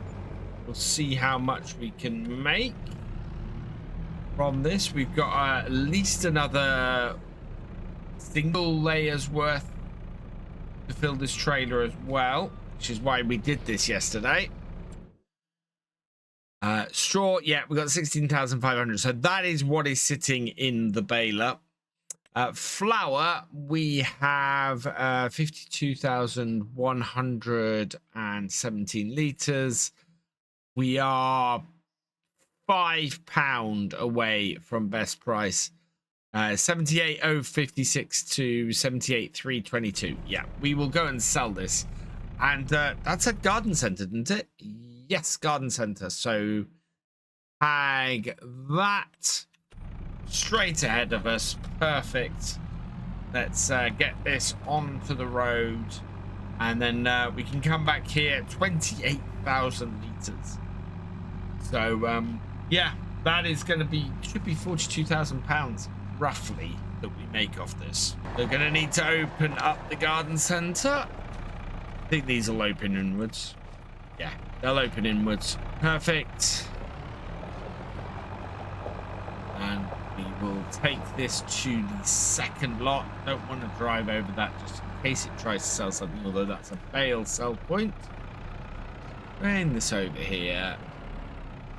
And I get the whole trailer on. Yes, I think I can. Right, and undo all the straps at once. Bam! 41,950. Yeah, that's what I thought. Near enough 42,000. Park that up there again. Let's do that. And it being 12:30, I wonder, can we get ourselves a mulcher and get that started? We've got the time. So a mulcher, we can get, what's the width on that? 7.5 meters, 7 meters, 13,000. This Roller Mako Spring Expert is a really good value. That is only £2,000 less for over twice the width. So yeah, we can get this. Oh, okay. That has a. Is this a cultivator as well then? Let's just have a quick look. I think that might be a cultivator as well. And it's not appearing in cultivators by the looks of things. It's also not a disc harrow. This, I think, has a mulcher built into it. Yeah, it's a mulcher and disc harrow. This does. That requires 300 horsepower, is 10 meters, but is also 80,000. So that's a little bit more than I want to spend. And we only need a mulcher. So this actually is the best value for us with the best width at 7 meters. So I think this is just a harrow of some kind. What does that say? Weeders. Oh, it's a weeder. It's a weeder and a mulcher. So if I go out here and I look at weeders, this is just a standard weeder, isn't it? No, it's not even listing under that. That's interesting. Okay, so we are going to get that. I think this might act as a weeder as well. So I'm going to get it with the mulcher built into it. So it mulches and weeds. And we will buy that for 14,500. And going with a blue on blue setup, our New Holland will be perfect for this. So let's hook this up. Out here. Right. Yeah, mulcher and a weeder, I think. It's a little bit unknown because it seems to think it's just a mulcher, but it lists it as a weeder as well. And it'll be great if it is also a weeder, because basically we can just run this over the field once we're seeded. That should prevent any weeds from coming up. So back up to the yard with it. Take it out onto the field. I'll set up a hired worker with it, and we will see if it actually does anything. Unfold. I really hope it does, because well, it's 14.5 grand, isn't too bad. And hired worker. Let's see where this goes and what it does. Looks like it's going to do the headlands first. That's fine. And that is definitely a mulching texture. It's a mulcher and a weeder. That's interesting. It's taking out that completely. So it's not any kind of bed. And it is taking out the weeds. Is it taking out Is it doing anything else? No. Fertilize, no. No. Lime, no. Rolling, no. And it is mulching. It is at least mulching. So it's doing what we've got it to do. So I'm going to leave this doing, and we are going to go and sell off some more flour. Got this and another 8,000 litres of flour in here. So about another 14,000 litres. So plenty to make a buttload more money off. How much? I really want to know how much it would cost to buy the Oakbridge bakery. There we go. Let's go visit that. That is down here. To purchase this, I would cost 36,000. Oh, we have enough. Yeah, I think I'm going to buy the bakery. Yes. And we will transport it down to here. This is going to be fun. So yeah, if we can fill up the bakery, that would be great. We're going to make a load of money from the 2 contracts we currently have on. So that is going to refill the money again. And when does bread max out? That is a good question. I want to transport flour down to the bakery as and when we need it. That way we won't find ourselves in a position where we can't sell our flour if we need to. Yes, it'll mean a little bit more work, but I think overall that's going to be fine, because we will we'll easily make up the difference, and it gives us a little bit more to do around here. But yeah, look at that. We should finally now be getting to the bottom of this, and that means we're going to have plenty of flour to drop off down at the bakery and start making bread from. And over the next couple of months, it will produce a load of bread that we can then start to use, and we can also start to look at the possibility maybe of doing some sugar and sugar beet. Oh, we could have put sugar beet into here. I didn't think about it. We could have got sugar beet into here from that contract this year. That means we're gonna have to do another sugar beet contract next year, because growing sugar beet, that is going to be a pain for us. But if we do a sugar beet contract next year, we'll be able to get sugar. We're going to have to look at cows for milk, and we're going to have to look at chickens for some eggs, because I would really like to make a cake. And ingredients for a cake, as we know, we're gonna need to get some animals. So I think springtime is gonna be looking at starting to get the animals set up here. We finally emptied the amount of flour that's available in the windmill, which is good news. I am tempted to sell this and then start transporting stuff up to the bakery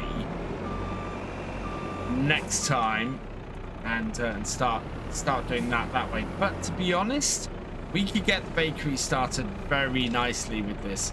Yes, we would make best price right now, but what is the price of this? Let's see. So if we turn bread into flour, that is 90 to 45, so halving it. So how much do we have? We have flour. We have 25. So call it 25,000 liters. So 12,500 liters. 12,500. Best price for bread, which will be up here. Wow. That is over double, and now is the best time for bread. Of course it is. So this will be next year's bread. We will have to have this processing over a year, but that's not a huge problem. If we can process, actually that is really good. If we can process all of this over a year, then when it comes to the end of next year, this will then be next year's profit, and I think that's good. I think as long as we can process enough bread, enough of this over a year, then we'll be good. It will give us an idea how much we can process, how much we can put through. So yeah, let's do that. We'll see how much we have at the end of next year. That will then give us the amount that we want to get in for next year's harvest, ready for when we eventually finish off a year after that. We should have any flour processed through, and it'll be all good. So we've still got some of this year's crop processing as well. So yeah, that's good to know. I think that'll be very good to know. How much of this have we got still going? 54,000 liters of wheat still processing in here. I think we've got enough, probably, with what we have here and what we still have in this to keep going for another year, and yeah, make all the flat bread and everything that we need. It'll be the cakes. It'll be however many cakes we can get going in the next year. That'll be the real money earner. The sun has properly set now, and we are almost up to our new bakery. I'm hoping I can get this unloaded without too much hassle. There are a lot of cars down here, and not a huge amount of space to maneuver. I might have to empty these myself. So let's just get my wheels set up properly. Get the trailer into a position that we can unload stuff in. And we had to turn more lights on, I think, on our telehandler. But not much really that I'm going to be able to show you here beyond this. We'll get this all unloaded, and we'll get the bakery up and running. We'll then be able to just have this all going and start making some money from it. As I said, it's going to be next winter before we can really start to make money from the bread itself. So that'll have to wait till then. The more we can make between now and then, though, the better. So let's see if we can take 3 pallets at once. Not easily. It's not overly happy. Oh no, we have got it. We have got it. Careful maneuvering, and I'll be able to get this unloaded fairly quickly. Hail is coming down really heavy here on Oakbridge today. But it is going to stop us because we don't have much to do. We have moved forward to March. We didn't really have much more to do across the rest of winter. There actually weren't really any contracts left to do across winter. However, we do have these 2 machines sitting here, and we need to get rid of these. So let's head over into our contract screen, and we can pick up the money for these 2 completed contracts. So 54,000 for the cultivating and 43,000 for the that was I can't remember what that was. Oh, that was the plowing. Yeah, so cultivating and plowing, it does actually say it there. So let's collect on those 2. And we're going to keep the contracts going in the background. Our best contracts today, I think, are going to be, we've got a couple of weeding contracts, and we got a couple of hoeing contracts. So I'm going to take the most expensive hoeing contract and borrow the items for that. And I'm also going to take the most expensive weeding contract and borrow the items for that as well. And that should do us pretty nicely, I think, to get started. And then whichever of these is finished first, we'll do the other one of that one. So either the 20 grand weeding or the 15 grand hoeing. And we should be okay to just keep going on that. So let's get these started up. This is the weeding. So the weeding is going on field 17. That is a very big piece of kit for the weeding contract. Wow. Oh, I think that weight is not for this contract. That is for the other contract. Do we have a weight for this one? We do. So we've got a nice doit here, and we've got a nice stire on the hoe. I think the weeding contract is going to finish first. That is a very big weeder. That is a massive weeder. Right, there we are. Back that up. And all good. So we'll take this out here and bring it around. And we should then just be able to send this off down to the contract. It gets a little bit stuck trying to get out of the shop there, but it then does okay after that. So this one here, create job 17, I think this one was doing. So target position, we will target here like so, and start job. Hopefully that will make its way around there without any issues. Yes, that's off. So then we will hook this up as well. And this is going to field 22. To bring this back around. Hook this up to our front weight. I really, really want manual attach. I keep having to stop myself jumping out and doing that. Connecting things up. There we go. And then, yeah, we can get this out of here and get this starting work as well. So keeping the money rolling in, we're over 120,000. That is all good. Like so. And then let's get that off. So create job. That's not doing follow me. And the other one is down the bottom here. So yeah, should be able to get to that fairly easily as well. Like so, and start job. Right. That one is off too, and away it goes. Of course it's not that simple.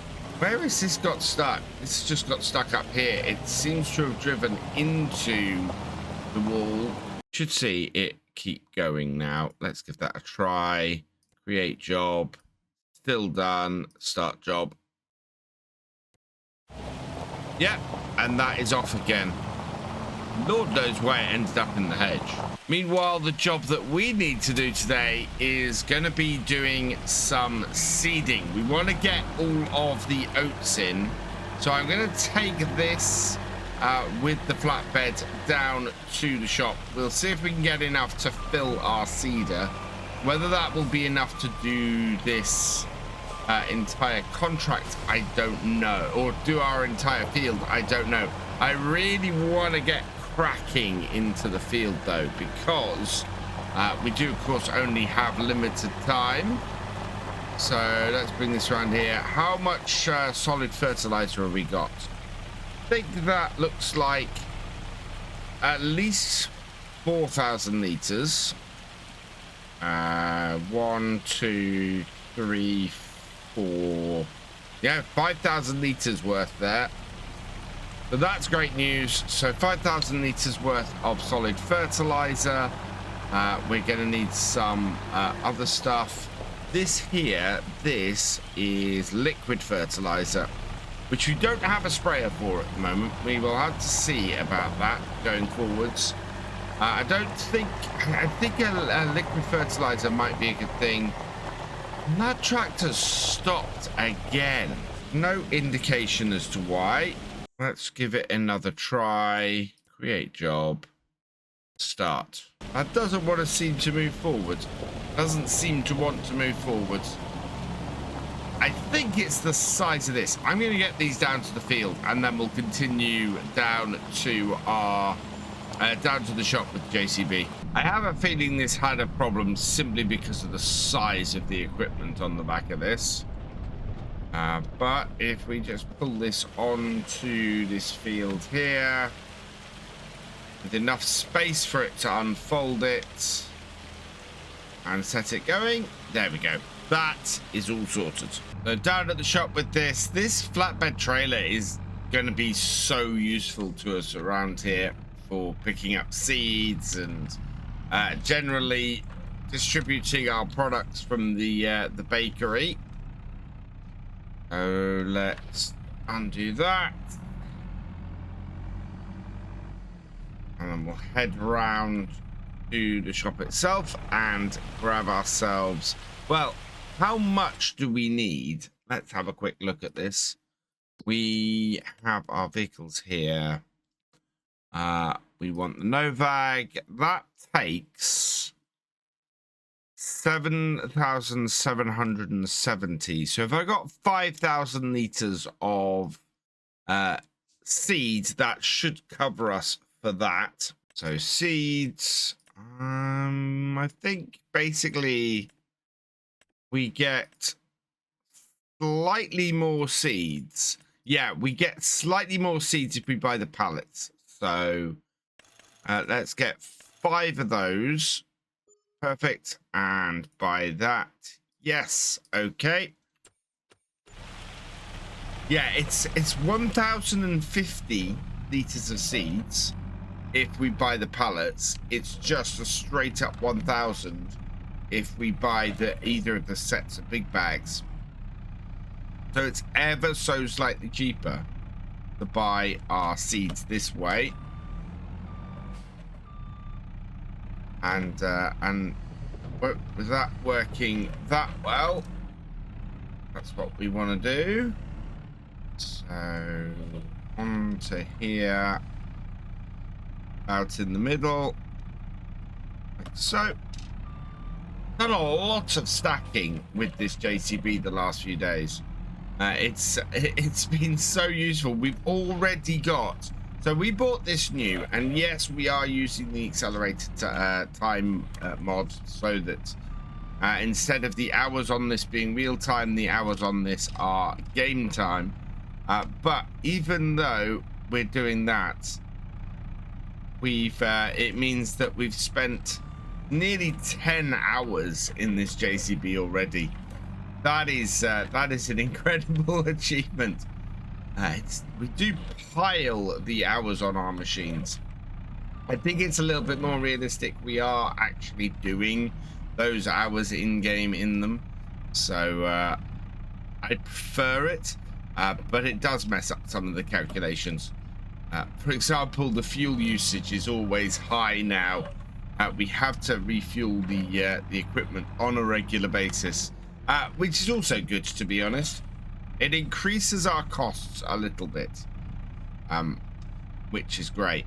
The one thing, of course, that it also does is means that we run out in the fields with some of our stuff, with some of our fuel. So there is that. We got some extra costs that we get.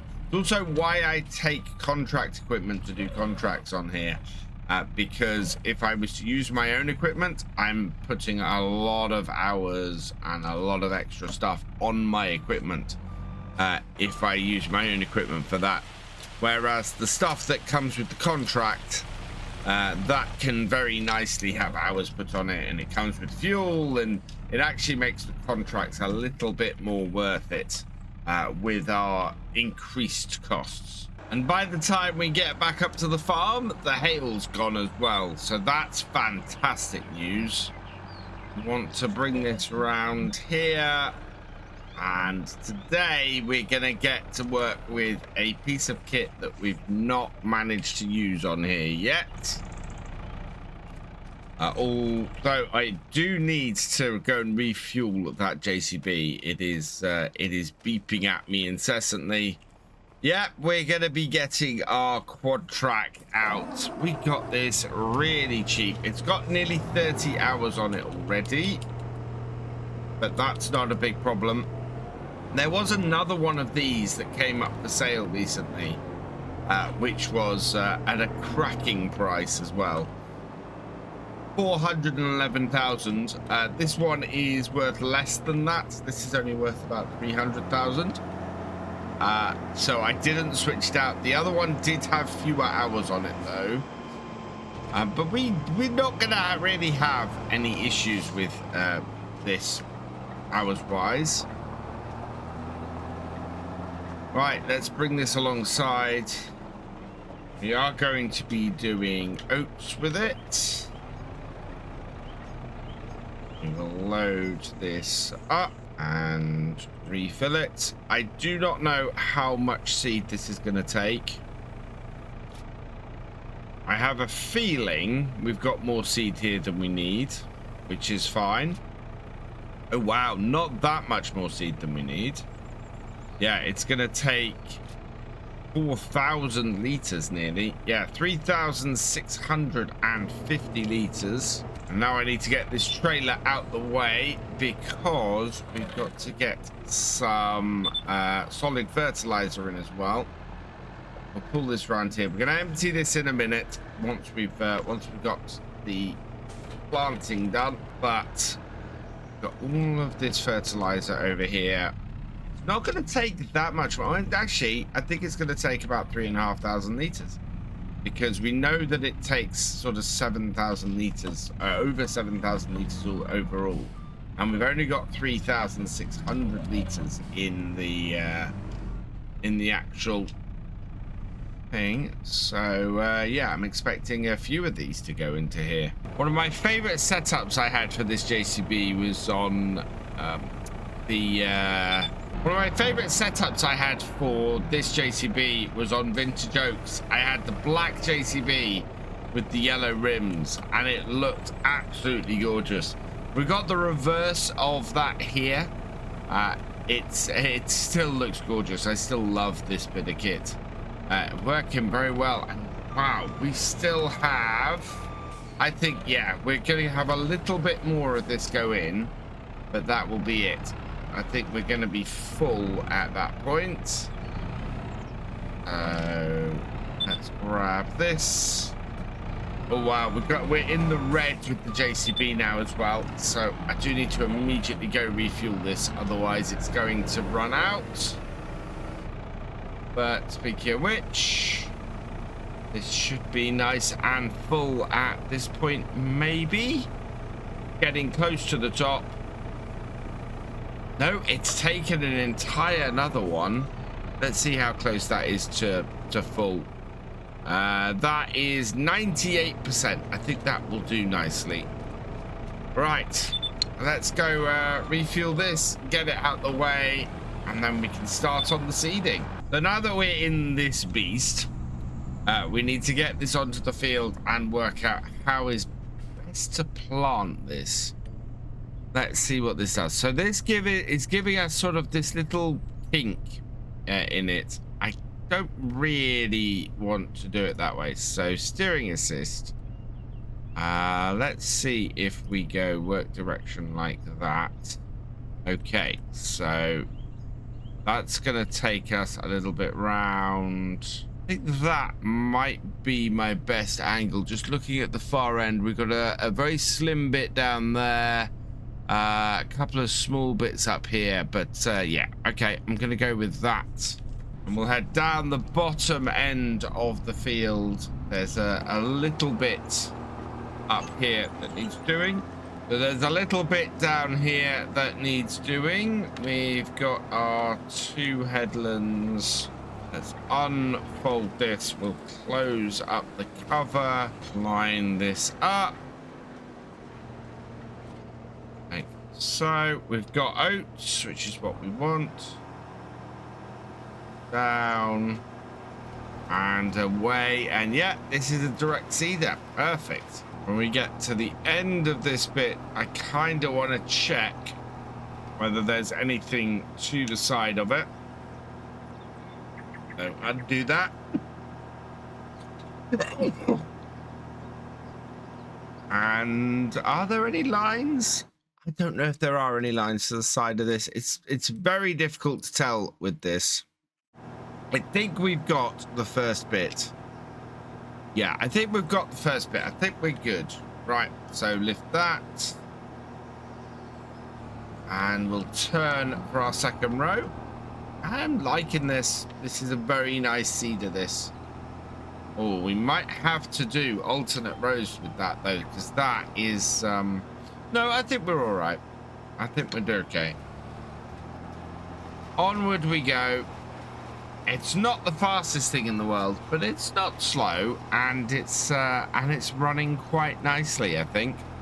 My big question is, are we going to have to refuel before the end of this field? I think that's probably a yes. I've been keeping a close eye on my fertilizer and seed usage, and yeah, we're going down a little bit faster on the seed than on the fertilizer. That's not necessarily a bad thing. We actually do have a little bit more remaining seed than we do fertilizer if we need to top up, so that's all good. We're both above 90% with them at the moment, so that's not an issue at all, I don't think. Let's lift and turn. I need to give myself enough space to turn. And yeah, it's all sort of going quite nicely. Get into this row here, line up and down. It's going all right, and I'm thinking my rows are doing okay. I've got to be a little bit more careful with the turn like that. I probably need to go a little bit wider and a little bit further out. To begin with, we have 3 headlands on here, so we've got plenty of space. It's just making sure that I use the full amount to make sure that I am properly lined up. There's a lot of fields to go, though. It's 12:30.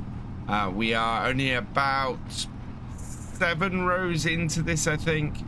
Yeah, there's quite a lot of field to go. So once we've got this planted in, I think what we're going to need to do is get it rolled as well. We need to pick up a roller for that, which won't be too bad, I don't think. There's a few options in here. Let's have a quick look. Rollers. Yeah, there's this Brandt at 27 meters. We've got this Dalbo at 12.3 meters, and we've got these Cambridge rollers here at 9.4. So, yeah, I think that Dalbo is actually going to be the best value for money for us. That is 32,000, and is a good width. Those Brandt are so expensive. And I don't think that would be great for us. And yeah, and lift and round. This is quite good. There's a nice little bit of clearance between the back tracks on this, even when I'm sort of turning at full axis, and the seeder. So that's good news. Down we go again, and yeah, we're good. Looking at the map, I reckon we're probably about a third of the way through the field. We're coming up to the number which normally indicates about halfway through the field, but it's positioned in such a place on here that I can only think that we're about a third of the way through. Really, really pleased with it, though. That is going in very nicely. This might be a 2-day job. But yeah, I don't know, actually. We've made good progress across here. We might get all of this in today and then get it all rolled tomorrow. That would be absolutely fantastic. In the battle between the 2 contracts, it looks like the weeding contract is going to take it. That looks like it's going to be finished first. So we can move that on to the next weeding contract, which will be great. And then we'll have to wait for that contract to finish before we can do another hoeing contract. Although, to be honest, I think we can probably get the we can probably return the hoe and get onto a second hoeing contract.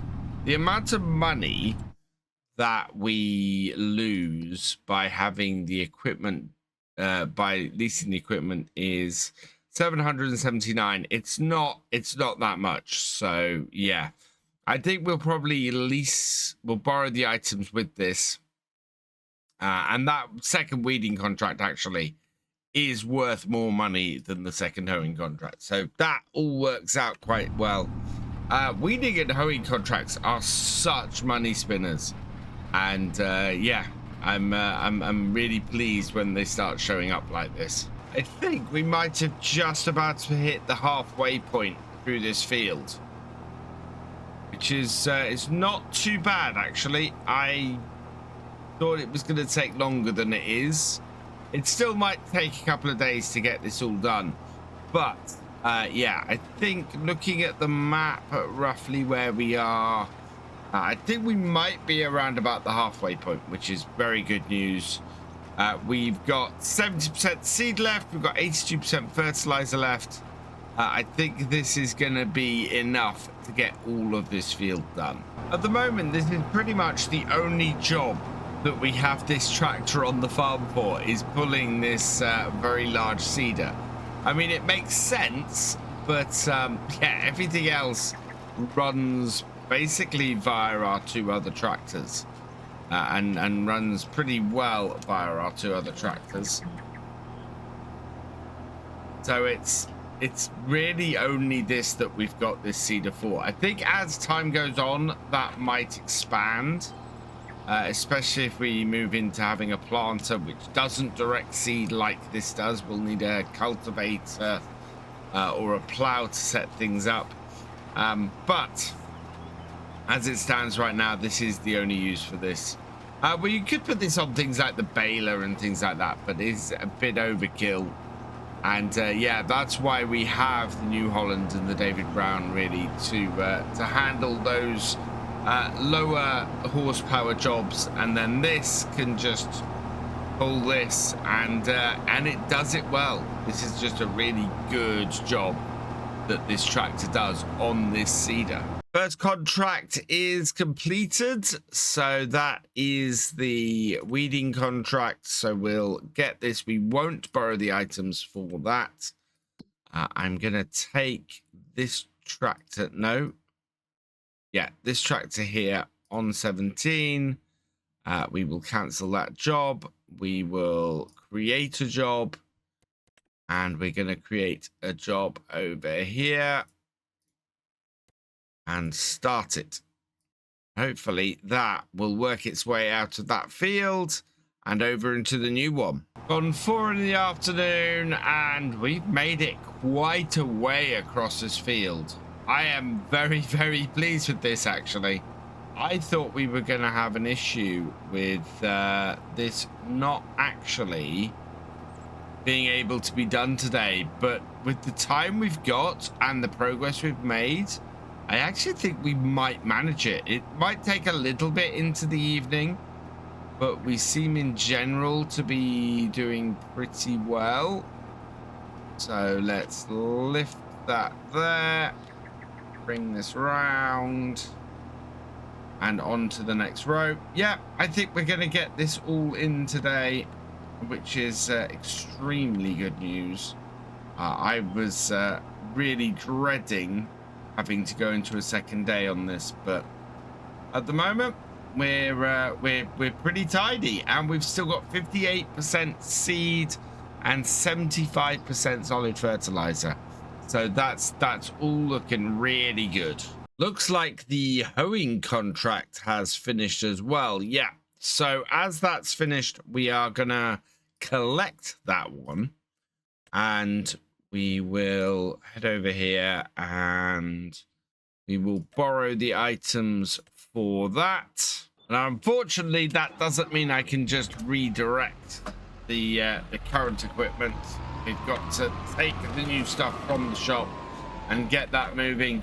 Having contracts working in the background just seems to be a really good idea on your playthrough. Just having a constant bit of income working behind the scenes as much as possible makes so much sense. I mean, otherwise you're just leaving money on the table, and yeah, I would say you would just want to get it going, especially if you can get them to move between fields like we're doing here.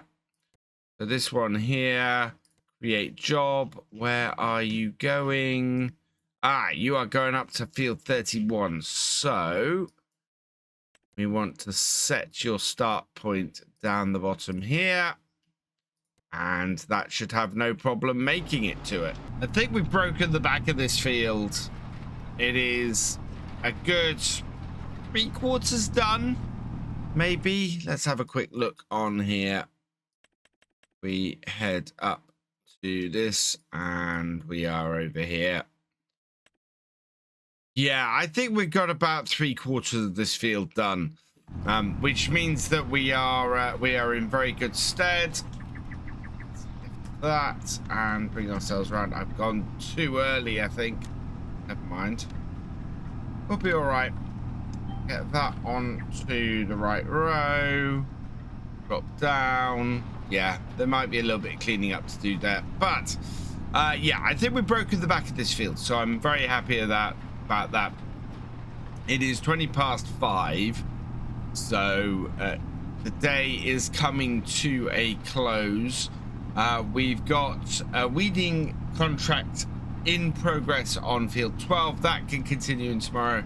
We've got a hoeing contract on field 31, which will definitely continue into tomorrow. Yeah, our tractor has made it down there for that. So those two contracts can get going, and we'll finish those off next day.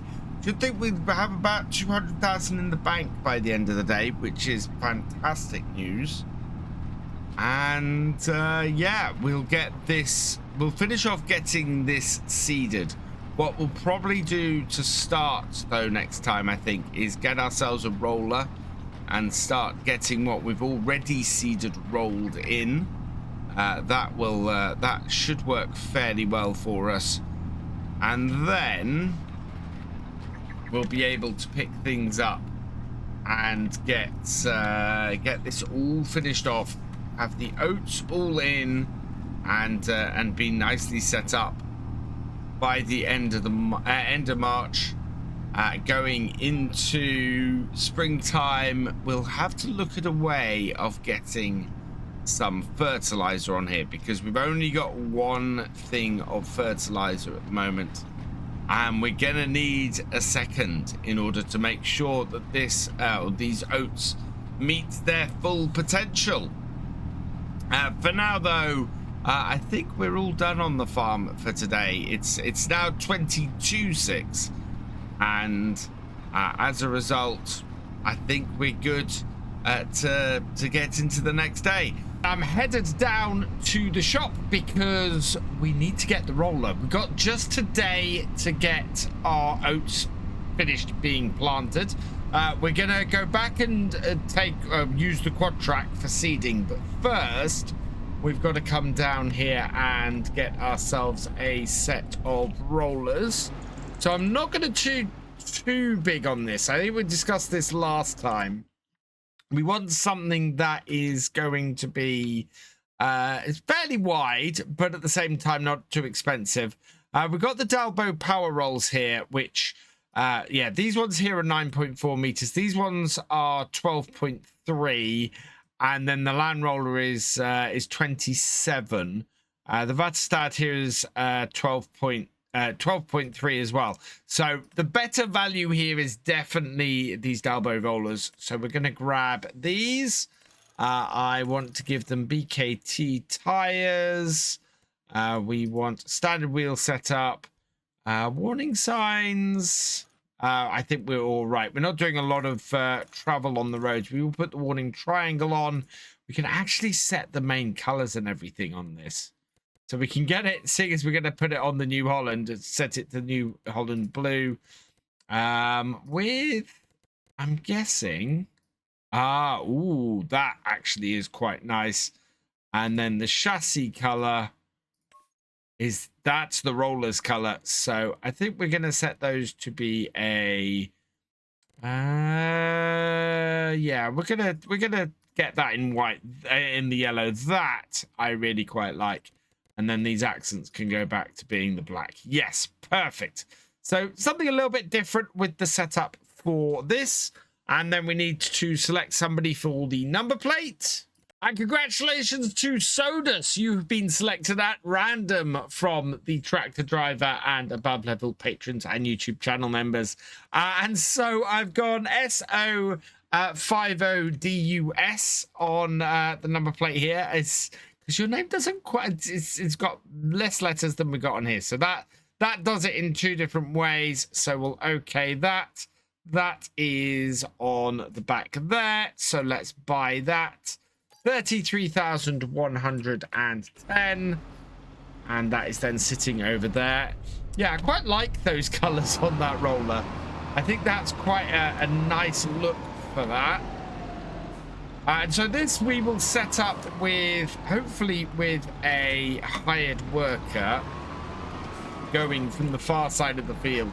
Our best bet might actually be just to finish off the seeding on the field first and then go from there, because I have a feeling it will do a slightly different setup. Of course, in the background there you can see we've got the weeder still going in that field there on field 12, and we've got the hoeing still going on 31, so that should finish today and yeah, bring us in some more cash as well. So I'm intrigued as to exactly where this roller is going to get started on this field. Let's unfold it. It's nice and wide, but it shouldn't catch up to our seeder anytime soon. Oh, actually, before we get this started, we only have half a tank of fuel in this tractor, and that is not going to be enough to get this job done. I did get the seeder or the quad track refueled after the end of the last episode. It got quite low in fuel, so it made sense. We'll move this out the way now that that's done, and yeah, we've got the same amount. You see, we've not got many rows left here with this seeder. Bring this over and get this refueled. Turn it off. Refuel it. We've got 2,671 litres still left. Of course, we are using fuel quite a lot. Or we're using quite a lot of fuel, I should say. That's full. Start this up. And yeah, perfect tractor for this job. Unfold this, and I think this will probably take a slightly different path to the seeder. I'm just hoping it'll go north-south, because that's kind of what we need it. We need it to do at least 2 headlands in order to have enough overlap. So we'll bring it over to here and bring this up. So it's going to do 2 headlands. Yeah, that looks pretty good. So maybe, if we're lucky, it'll just line up here and work on the stuff that we've already seeded. That is perfect. And it'll have some overlap here, but that is fine. And that means we can crack on with this. So I'm going to do the top end of this field now. Oh, actually, no. I know how we're going to do this. We've got 2 rows here. So open this up. Yeah. We've got 1 complete row there that we'll do, and then we've got 2 rows down this bottom end here to finish off before we start cracking on with the headlands. There should be absolutely no issue getting this all done today, and that roller should easily cover it. Final row for the main body of the field. So now we can lift, and we'll take this round to the end. So we're going to try and get that end of the field done first, with the sort of the outer headland bit. That way we can clean up anything that needs cleaning up before the roller gets anywhere near it. For example, down here you can see that we've got quite a big patch here that's going to be missed, so we can clear that up we can clear any of the rest of this up. And by the time the roller reaches it, we'll be all good. One of our contracts has been completed, and it's the other half of the weeding contracts, so we can get both of these in now. That's another 46,000, so we will collect on that one and collect on that. The hoeing contract, that is almost done. Whereas there's one small hoeing contract, but I think we're done for the contracts for these 2 days. We've earned quite a bit of cash from them, and as a result, they've worked out pretty nicely for us. I think there's something wrong with this roller. Look at the width that is rolling at. Oh, this roller is very, very broken. I thought it was doing something odd. So what it's doing is it's driving up this end, and then it turns around to come back, and its working width is all off. So it's ending up coming on to the next row like this, and then I think it lines itself up on this row here. Because it's a little bit further out, it places the roller back down. But then it rolls forward a little bit and stops, and then just drives back.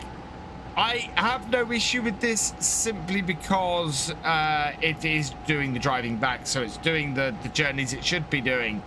And driving back on this side, but that is a very broken mod. Meanwhile, our hoe has completed its work as well, so we will collect that. And yeah, we're up to 169,000, which is not bad considering that we have also bought, well, a very weird roller today. I'm really liking using this seeder on this tractor. It's a really great combination. They work fantastically well together. We've had more than enough seed and fertilizer to do this entire field. And it's just a really, really good combination. And I'm so pleased because the Novak is a fairly expensive bit of kit. So to be able to get this on offer was really nice, along with this tractor. I mean, I was amazed when we got this tractor at the start. So yeah, it's all a really, really good setup, and that works fantastically well for our farm here. And when we expand out of this single field that we have, I think it will do even better. I'm hoping when the roller goes up the field or goes round the field and does the headlands, that maybe it will do them clockwise. I think that would be really good. It would mean that the weird extra bit on the roll would actually be on the would be into the field, so it wouldn't go and do fewer rows than it should. It has made good progress around the field despite the weirdness, but that's good news. And yeah, we are coming, well, we'll soon be at the end of our second headland as well, so it seems to be working out pretty well for us. Been quite peaceful getting the rest of this field done. We're doing okay. I was hoping that maybe we could run a weeder over this field today. That would have saved us a bit of time. I think the weeders are probably a bit expensive for the way to do this quickly. Let's see, 46,000, 67,000. Yeah, if we were going to get a large weeder that we could run over this field fairly quickly, we're talking about something this sort of size, and those are well out of our price range really at the moment. I mean, we could get them, and do you know what, it might be worth it. It's 1:30 now. If we could stick one of those on the David Brown, that might actually be worth doing it. Would have to see if it resulted in us having no weeds on this field. But David Brown might be able to pull that. And you know what? The New Holland needs to go into our workshop. It is definitely struggling towards the end of this field, and it keeps breaking down. And we can't have a tractor that keeps breaking down like that, really. Down to 25% left on the seeds, but it's going to be more than enough to get this field finished. Our roller is doing okay. I think I've decided I'm going to sell the roller. It's a bit weird with that extra width on it. I did consider, I think another version of that roller has been released on the mod hub in the last couple of days. So I'll have a look at that. But yeah, I don't think that we are going to really need that after this. Get this out of the hedge. We will work our way round the corner a little bit. Make sure everything is covered, and then we'll be able to reverse into the corner itself. Last little bit in this corner. And that is the field sown. Perfect. Right, it is 20 to... sorry, it's 10 to 3 in the afternoon. So yeah, if we're gonna get a weeder over this, we're gonna have to get something pretty big and do it fairly fast. So let's go and drop this back off over here. We'll just park this round here out the way. We do have a weeder. We possibly have a weeder, don't we? I'm slightly worried about trying to get this over the crops, but this should be a weeder. Yeah, that should be a weeder. What is... Yeah, look at this. Weed growing. So, let's see. Let's get this into the workshop. Take off the mulching side of it and see if this will actually work as a weeder. Because if it does, we'll just run this over the field instead. All right, I think. It's not a massive piece of kit. So, it'll probably have to run into the evening if we do. Lift that up. Yeah, this is listed as a weeder as well as a mulcher.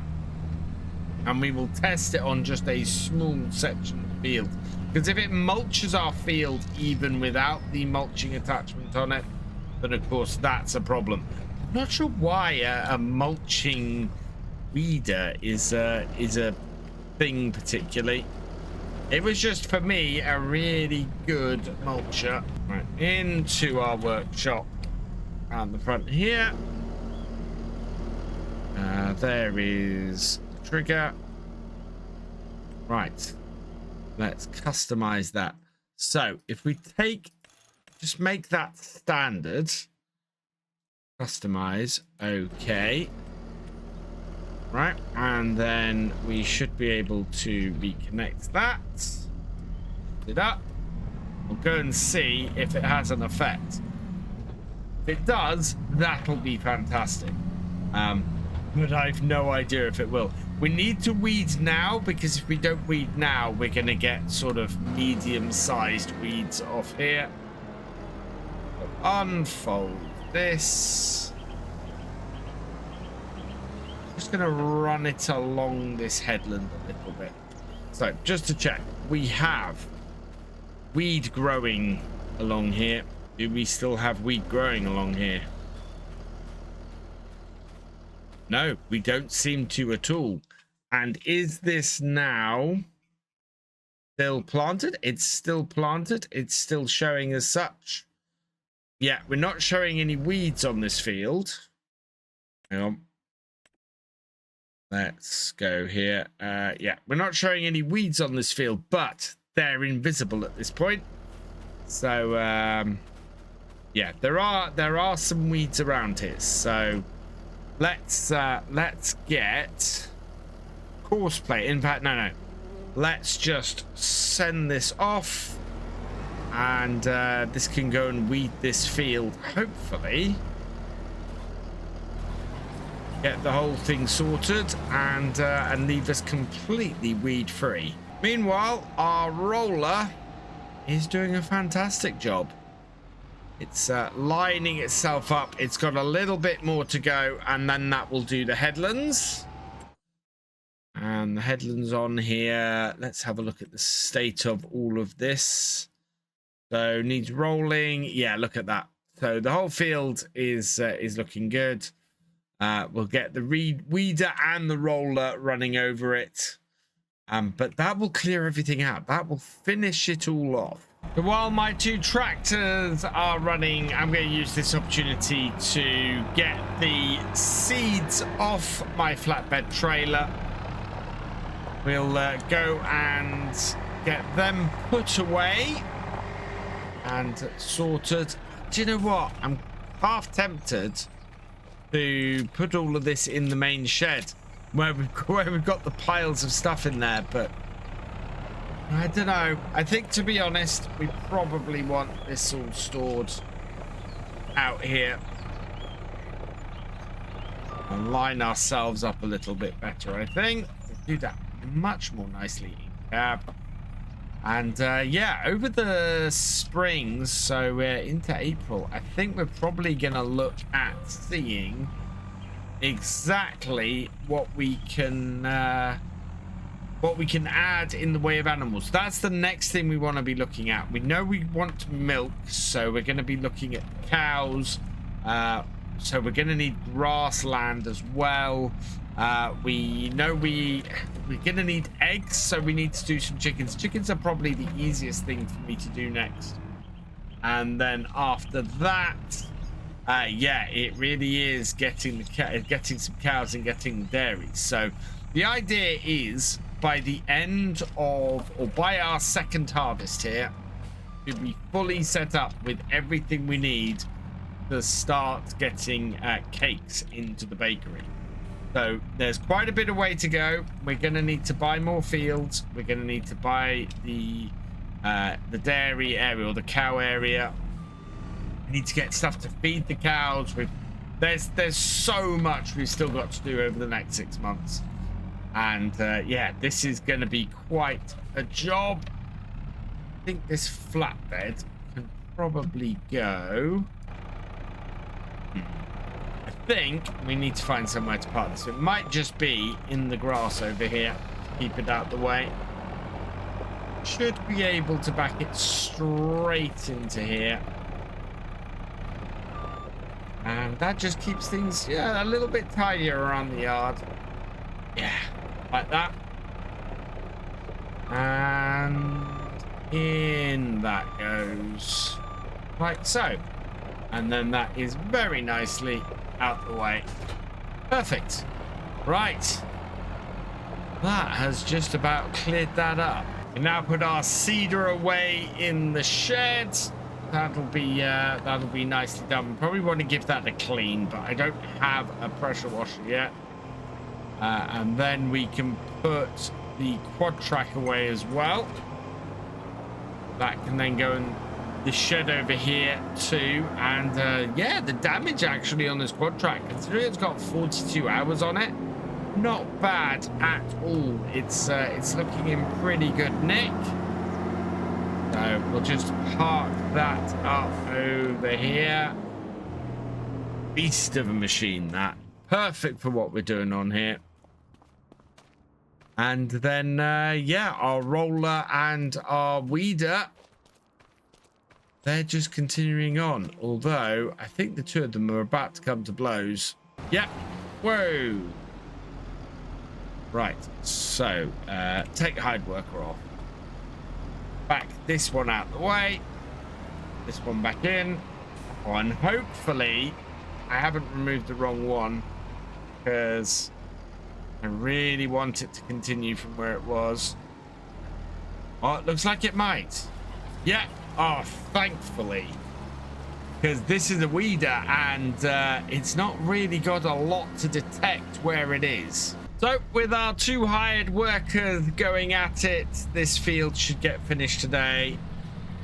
They're doing pretty well at the moment. And yeah, we'll pick it up next time when I think we might start to look at the animals and see what other contracts we can pick up to keep the money coming in. For now, I'm going to leave this here, and I will see you next time.